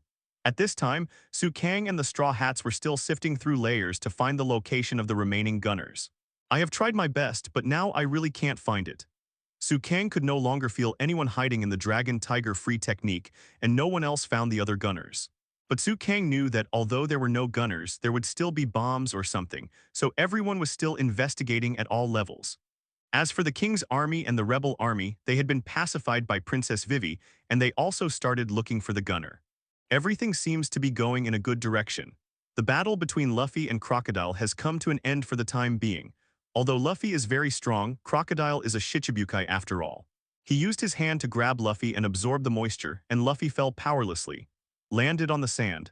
However, don't forget that Sukang's Dragon and Tiger Freedom technique is still in operation. In other words, as long as there is water, Luffy will not die. Soon, Luffy fully recovered. It was so dangerous, I thought I was going to die. Another life was saved by Sukang. Where's Crocodile? I saw it turned into sand and flew away over there, Sukang said. I will never let you escape that crocodile. Luffy gritted his teeth and planned to chase after him. At this time, Sukang's body had also followed Robin and Cobra to the tomb of the royal family. At this time, Sukang and Robin had a subtle relationship, that is, they did not disturb each other. Is this here? The royal tomb is where the corpses of past kings sleep. Where are the historical texts? Robin asked. At this time, Cobra walked to a statue of a sea cat and opened the mechanism very easily. Immediately afterwards, a secret staircase appeared. Historical texts are deep underground, and most people don't even know that historical texts exist, Cobra said. Then Cobra asked, Mr. Sukang, are you an enemy or a friend? Sukang followed Robin, not intending to rescue him, he just followed without saying a word. Now seeing Cobra asking about him, Sukang said, Your Majesty, I am Vivi's friend, and naturally I am also your friend. However, I made an agreement with Luffy that Crocodile needs him to defeat him, so I have no reason to take action now. However, I won't let others kill you, don't worry. Sukang said this, and Cobra became even more confused, having no idea what Sukang's motives were. Sukang naturally had no explanation. Robin saw that Sukang had no intention of stopping him, so he didn't say much. The reason why Crocodile didn't kill me is because I have the ability to read historical texts. You are not guilty. Robin expressed his position with these words. Afterwards, Sukang, Robin and Cobra walked into the hall. It's in the inner door, Cobra said. Kang and Robin then pushed open the inner door and finally saw what they wanted to see. In front of you is a huge stone tablet with some words written on it. Naturally, Kang couldn't understand these words at all. These were ancient words. Is there anything you want to see recorded on it? Cobra asked. But Nico Robin just read the historical text carefully. Is there nothing more? Is this all this country hides? Robin asked. Are you not satisfied? I have kept my promise, Cobra said. Yes, Robin nodded and Crocodile walked in at this time. It's truly the country's top secret. No matter how hard you try to find it, if you don't know the mechanisms involved, you won't be able to get in here, Crocodile said. Immediately afterwards, Crocodile saw Kang. Why are you here?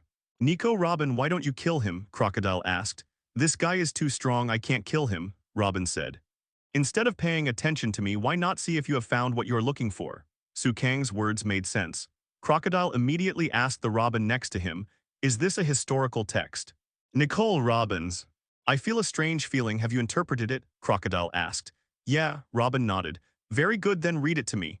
Crocodile does not need to know Kang now because he knows that there will be a battle with Kang and it is either him or me. Then Robin began to say, the government of Kahila, Alabasta, this was in the year 239 of heavenly history.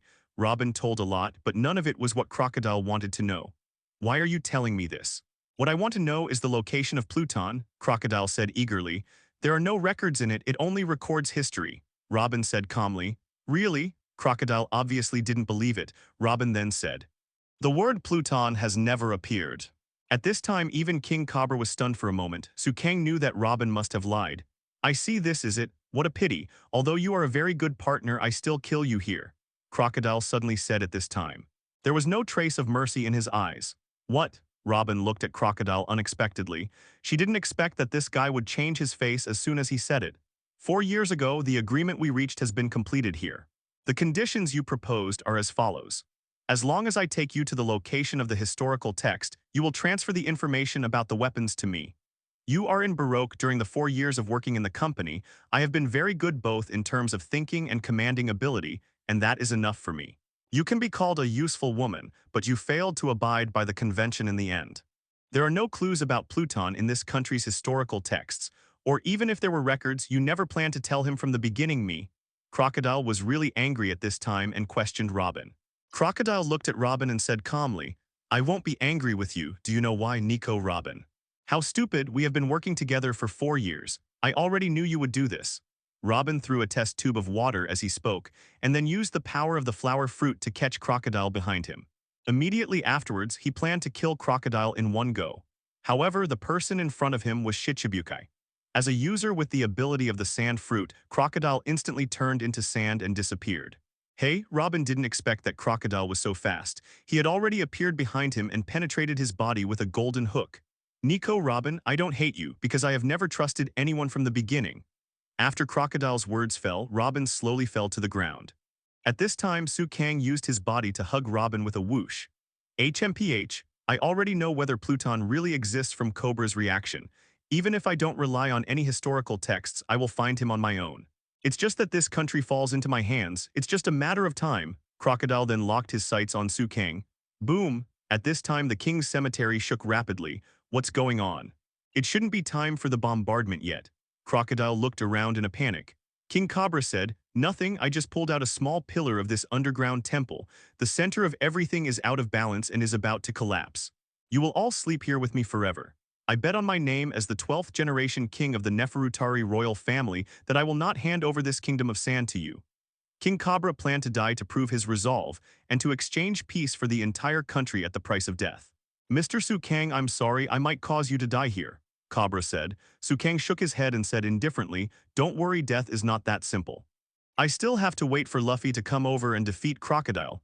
Kang couldn't help but complain. Luffy is such a tough guy. If it weren't for him, Crocodile would have died long ago, do you know?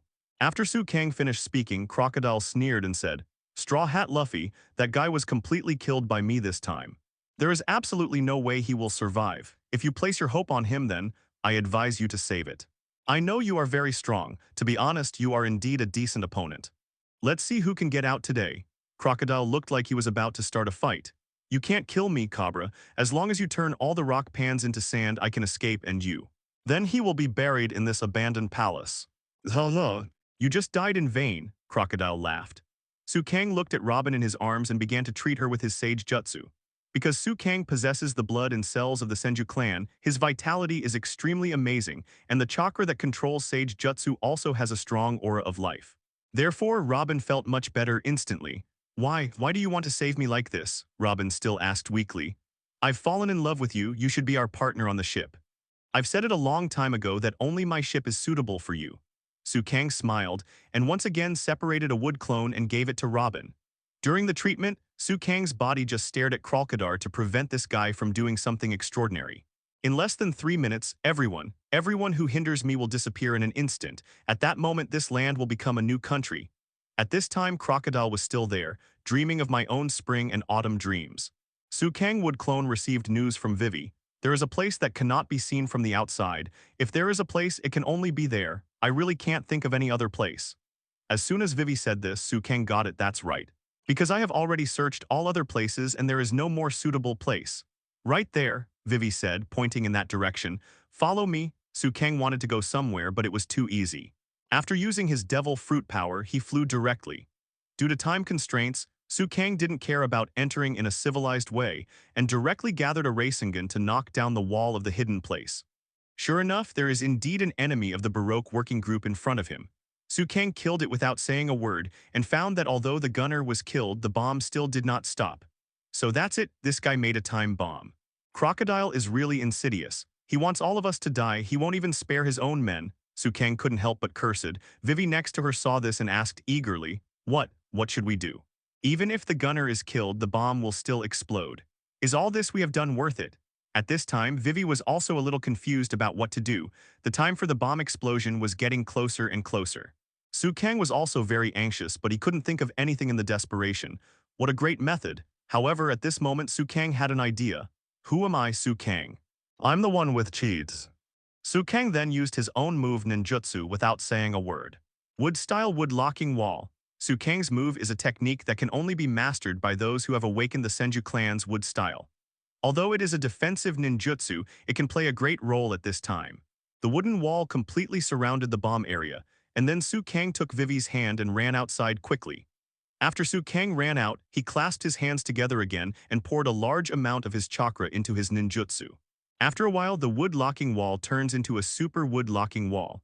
I've tried my best. Even if Deidara self-destructs, I can't destroy this level of wood-locking wall defense. Su Kang is extremely confident in his wood style. The preparations here were almost complete, but on the other side of the king's cemetery, Luffy finally arrived in time. He blasted the wall in front of him with one punch, and his whole body appeared in everyone's sight. Crocodile was shocked. He did not expect that Luffy, the straw hat boy he killed with his own hands, would stand in front of him alive again. How is this possible, you kid? I'm catching up with you, Crocodile, Luffy said. Straw hat boy, why do you still stand up against me after being killed by me so many times? At this time, Crocodile's mentality had exploded. Say it. Straw hat.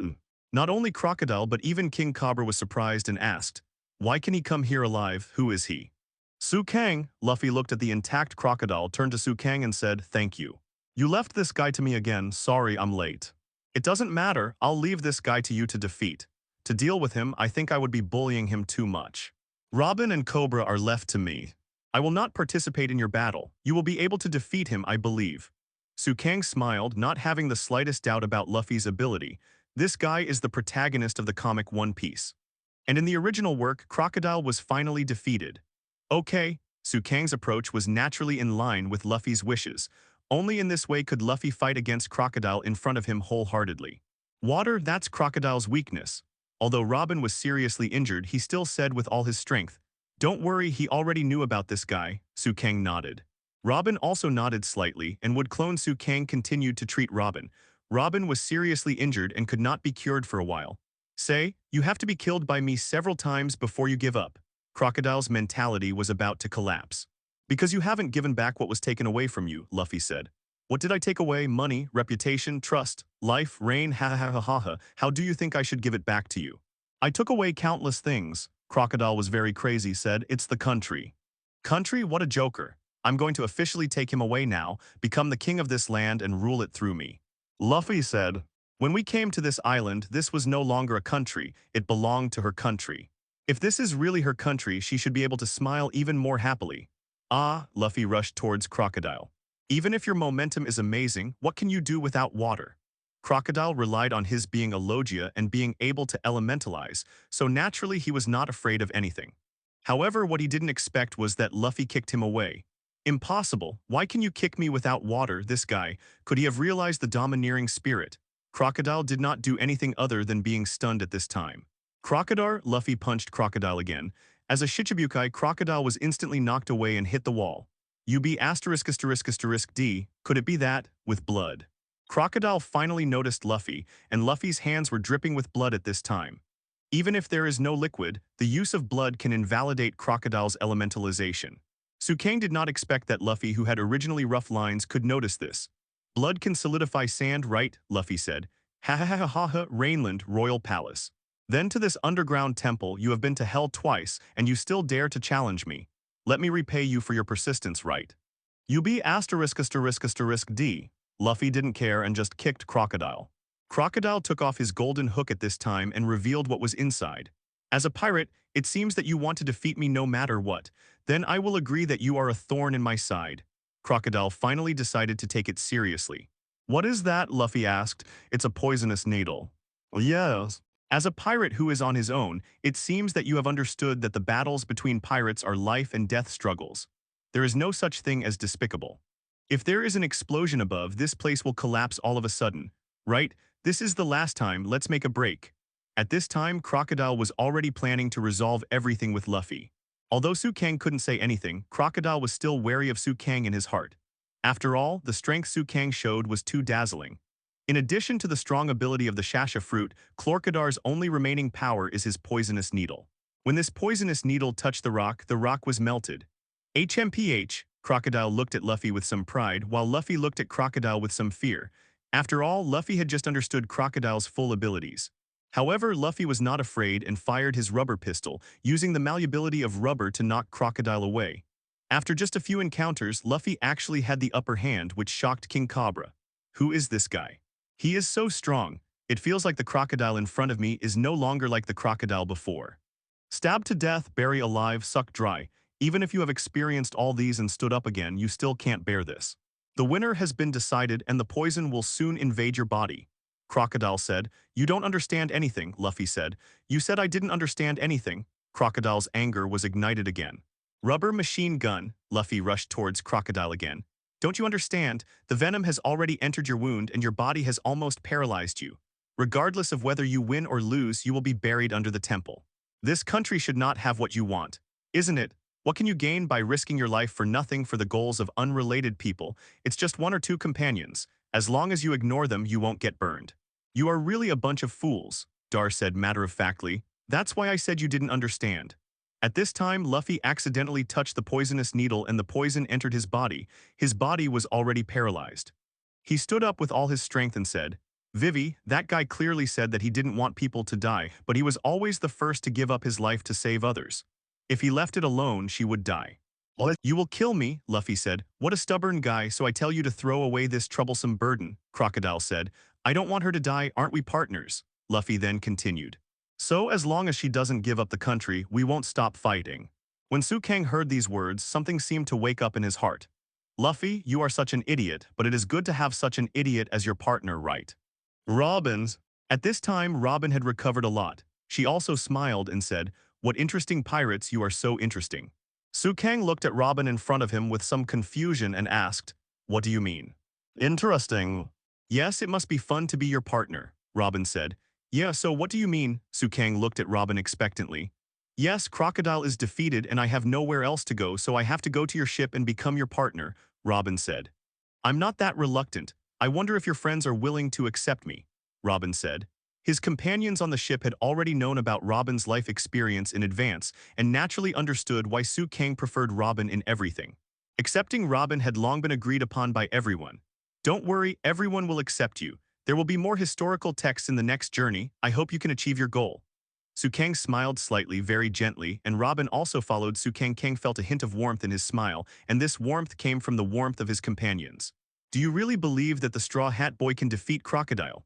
King Cobra asked Kang at this time. He knew how powerful Crocodile was, but he also understood the power of the Straw Hat Boy. It's still hard to tell what the outcome will be now, and he doesn't know why Kang believes so much that Luffy will win.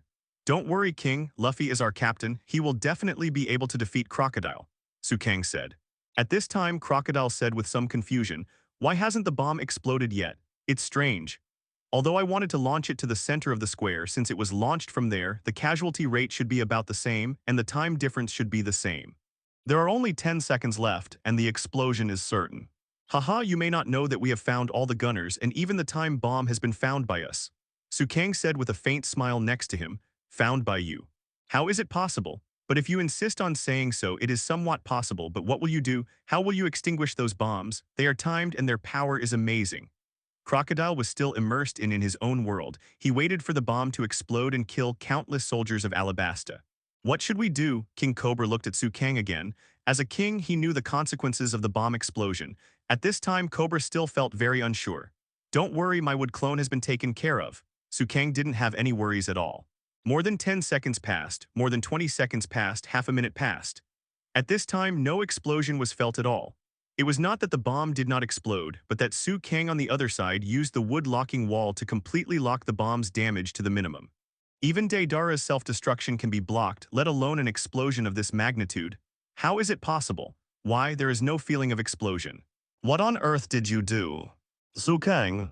After a while, it was determined that Crocodile would not explode again. Crocodile couldn't help but complained. As for Luffy, he was knocked to the ground by Crocodile again. At this time, Crocodile also focused his eyes on Kang again. I said no matter what, this country will be mine even if I use all methods, Crocodile said very enthusiastically. Kang. No matter what I do, you have to stop me, you are arrogant. Although you have some strength, you never take me seriously. I've had enough, let's end it, I'm going to crush you to death. Crocodile was about to take action but saw Luffy's hand twitching again. Then Luffy stood up again panting. Fu, Luffy seems a little weak. He has not recovered from the poisonous damage he suffered before. When Crocodile saw Luffy standing up again, he almost went crazy. Every time he knocked Luffy to the ground, Luffy could get up from the ground again and again. This made Crocodile almost go crazy, going to collapse. The explanation Kang gave could only be the aura of the protagonist. You can't beat me, Luffy said looking at Chlorcator. HMPH, I finally squeezed it out, is that all you said? For a bereaved dog that is about to die, there is no suitable bluff or even basis for it. Crocodile laughed at Luffy. I want to be the man of One Piece. Luffy once again yelled out his golden words in an aggressive manner. Chlorcator grinned and said, listen up, kid, no one with a deep understanding of this sea area would say such words easily. I should have said that a novice like you would. There are as many things as there are in this sea area. When you understand this sea area better and better, you will no longer have such dreams. Crocodile suddenly rushed towards Luffy and waved the poisonous needle in his hand again. At this moment, Luffy became very flexible and easily stepped on Chlorcator's golden hook, easily breaking the poisonous needle. I am the man who will surpass you, Luffy said seriously. Immediately afterwards, Luffy punched out again and hit Crocodile hard. Crocodile spurted blood and it was almost impossible to use the ability of the Shasha fruit. Luffy followed up with another kick, knocking Crocodile away and then hit him hard. Crocodile was beaten unilaterally and the king's tomb began to collapse. Are we still here? Cobra said. This place is about to collapse. Don't worry, I will escape before the collapse. I want to watch Luffy defeat Crocodile with my own eyes. Kang said he was full of confidence in Luffy. Cobra and Robin stopped saying anything and watched the battle in front of them carefully. Luffy grabbed Crocodile's clothes and held him close to him. Crocodile thought in disbelief. The scorpion poison should have already taken effect. Why does this kid still have such power? You little brat of unknown origin, who do you think I am, lazy? Crocodile rushed over and struck a blow. Luffy ducked his head and said, no matter who you are. I will surpass you. Luffy kicked Crocodile away. Crocodile was in the air and said condescendingly, you can go to the west with this temple. Heavy type sandstorm. As he spoke, Crocodile formed a huge sandstorm on his hand, and he threw it towards Luffy, destroying everything around him. And Luffy took a sharp breath, then Crocodile said, Desert Diamond Sword. Luffy twisted himself into a twist, then exhaled his breath and flew up like Superman. Rubber. Storm. Desert King Kong Sword. Both Luffy and Crocodile used their most powerful skills. Their attacks collided, but Luffy's attack passed through the Desert Diamond Sword. It went straight up and extended indefinitely. In the end, the rubber storm hit Crocodile one after another with punches. The temple was about to completely collapse and Crocodile was defeated by Luffy. Kang said at this time, "Follow me." Immediately afterwards, he grabbed King Cobra with his left hand and Nico Robin with his right hand, and the whole person flew into the air in an instant. "It's out, how is this possible?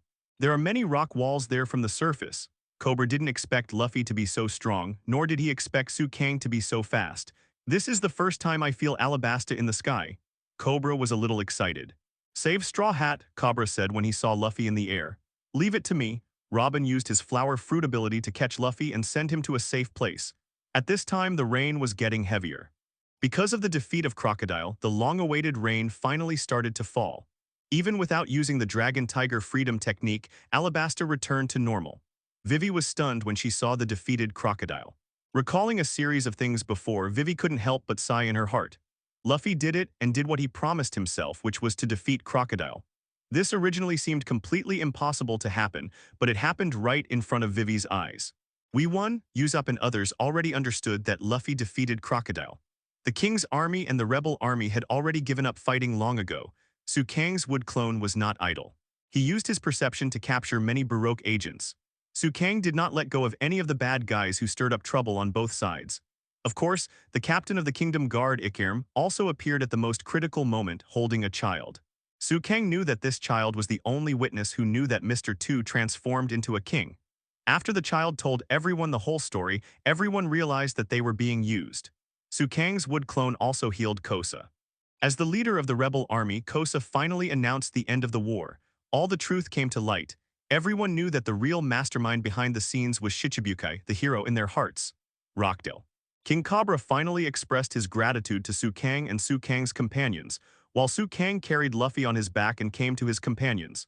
Vivi went to give a speech with the king and Kosha, while Kang and his friends went to the palace, planning to have a big meal. This war has been going on for a long time. After careful calculation, Kang and others came to Alabasta. It's been a while. In the end, Crocodile was captured by Marine and deprived of Shichibukai's name and all special powers. Shichibukai knew that the Straw Hat Pirates had done a just thing, so he did not continue to attack them. Even Smoker was here. After helping Kang and others in an incident, Marine also withdrew. The entire Alabasta was enveloped in excitement. It was not that the war was over, but that it finally rained. Being able to survive was a happy thing for everyone. After everything returned to normal, the Straw Hats began preparations for setting sail, purchasing food and some daily necessities, and Luffy finally woke up. The reason why Luffy woke up so quickly is closely related to Kang. Because Kang had previously obtained a body that was invulnerable to all poisons. With the help of the system, Kang transfused a little of his own blood into Luffy. Luffy instantly defeated Crocodile's scorpion poison. Immediately afterwards, Ikerum's wife appeared. She looked almost exactly the same as Ikerum. She pushed the cart and brought a lot of fruit. Luffy ate all the food in an instant. Friends, they were all stunned. Soon, a variety of staple meats were served, and then the Straw Hat Eater began. Everyone started eating unscrupulously, and the friends had completely lost their grace while eating. I don't know how long I ate before I finally finished the meal. Immediately afterwards, the king invited everyone to the bathroom. It was good to have a bathroom in an arid country, and everyone had not taken a bath for a long time. At night, the friends made an agreement and left quietly. When Kang was leaving, he accidentally overheard the conversation between Ikerum and Jaka the Jackal. Should we inform them? Their reputation is already too great. Roronoa Zoro, 60 million Bali Monkey D. Luffy, 100 million Bali Demon Kang. The bounty is as high as 300 million Bali. At this level, the director of Marine Headquarters Super People will definitely take action, right? There is no turning back. They are going this way. You defeated a Shichibukai. Ikerum was very nervous. He wanted to inform everyone in good faith, but when he came to their room, he found that everyone was gone. While Kang was flying towards the Mary, he thought, "What's going on? Why is my bounty so high?" Luffy's bounty for defeating Shichibukai was only 100 million Bali. Why am I only 300 million Bali? Is it profitable? Is it so exaggerated? Kang couldn't figure it out, and he wasn't in a hurry to think about it. Anyway, the high bounty showed that he was valued by Marine. Kang used his ability to quickly return to the melee, and his friends also rode the running duck and quickly boarded the melee. Goodbye, say hello to Vivi and Uncle Curly for us. Luffy and others waved goodbye to Running Duck and saw Mr. 2 on the boat. In order to help everyone, Mr. 2 protected the melee, which surprised everyone. Do you know what the status of this island is now? Mr. 2 asked. It has been completely blocked by marine ships. Why do you want to help us? Why? Everyone asked. Because we are friends, Mr. Tu said with a smile. Everyone then played together again, and at this time Su Kang discovered that a marine ship had discovered him. Sure a slash. When Su Kang saw Marine's ship, he pulled out his sword without saying a word. However, Su Kang did not slash at Marine's warship but shifted it slightly, and then Marine's ship began to violently attack. The surrounding water was stirred by Su Kang's shaking. Take this opportunity. Move quickly. After Su Kang finished speaking, everyone took the helm, pulled the lever, and began to prepare to break through Marine's blockade. The number of Marines was indeed large, and it took an early morning for the melee to break through the encirclement. At this time, it was already getting brighter, and Vivi could be heard giving a speech, telling her adventure stories. But when the story reaches the most critical moment, Wai still fails to see the melee and her friends. At this time, the melee finally appeared. Everyone turned their backs to Vivi and raised their left hands high. There was an X on their arm, which was the mark of their partners. Karu Duck and Vivi on the shore also raised their left arms, which also had the marks of X's friends. No matter what happens in the future, as long as we see this sign, we will be partners. Vivi seemed to hear Luffy's words again. Set sail, Luffy shouted with all his strength, and the Mary moved towards the next island indicated by the record pointer. There were countless marine warships around, and they were about to catch the Straw Hats. Mr. Tu's swan ship suddenly rushed out, taking countless attacks for them and covering the Straw Hats' escape. A pink-haired girl stared at Su Kang across the sea. Su Kang also confirmed the identity of the beautiful marine in front of him. So that's it, Tina from the prison fruit. Su Kang didn't say anything and used the power of the wind to quickly escape from Marine's blockade. Marine still wanted to catch up, but Su Kang directly started to form the seal. Fire-style Great Fireball technique. A huge Great Fireball hit the Marine ship. People who didn't know it thought Su Kang had eaten the Xiao Xiao fruit. In this world, even if you eat a devil fruit, you can only use one ability. Su Kang's ability has exceeded everyone's knowledge.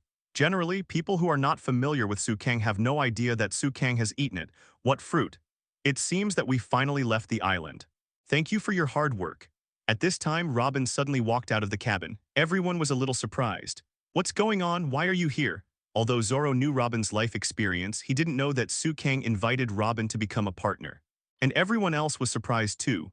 When did you get on the boat? Everyone asked. Always there. Originally, I was supposed to be killed by Crocodile, but Su Kang saved me and invited me to be his partner. The Baroque Working Society is gone and Crocodile has been captured. I don't have it anymore. I finally agreed because I wanted a place to stay. Robin pushed everything to Su Kang. Su Kang then said, "Don't worry, Robin is not a bad person. I think we have discussed it before. Robin is our partner from now on. No matter what happens, she will be our partner." Luffy, what do you think? Zoro asked. Me, it's nothing. It's good to have an extra partner. Don't worry, this guy is not a bad person. Luffy trusted Robin very easily. Sanji is naturally irresistible to beautiful women and welcomes all good-looking women. Coupled with Su Kang's agreement, everyone did not refuse much. And finally, everyone accepted the fact that Robin became a partner. Although at present, getting along with each other has not reached the point where we are going to be in the hot pot, but we can still be considered harmonious. Robin did what he wanted and took out the gems from Crocodile. Nami was instantly conquered. It can be said that Robin easily penetrated into the Straw Hats.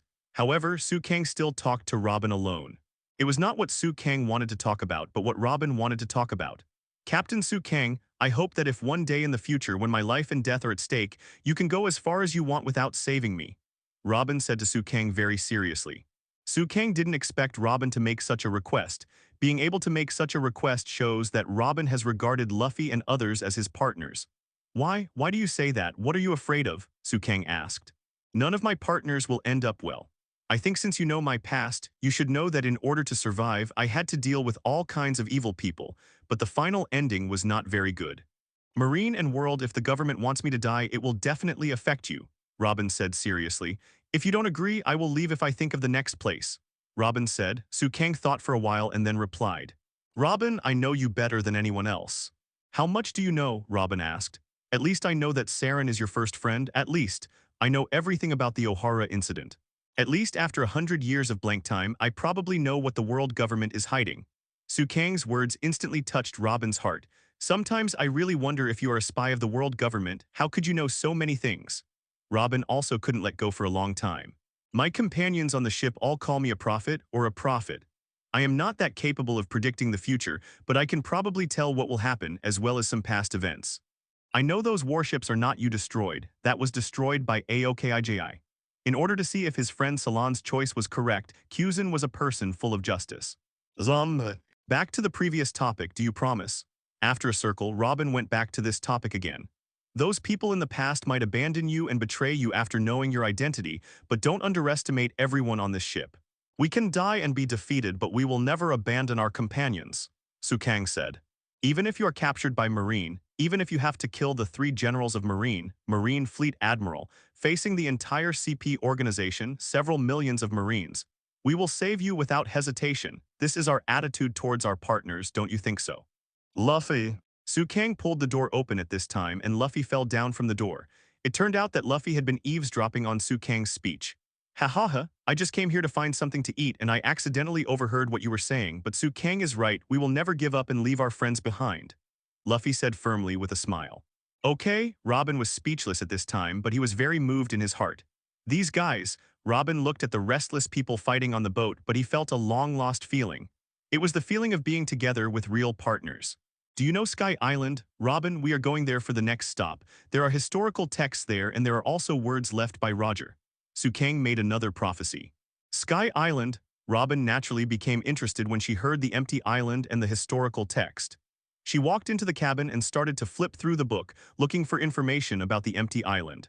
And not long after Kang and Robin talked about the empty island, something fell from the sky. Those things sank into the water around the Mary, making a splashing sound. Soon everyone was shocked because a huge ship unexpectedly fell from above their heads.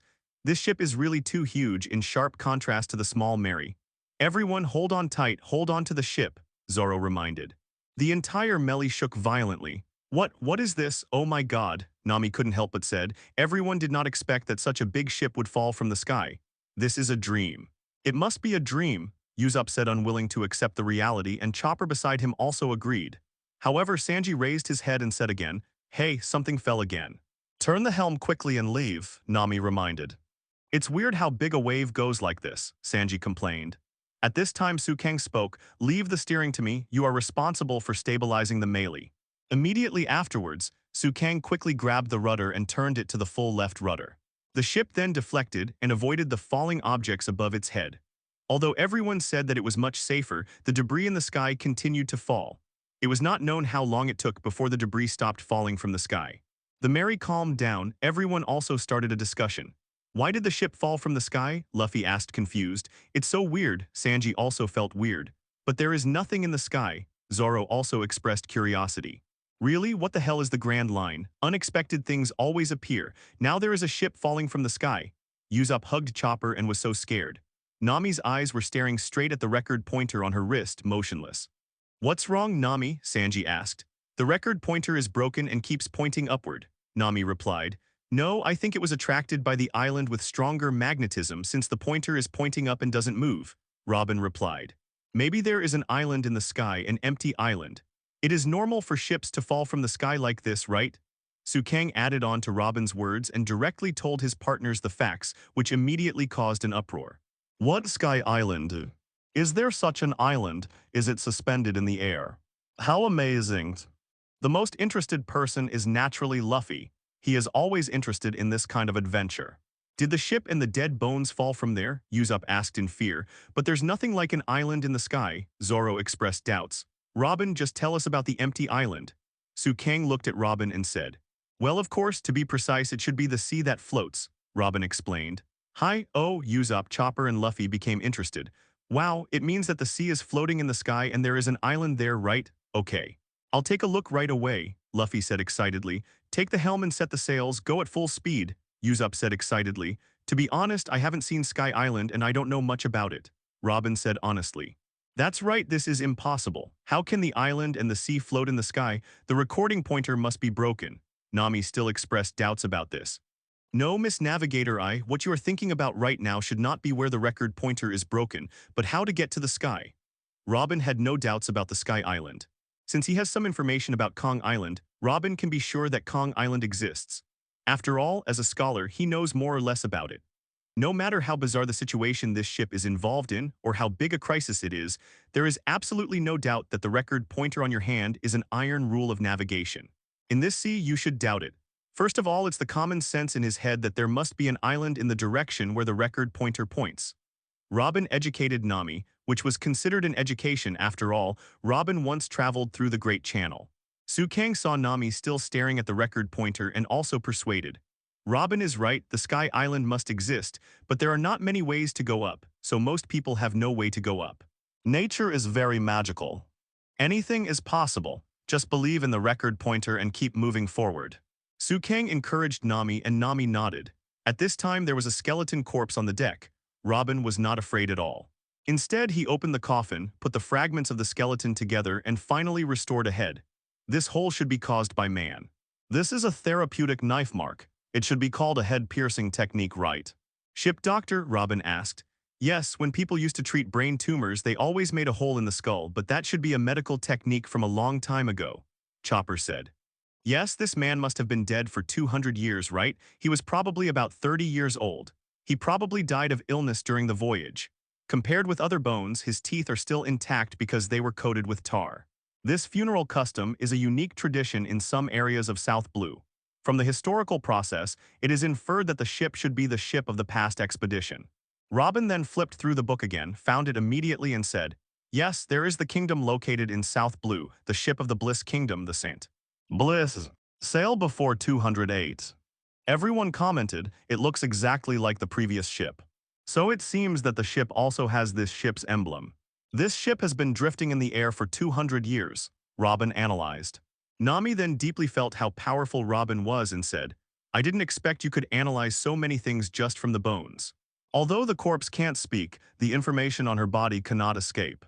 If it was an expedition team, it should be logical that all kinds of evidence and records should be left behind, Robin said, but the ship has sunk to the bottom of the sea. Nami then saw Luffy and Usopp, who had already begun to salvage something. Hey, everyone, I found something great. Luffy spread out the things in his hands very excitedly. It turned out to be a map of the empty island. Sky Island? Does this mean that Sky Island really exists? Of course. Don't you believe what I said? Kang smiled slightly, feeling that Nami still believed in him too much. Awesome, this means Sky Island really exists. That's the island of dreams. Usopp, Luffy, and Chopper danced happily. Don't get too excited. This can only mean that there is such a possibility. Although Nami already believed it, she still didn't dare to confirm it. If even a large sailing ship like that can reach Sky Island, there must be some way for us to get there. Find all the records left by the big ship just now, Nami said.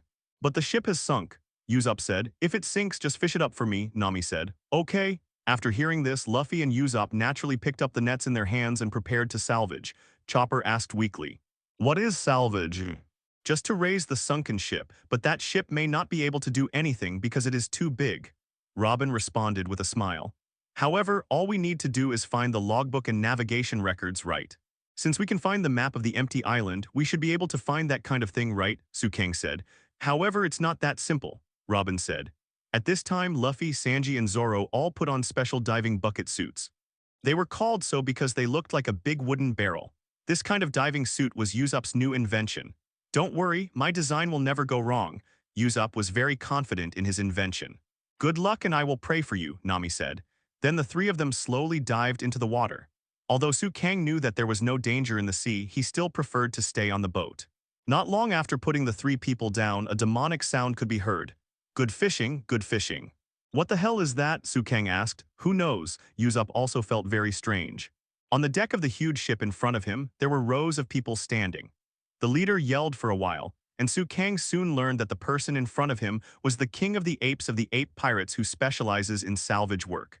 Who are you? This is my territory, said the ape. We are just passing by here, Kang said in a low-key voice. Passing by, then leave quickly. All the sunken ships in this sea area belong to me. You haven't done anything right. Don't whisper, answer my question quickly, the ape king roared. Nami had an idea and said, excuse me, can I ask you a question? I asked you first, forget it, just ask if you have any questions, said the ape. Are you the crew of the salvage ship? Nami asked. What ship, ape? It seems that I really have a bit of ape-like demeanor. Oh, I'm so sorry. The ape may have bad ears, and he accidentally heard the words as a compliment to him. Can you show us your salvage skills? Nami said.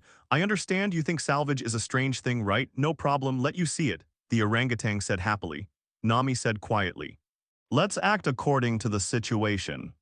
Kang admired Nami's clever idea. "Quick, get the salvage basket ready, let's start salvage." The Man-Ape King then started the salvage work. Their ship itself was used for salvage, so naturally they tightly tied the ship that fell off before, and then using the air the huge ship was fished up. Seeing that the ship came out quickly, a huge black shadow suddenly appeared in the sea. The black shadow was extremely huge and emerged directly from the sea water. In front of him was a huge turtle. "What is this? What kind of land is this?" "I didn't see anything, this must be a dream," Usopp said. "Is it a dream?" "Really?" Chopper said. "This thing should be a creature, right?" Kang was a little unsure after all, he didn't remember all the plot clearly. "They won't all be eaten, right? The gas pipes are in their mouths," Robin reminded. "It looks like a huge turtle. How could there be such a huge turtle?" Kang was not very impressed by the huge turtle in front of him. Because the turtle swallowed the gas pipe, the turtle moved and the boat could only be dragged around by the turtle. Finally, Nami decided to cut off the gas pipe. However, at this time it suddenly became dark. Immediately afterwards, Luffy was thrown on the deck and Sanji and Zoro also appeared on the deck and said, "Set the ship quickly, get out of here. That guy is in trouble. Anyway, leave this turtle quickly." Usopp said. "Turtle? I'm talking about the ape. The turtle must be some kind of sea beast," Sanji said. Luffy was chatting happily with him at first, but then he suddenly became angry when he saw us looking for things on the boat. Zoro said, "It's like an angry gorilla," Sanji commented. "Oh, where is this?" Luffy woke up. "Luffy, come help. Let's get out of this hellish place together." At the critical moment, Kang took charge of the overall situation, and everyone planned to work together to move to another place. "Wait a minute, you guys are actually stealing my treasure on my territory. Do you think you can escape?" The orangutan appeared on the melee and said angrily to everyone, "Treasure. Is there any treasure?" Nami seemed to be a different person after hearing the treasure.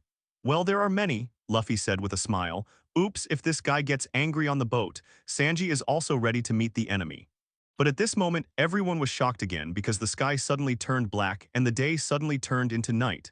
5 black shadows appeared in front of me. These were no ordinary 5 black shadows. These black shadows were huge with wings and seemed to be holding spears in their hands. As if looking at everyone, they immediately raised the spears in their hands and then stabbed them down. When Kang and the Straw Hats saw this, they naturally went crazy. Everyone tried their best to control the melee and escape as quickly as possible. After a while, the sky became brighter. Unbelievable, incredibly big. In a place like the Grand Waterway, there are indeed a series of strange things, and today is also. First, there was a huge ship falling from the sky, Zoro said. Then the record needle pointed to the sky, Nami said. Then a strange ape came and said he wanted to salvage the ship. Usopp said. Another turtle that could eat an entire ship, Chopper said. Then suddenly night came, Robin said. In the end, a giant monster dozens of times bigger than the giants appeared, Luffy said. "Yeah, even I'm scared," said the Ape King. "Get out." Everyone kicked the Ape King away in unison. Kang, do you know what that monster is?" Everyone came back to ask Captain Kang when they didn't know. Everyone was curious about the black figure. "These things, they seem to have wings. They should be people from the empty island, right? I personally estimate that what we saw was just a shadow. Because of the lighting problem, the figure was stretched and enlarged. It's actually nothing serious." "Really or not? If that's the case, then why did you order us to run so fast?" "Fear is contagious. You are all so afraid, so of course I will take you away from the sea of suffering." There is actually nothing wrong with what Kang said. Immediately afterwards, everyone focused on the things that had just been salvaged, but unfortunately, apart from bringing some junk, they did not find anything like a logbook. Then we should find information, right? If we go to the empty island, we might end up in the same fate as the ship just now. Information is a matter of life and death. "What did you bring back?" "A rusty sword, tableware, a live octopus. What I want is a diary, a navigation chart, etc." Nami was furious when she didn't see what she needed, but Kang naturally survived because Kang didn't go into the sea at all. "Here you go, I just got this on the orangutan's ship, let's use it first." Robin just got the permanent record pointer on the other's ship, while everyone was not paying attention. This, Goya, Nami felt a little strange when she saw this name. Kang immediately walked up and said, "Now that I can figure it out, if you want to go to Sky Island, you have to go to Gaia and wait for God's preparation. However, we are following our own record pointer moving towards Sky Island." "Gaia, okay, then head towards Gaia at full speed." Luffy raised his hands high, showing great excitement. Immediately afterwards, the golden melee sailed in the direction of Gaia. After struggling for so long, the melee finally got on the normal route. The island called Gaya shouldn't be very far away, right? Sanji asked. Yes, the weather has been very stable since just now. We should have entered an island-type climate sea area, Nami said. So Gaya Island must be Spring Island, right? Luffy said expectantly. The weather is so warm and comfortable, Tilda. At this time, Chopper was basking in the sun and lying warmly on the deck, looking very comfortable. Spring is such a good season, and the seagulls seem to be very comfortable. The seagull was shot down. As soon as Chopper finished talking about the seagull fell on the boat and died. It seems that there is a sniper master who shot them from a long distance. Kang thought about it, but he couldn't think of any sniper master. Usopp, improbable. His father, impossible too. Here it is. However, soon everyone on the melee was able to see the town not far away in front of them. This town is very lively and everyone is looking forward to it. Don't you think this place looks like a resort? Usopp asked. Resort? Chopper was also looking forward to it. Come on, Mary. Luffy was already looking forward to it. Really? There is a feeling that makes people want to spend their days leisurely, Nami said. It's better to exercise restraint. This place is a gathering place for pirates. Kang said, really? Wow, Usopp then saw countless pirate flags fluttering in the wind. Sure enough, as Kang said, this town seemed to be full of pirates. Is it my imagination? There are so many pirate ships parked here. Oh, really? How can a pirate ship park in the port openly? Nami looked unbelieving but soon chose to believe Kang again. What kind of town is this? Everyone complained unbearably. In this way, Luffy, Zoro, and Kang stepped off the pirate ship while the others stayed on the ship out of worry. Do you think these three guys can come back without causing trouble? Nami asked. Of course it's impossible. Besides, this town doesn't look good. It's not impossible, it's definitely impossible, Usopp said. This is not okay. Nami then followed. While walking down the street, a drunk man fell off his horse. Excuse me, can you help me up? The man said drunkenly. Luffy and Zoro threw it on the horse.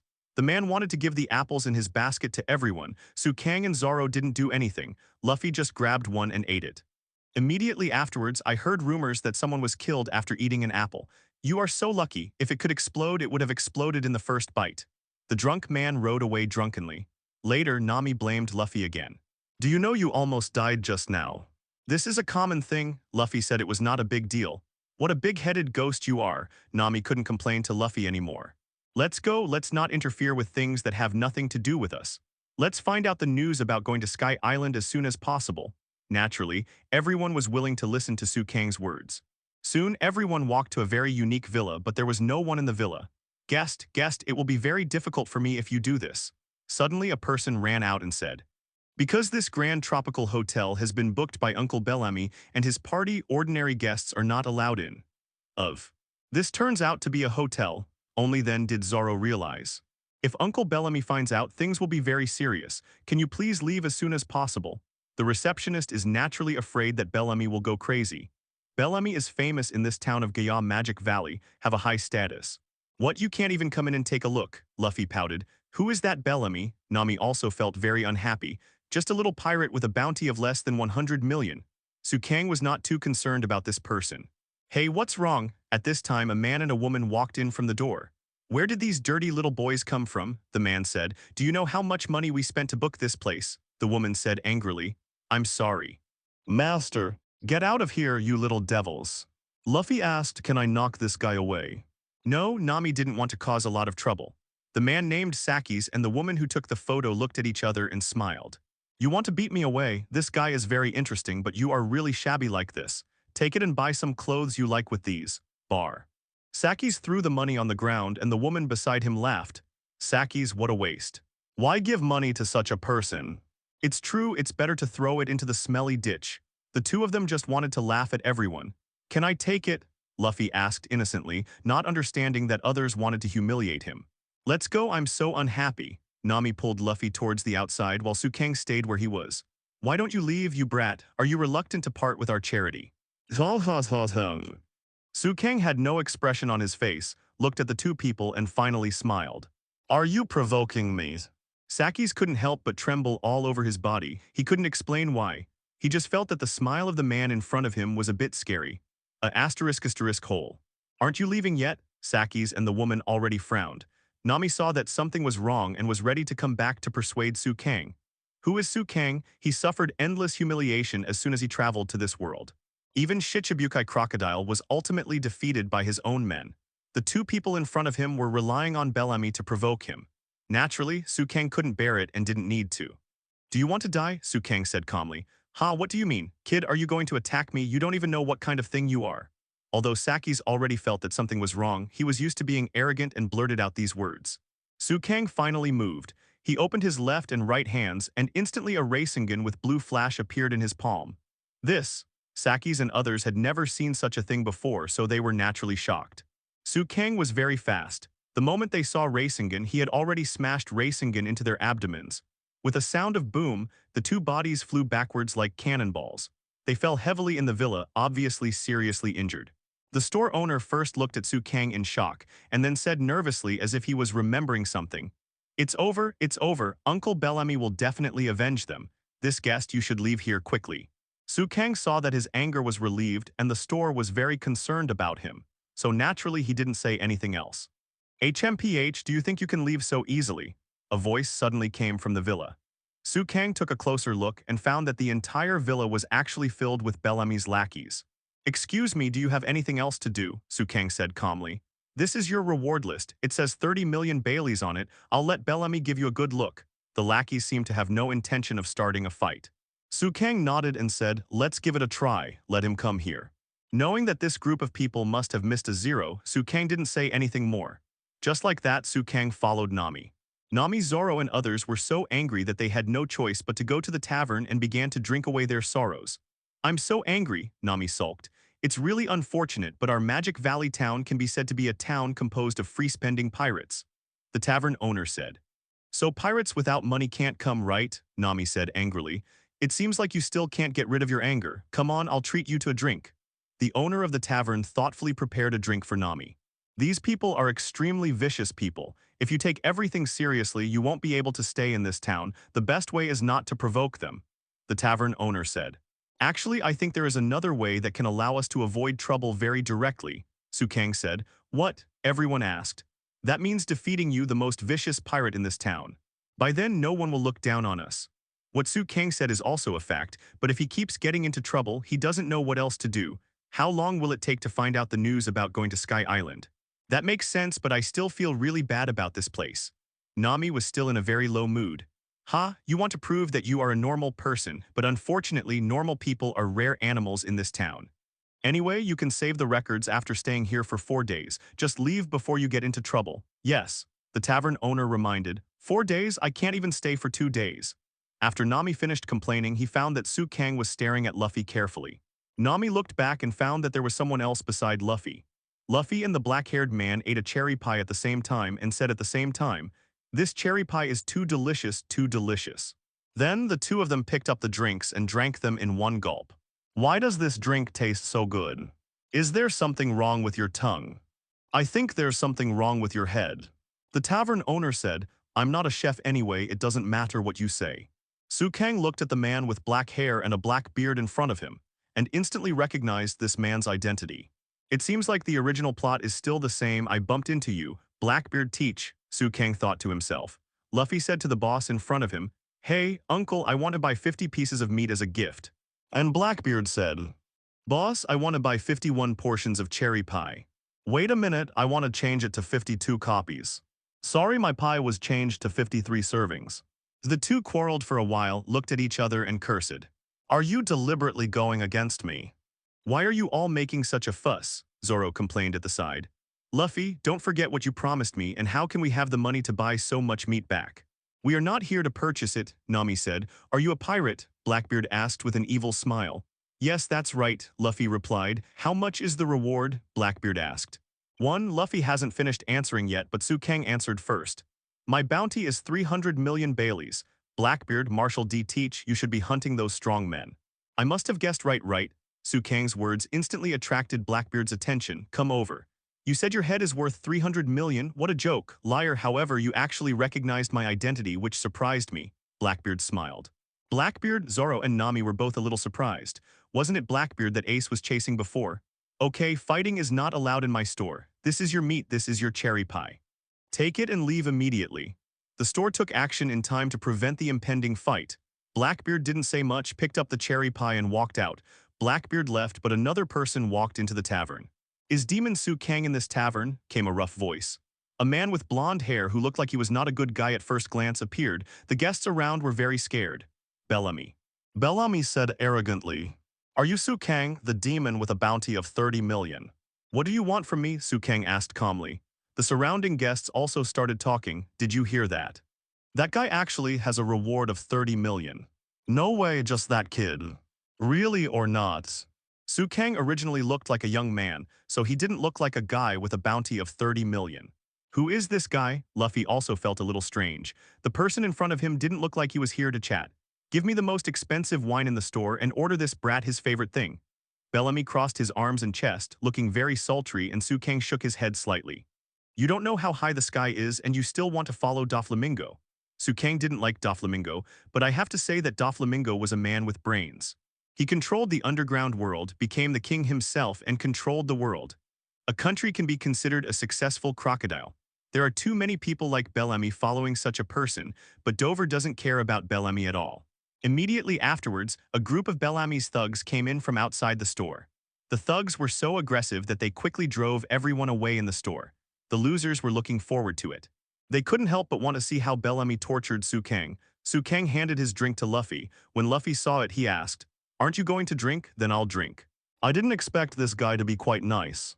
At this moment, Bellamy took action and punched Luffy hard. Su Kang thought this guy would attack him, but he didn't expect him to be so vicious, hitting anyone who drank. Bellamy's attack was sudden, but Su Kang had already prepared himself. In addition, Su Kang's speed couldn't stop him, so he instantly grabbed Bellamy's wrist. "I'm sorry, my friend doesn't need to be beaten on the back." Su Kang mocked, then threw Bellamy outside the tavern, and the tavern did not suffer any damage. The guests in the tavern and Bellamy's henchmen were all shocked. They didn't expect Bellamy to kick the iron plate. But they still kept smiling because they knew that Su Kang's actions would only make his ending more tragic. "What's going on? Why does this guy want to slap my back? He's such a good person." Luffy was still in a confused state. "Luffy, how slow your reaction must be, but since it's Su Kang, I don't think I need to help." Zoro subconsciously pulled out the knife just now, and now he takes it back. "Su Kang, don't do anything, we haven't asked for the news yet," Nami said. "You can't ask for news here," Su Kang said firmly. None of the people in front of him believed in the existence of Kong Island. Even being beaten up could not change this fact. Nami then asked, "How can I get to Sky Island?" Immediately afterwards, the whole tavern burst into laughter. They all laughed like fools. "Did you hear that? She said she wanted to go to Sky Island.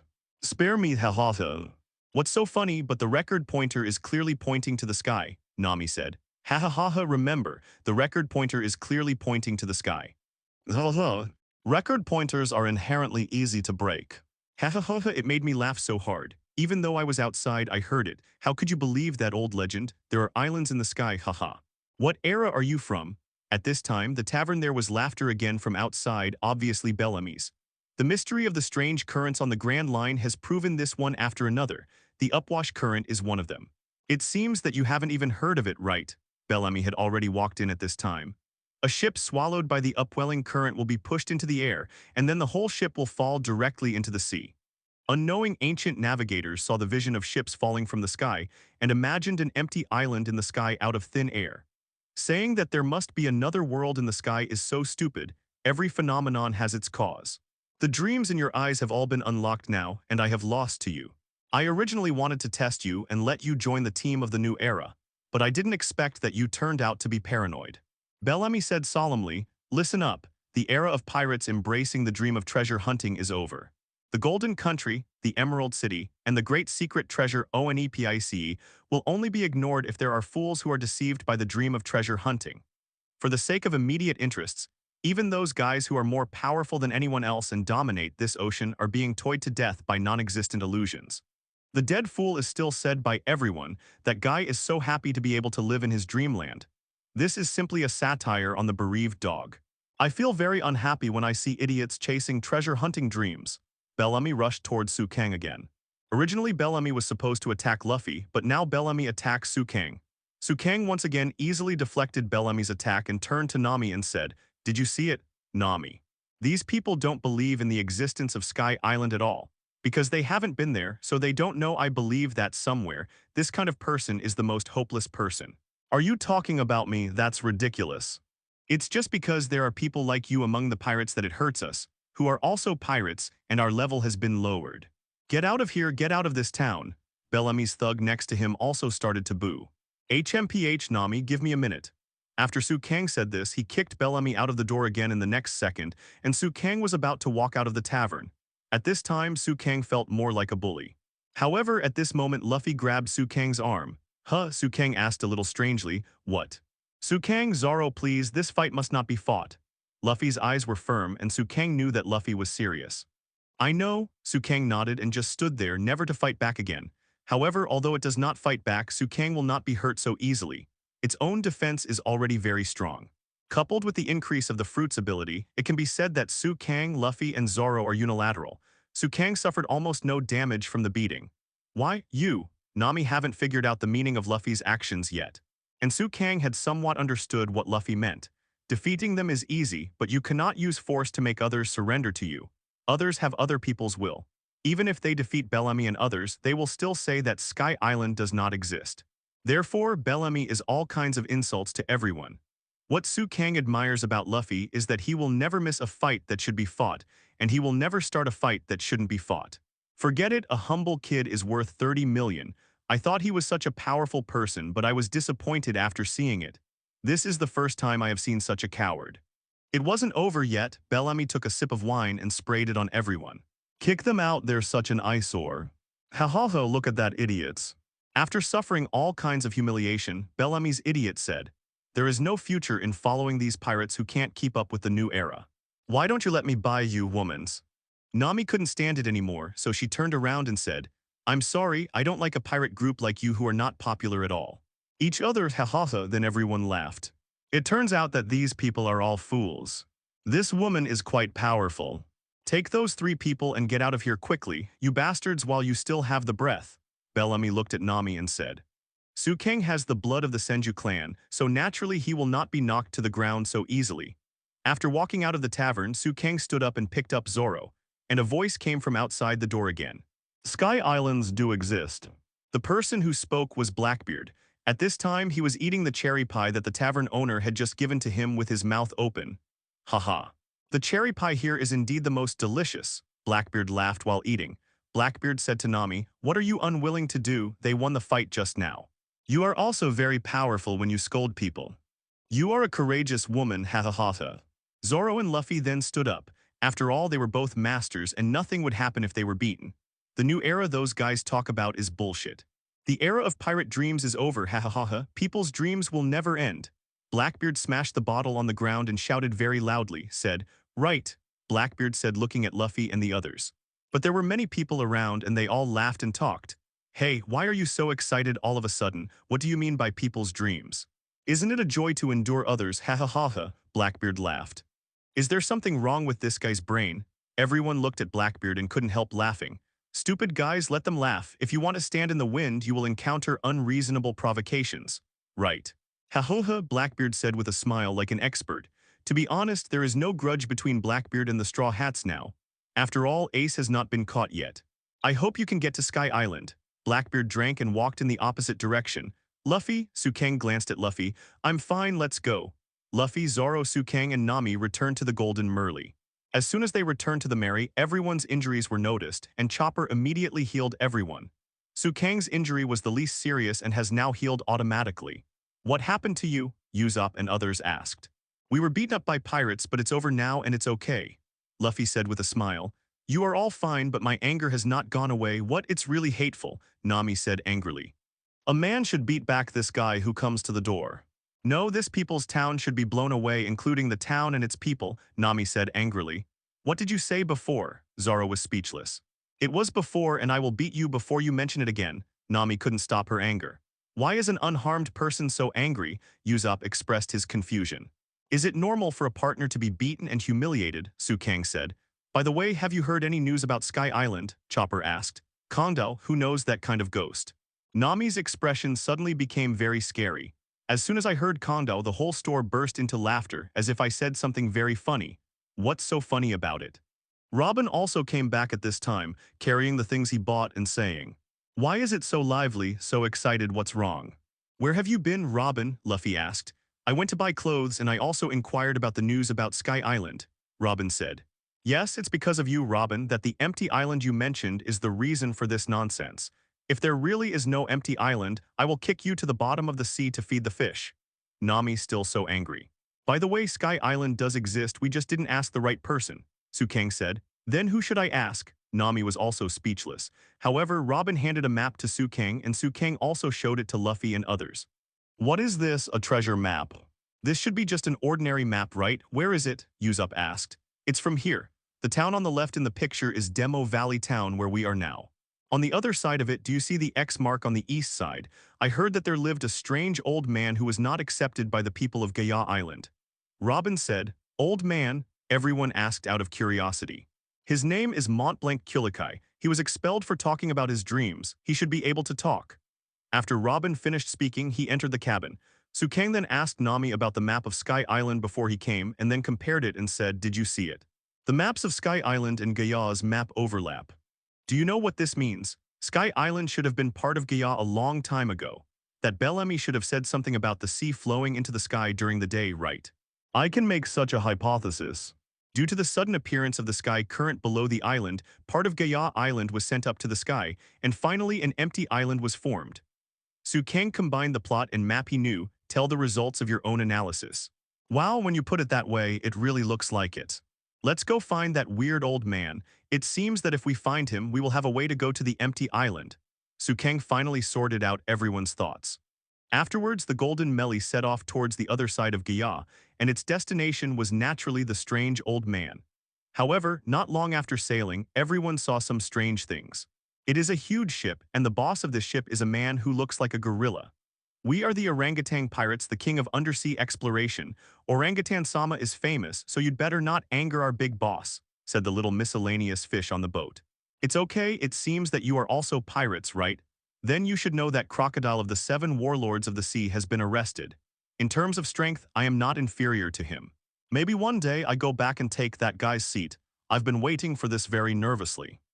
Kang thought to himself, you guys really dare to brag. What's special about me is that I haven't had my hair cut for 25 years since I was born. How about it, are you shocked? Said the orangutan king. When Kang looked at it this way, it was true that the orangutan king in front of him did have very long hair. But what does this mean? Kang expressed doubts. You brat. How dare you disrespect the big boss? The crew members condemned. Forget it, really, your answer is really frightening. Listen carefully, if you forcefully break into my angry sea, it will be a sea of blood, the orangutan king warned. Although the Gorilla King said this, no one in the Straw Hats was afraid of him. Luffy said directly, It doesn't matter, we are going to a place and we plan to go there now. The Orangutan King said angrily, All the sea areas in this area are under my control. If you want to go there, you can leave money to buy the way first. What nonsense, what he said is similar to that of the Ape King just now. Usopp also discovered the clue. Ape. What do you think happened to the ape? The Orangutan King suddenly asked. He was just kicked away by us, Luffy said nonchalantly. After hearing this, the Orangutan King was naturally very angry and said, What? How dare you treat my brother like this? The enemy of the orangutan is my enemy. Luffy immediately said, Hey, wait a minute, we just kicked him away and didn't do anything to him. The Orangutan King was already preparing to attack. Sonic roar of destruction. Upon seeing this, Kang immediately reminded, Get ready to fight. I didn't expect this guy to be so kind to his brother. At this time the Orangutan King shouted, and he could clearly feel the sound waves coming from him. However, because the sound waves came from there, he did not expect that the Orangutan King would instead move the wooden planks on the deck of his ship. The cry was broken. The entire ship is being violently ravaged, and if this continues, the Orangutan King's ship will fall apart like this. What are they doing? Sanji asked, confused. But this sound is really powerful, it can destroy the ship with just the sound, Luffy also said in surprise. Kang felt that his feelings were completely wasted. Mo Dan. He is actually another funny character. According to the law of immortality of funny characters, the person in front of me is probably unkillable. Hey, don't stand and watch, why don't you move forward quickly? Nami urged. Yes, Sanji said enthusiastically. Oh, Nami is no longer a devil, Luffy said happily. However, everyone soon felt that something was wrong because the other party's sound waves could still be transmitted and eventually affected the melee. Wow, it's not good, it really can still affect us. The cracks that we just repaired with great difficulty have cracked again. Don't make trouble, our ship is already very broken. If we stay here any longer, it will definitely disintegrate. Usopp said very worriedly. At this time, Nami was not idle and said immediately, Side the ship to a place where there are no sound waves immediately. Wind release great breakthrough. Kang directly formed a seal to use his wind release ninjutsu, and a large amount of wind was immediately generated around him. Using these winds, the Straw Hats quickly moved forward in another direction, just like that, gradually avoiding the attack of the orangutan king. Everyone finally came to a quiet sea area again. Usopp and others started repairing the Mary again. While hammering the nails, he complained, "Really, I'm so angry with that B******D gorilla, the boat is even more broken. Look carefully. When did this boat become dilapidated? Is it time to get another one?" Zoro said. "Why do you even say that, you heartless guy?" Usopp had a very deep affection for the ship, surpassing everyone on the ship, so naturally he couldn't help but complain. "You should know very well how we got this ship in the first place," Usopp said. "I know, Usopp, there's no point complaining now. The Golden Merly is our important partner. Let's work harder and fix it no matter what." Luffy's words were very touching, but the next second Luffy accidentally hammered a part of the Mary. "Luffy, do you want to fix him or break him?" Usopp was furious. At this time, Kang, Robin, and Nami were discussing the next plan together. "After leaving Magic Valley Town, turn around and walk east. You'll find the place marked with an X on the map. This is the place. What's it called?" Nami asked. "Mont Blanc Coulique," Robin answered. "That dreamer lives there, right?" Nami confirmed. At this moment, a magnificent small castle like a palace appeared in front of everyone. "It's amazing. This place is like a castle. That guy named Mont Blanc Coulique is really rich." Luffy, Usopp, and others were very excited. What a dreamer, to put it nicely. Just a facade person. Sanji and Zoro had already revealed the truth. After getting off the boat, everyone saw that the castle looked like just a slab. What? It's actually a board. Only half of the house is real, the rest is made of plywood. What a stingy man. This can also explain the identity of his ancestors, Kang said calmly. "I really don't understand what you're talking about." Nami feels more and more that what Kang said is very intriguing. "What dream did he sing about to get deported?" Nami asked Robin. "I don't know the details. It seems that guy said that there is a lot of gold buried in Gaia Island." After hearing about gold, Nami instantly became more curious. "Gold? Is it the gold buried by the big pirate?" Nami asked. "I don't know about that." Robin shook his head. "It seems to be a place called Golden Township. The man in the tavern also mentioned it." Kang said. Nami was naturally very excited. Nami found an ancient book with Rolando the Great Liar written on it. "The title of this book has been well received. It should be very interesting, right?" Usopp said very curiously. "This book. This is a very famous story in North Blue.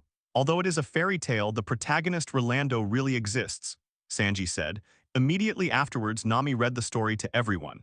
"Poor liar, he died like this before he became a brave sea warrior." Nami looked at Usopp, obviously dissing him. "Hey, don't look at me, don't add such a tone casually, okay?" Usopp complained. At this moment, Luffy suddenly fell into the water, and a man appeared in front of everyone. "Who are you? How brave are you? How dare you break into someone's home?" "This area of the sea is my territory." The speaker was naked from the waist up and looked very capable. "Quick, pick up Luffy." Sanji rushed towards the sea with all his strength. "You are here for the gold nuggets, right?" The man immediately wanted to stop Sanji. Kang took action at this moment. He did not use any special moves. He only used physical skills to temporarily entangle the man in front of him. The man's attacks were very fierce, but Kang was able to fire all the attack coupons without too much damage. This surprised the man in front of him. Kang already knew the identity of the person in front of him, but he didn't reveal it. The man in front of him was about to continue attacking, but suddenly he fell to the ground in great pain. Luffy was also rescued, and everyone decided to heal this man first. After putting the man on the bed, Chopper diagnosed him and found out that he had the diving disease. Diving disease?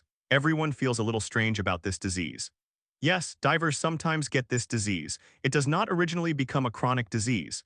When coming up from the bottom of the sea due to insufficient decompression, certain elements that were originally dissolved in the blood cannot remain dissolved.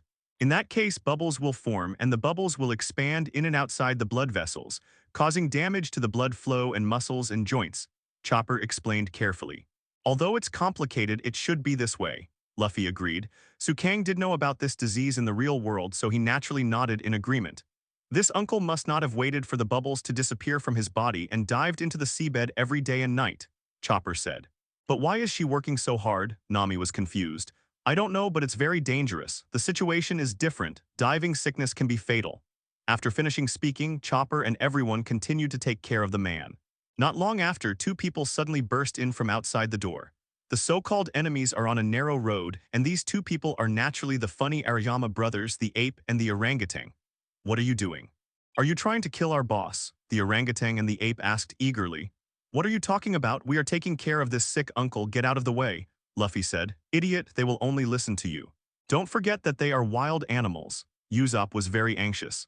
Unexpectedly, the orangutan and the ape said with tears in their eyes, you are such good people. I didn't expect them to believe it.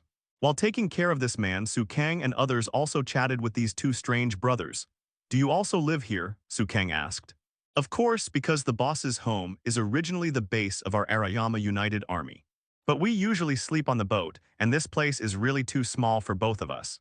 It's because you two have grown too big, but if the giant uncle sees you too, he will probably think you are like a piece of earwax. Haha, Luffy always bursts out with wise words. Unexpectedly, Brother Sarusama not only doesn't mind, but actually he is getting more familiar with everyone, which is hard for Usopp to understand. After chatting for a while, Chopper came out and said, Hey, Uncle is awake. Are you awake? Kang then walked in with Luffy. As soon as he walked in, Luffy asked, Uncle Diamond, I have something to ask you. After taking a puff of his cigarette, the uncle said, I'm causing trouble to you. I thought you were also idiots looking for gold nuggets. What do you want to ask me? The uncle said. Uncle, we really want to go to Sky Island. Can you tell us how to get there? Luffy said directly. Sky Island. Humph, haha, you really believe there is an empty island? The diamond-shaped uncle burst out laughing. Nami instantly became furious and planned to hurt someone. Usopp quickly stopped him and said, Don't do this, I'm a patient. Is there really no empty island? Uncle? Luffy asked again. I don't know either, but I know that there is a person who believes in the existence of Sky Island, but that person became a legendary and world-famous liar, and future generations will never be able to hold their heads high. After Luffy heard this, he immediately turned to look at Usopp. It's not me. Then Uncle Diamond said, People from North Blue should have heard of this ancient fairy tale, Rolando the Great Liar. I believe you are a descendant of Rolando, right? Kang directly hit the key point. That's right, he is my grandfather's grandfather's grandfather. I don't know how far apart it is. In short, we have a very distant relationship. We may not have that guy's blood on me. The Montblanc family was expelled at that time. The life that couldn't raise his head was still being scolded, but no one hated him. Uncle Ling-shaped said, Why? Chopper asked. Because Rolando is more honest than anyone else. But in the picture, Rolando said something before his death. I know that the mountains of gold have sunk to the bottom of the sea. He was also painted as stupid, but in fact he died in tears and hatred. This is because he believes that he brings the king to get the golden island he has seen before, so he cannot convince himself it is just a fantasy. He claimed that it was due to changes in the Earth's crust that the gold sank to the bottom of the sea, but anyone who heard it would think he was quibbling. In the end, amid the ridicule of the crowd, Rolando was beheaded and publicly known as a liar. Said the rhombus-shaped uncle. I understand. Uncle, you decided to go to sea to find gold in order to clear the name of the Montblanc family, Usopp said. After the diamond-shaped uncle heard this, he immediately shot Usopp and said, Idiot, when did I say that? Usopp was so frightened that he crouched down and dodged such a bullet. No matter how honest and upright my ancestor was, no matter how great an explorer he was, it has nothing to do with me. Just because he has some blood relationship with that idiot, he was scolded by strangers. Can you understand the child's grievance? I grew up in that kind of environment, Uncle Diamond said ventingly. Everyone knows that Uncle Diamond must have received a lot of glares, and we are patiently waiting for Uncle Diamond to relax a bit. Yes, during these 400 years, in order to redress the reputation of the Montblanc family, there were countless people who went to sea to find evidence, but in the end they were all missing. I have always been ashamed of having such a family, so I am a people ran away from home and became pirates, said Uncle Diamond. So Uncle is a pirate, Luffy finally understood. Actually, I don't really want to be a pirate. The reason is very simple. I just want to escape Rolando's curse. Unknowingly, I also became the captain of a pirate group. I entered the Grand Line as I wished and started my daily life. Adventure. I didn't expect that 10 years ago, our ship came to this island by chance. Uncle Diamond continued to narrate.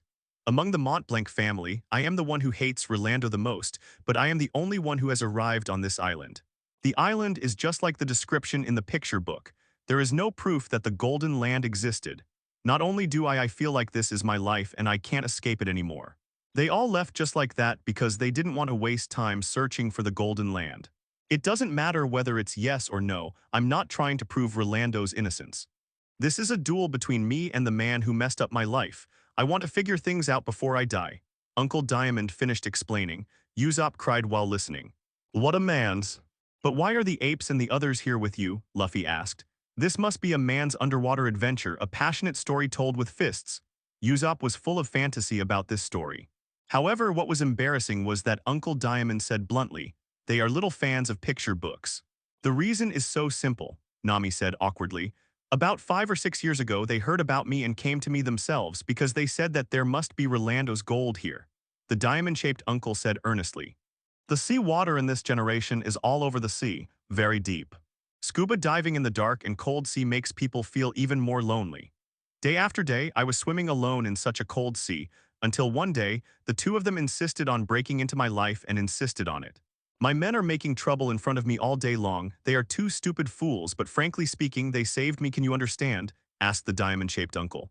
Wow, I understand very much. That's right. Like-minded friends are the strongest pillars. Usopp was once again moved by these stories. You are such a person who sheds tears easily. Kang listened and looked at Usopp, feeling embarrassed. No. What I want to ask is how to get to Sky Island. Uncle, Luffy asked again. Oh, you are so impatient, didn't I just say that? The only person who can endorse Sky Island is that big liar Rolando. Once that guy is involved, you will become a laughing stock like me. The diamond-shaped uncle turned over, picked up a book. I am convinced that Rolando should have been to Sky Island. Kang confirmed this matter. Kang, who understood the plot, naturally knew that Golden Land and Sky Island existed. Unfortunately, although you are sure, it is not recorded in the book. Is this a logbook? Is it Rolando's own? Nami was very excited. That's right, read that page to everyone, said the diamond-shaped uncle. Great, this is a log from 400 years ago. It was a clear day on June 21st, 1120th year of the maritime calendar. It set off towards the prosperous town of Vera.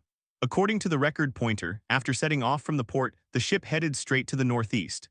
I bought a strange thing from the boat seller I passed by during the day, which is a single-person boat called Yuba that looks like a snowboard. It's a wonderful boat that can ride the wind and waves even on calm days. But I still can't figure out how to control it, and I still can't get it right. Now it has become a means of transportation for the crew to relieve their boredom. How interesting. I think I want this. But her source of power seems to be found only on empty islands. I heard that there are many strange and weird things in the sky. Since we mention empty islands, I have to mention my explorer friends who showed them to me. The lively empty fish is really a wonderful fish, which surprised me. Although it is an unknown territory for our ship, as a sailor, I really hope that one day I can go to the Sky Island to broaden my horizons. Mont Blanc Rolando. After Nami finished reading this article, he said excitedly, he mentioned Kyukai. It's the same as what Robin Kang said. And in his day, it seemed natural to talk about island time. It's true. Very good. After everyone confirmed from the logbook that the empty island existed, everyone was extremely excited. At this time, Uncle Diamond went out to look for the apes and orangutans, but soon he called everyone out. Is there something wrong, Uncle? Everyone asked in confusion. I will now tell you all the information I know about Kondo. I can't guarantee the authenticity. It's up to you to believe it or not. The diamond-shaped uncle then said, in some sea areas in this area, a very strange phenomenon sometimes occurs. That is, it is still daytime, but in the blink of an eye it is shrouded in darkness. That's right. We've met before, Luffy said, raising his hand. Yes, after the night came, the monster appeared immediately, but Kang said it was just a shadow. Usopp said, so far there are many different legends about that huge monster. Let's not mention them now. As for the truth about the sudden dark night, to put it simply, it is because I remember the thick black shadow of the clouds. The diamond-shaped uncle said. When the topic came to the cloud, Nami naturally started discussing it. That kind of darkness is definitely not caused by dark clouds. That's called a cumulonimbus cloud. It's not an ordinary cumulonimbus cloud. It forms at high altitudes. No matter how thick it is, it will not produce airflow and will not fall as rain. Therefore, once there are cumulonimbus clouds in the sky, the clouds will not even sunlight can penetrate it, and the brightest day will turn into darkness. Another theory is that some people say that Jaimai cloud is a kind of cloud fossil that has not changed for thousands or even tens of thousands of years, and has been floating in the sky. The rhombus-shaped uncle was interrupted by Nami. How is it possible? How can there be clouds that will not produce airflow no matter how thick they are? I said it's up to you whether you believe it or not. I'm not asking you to believe this statement. His mystery has indeed not been solved yet. Listen up, so I guess that if Sky Island really exists, the only possibility is that's where S*X is, said the rhombus-shaped uncle. I know we are going to the clouds. Zoro, get up, everyone is ready to set sail, turn on the rudder and drive to the clouds. Uncle, thank you for telling us. Luffy became excited. Kang was quite speechless. How could a ship be able to sail upwards? If my guess is correct, if we want to go to the clouds, we have to rely on the sky currents, right? Kang said directly regardless of Luffy. Oh, I'm surprised. I didn't expect you to know the existence of this. However, this thing is bound to die. As long as it flows along it, it is equivalent to hitching a ride to the sky. Do you understand? Said the rhombus-shaped uncle. However, most of the stories I heard were that the ship would fall down halfway and be shattered into pieces. As a navigator, Nami naturally has to think about everyone's safety. Generally speaking, that's the case, but as long as you seize the right moment, you'll be fine. The right time. But when the time comes, the situation will not be as simple as being pushed up by the current, as I said. In short, it will not be the relaxing and leisurely journey in the sky that you can imagine. The current from bottom to top is, to put it bluntly, a disaster. It should have been a natural killer that should be avoided, said the rhombus-shaped uncle. So what is the principle that allows that ocean current to rush straight into the sky? We have never heard of such a thing so far, Nami said. Yes, the friends all nodded. Uncle Diamond then explained. The mysterious ocean current principle that caused the monster to appear is still unsolved, because no one is stupid enough to bet their own lives to investigate, but there is a conclusion. In that sea area, there is a large hole deeper than the seabed. The nearby low-temperature seawater will flow into the hole. The geothermal heat under the seafloor will generate huge steam power, which will cause an explosion on the seafloor, which is enough to explode the seawater. It opens up and forms a current from bottom to top, which is a huge explosion of currents reaching the sky. For about a minute, the current will continue to rise into the sky. Nami immediately asked, 1 minute of water column, how big is the explosion? Uncle Diamond replied, the location of the outbreak is different every time and the frequency is 5 times a month. So if it falls, it will break into pieces, Usopp asked very worriedly.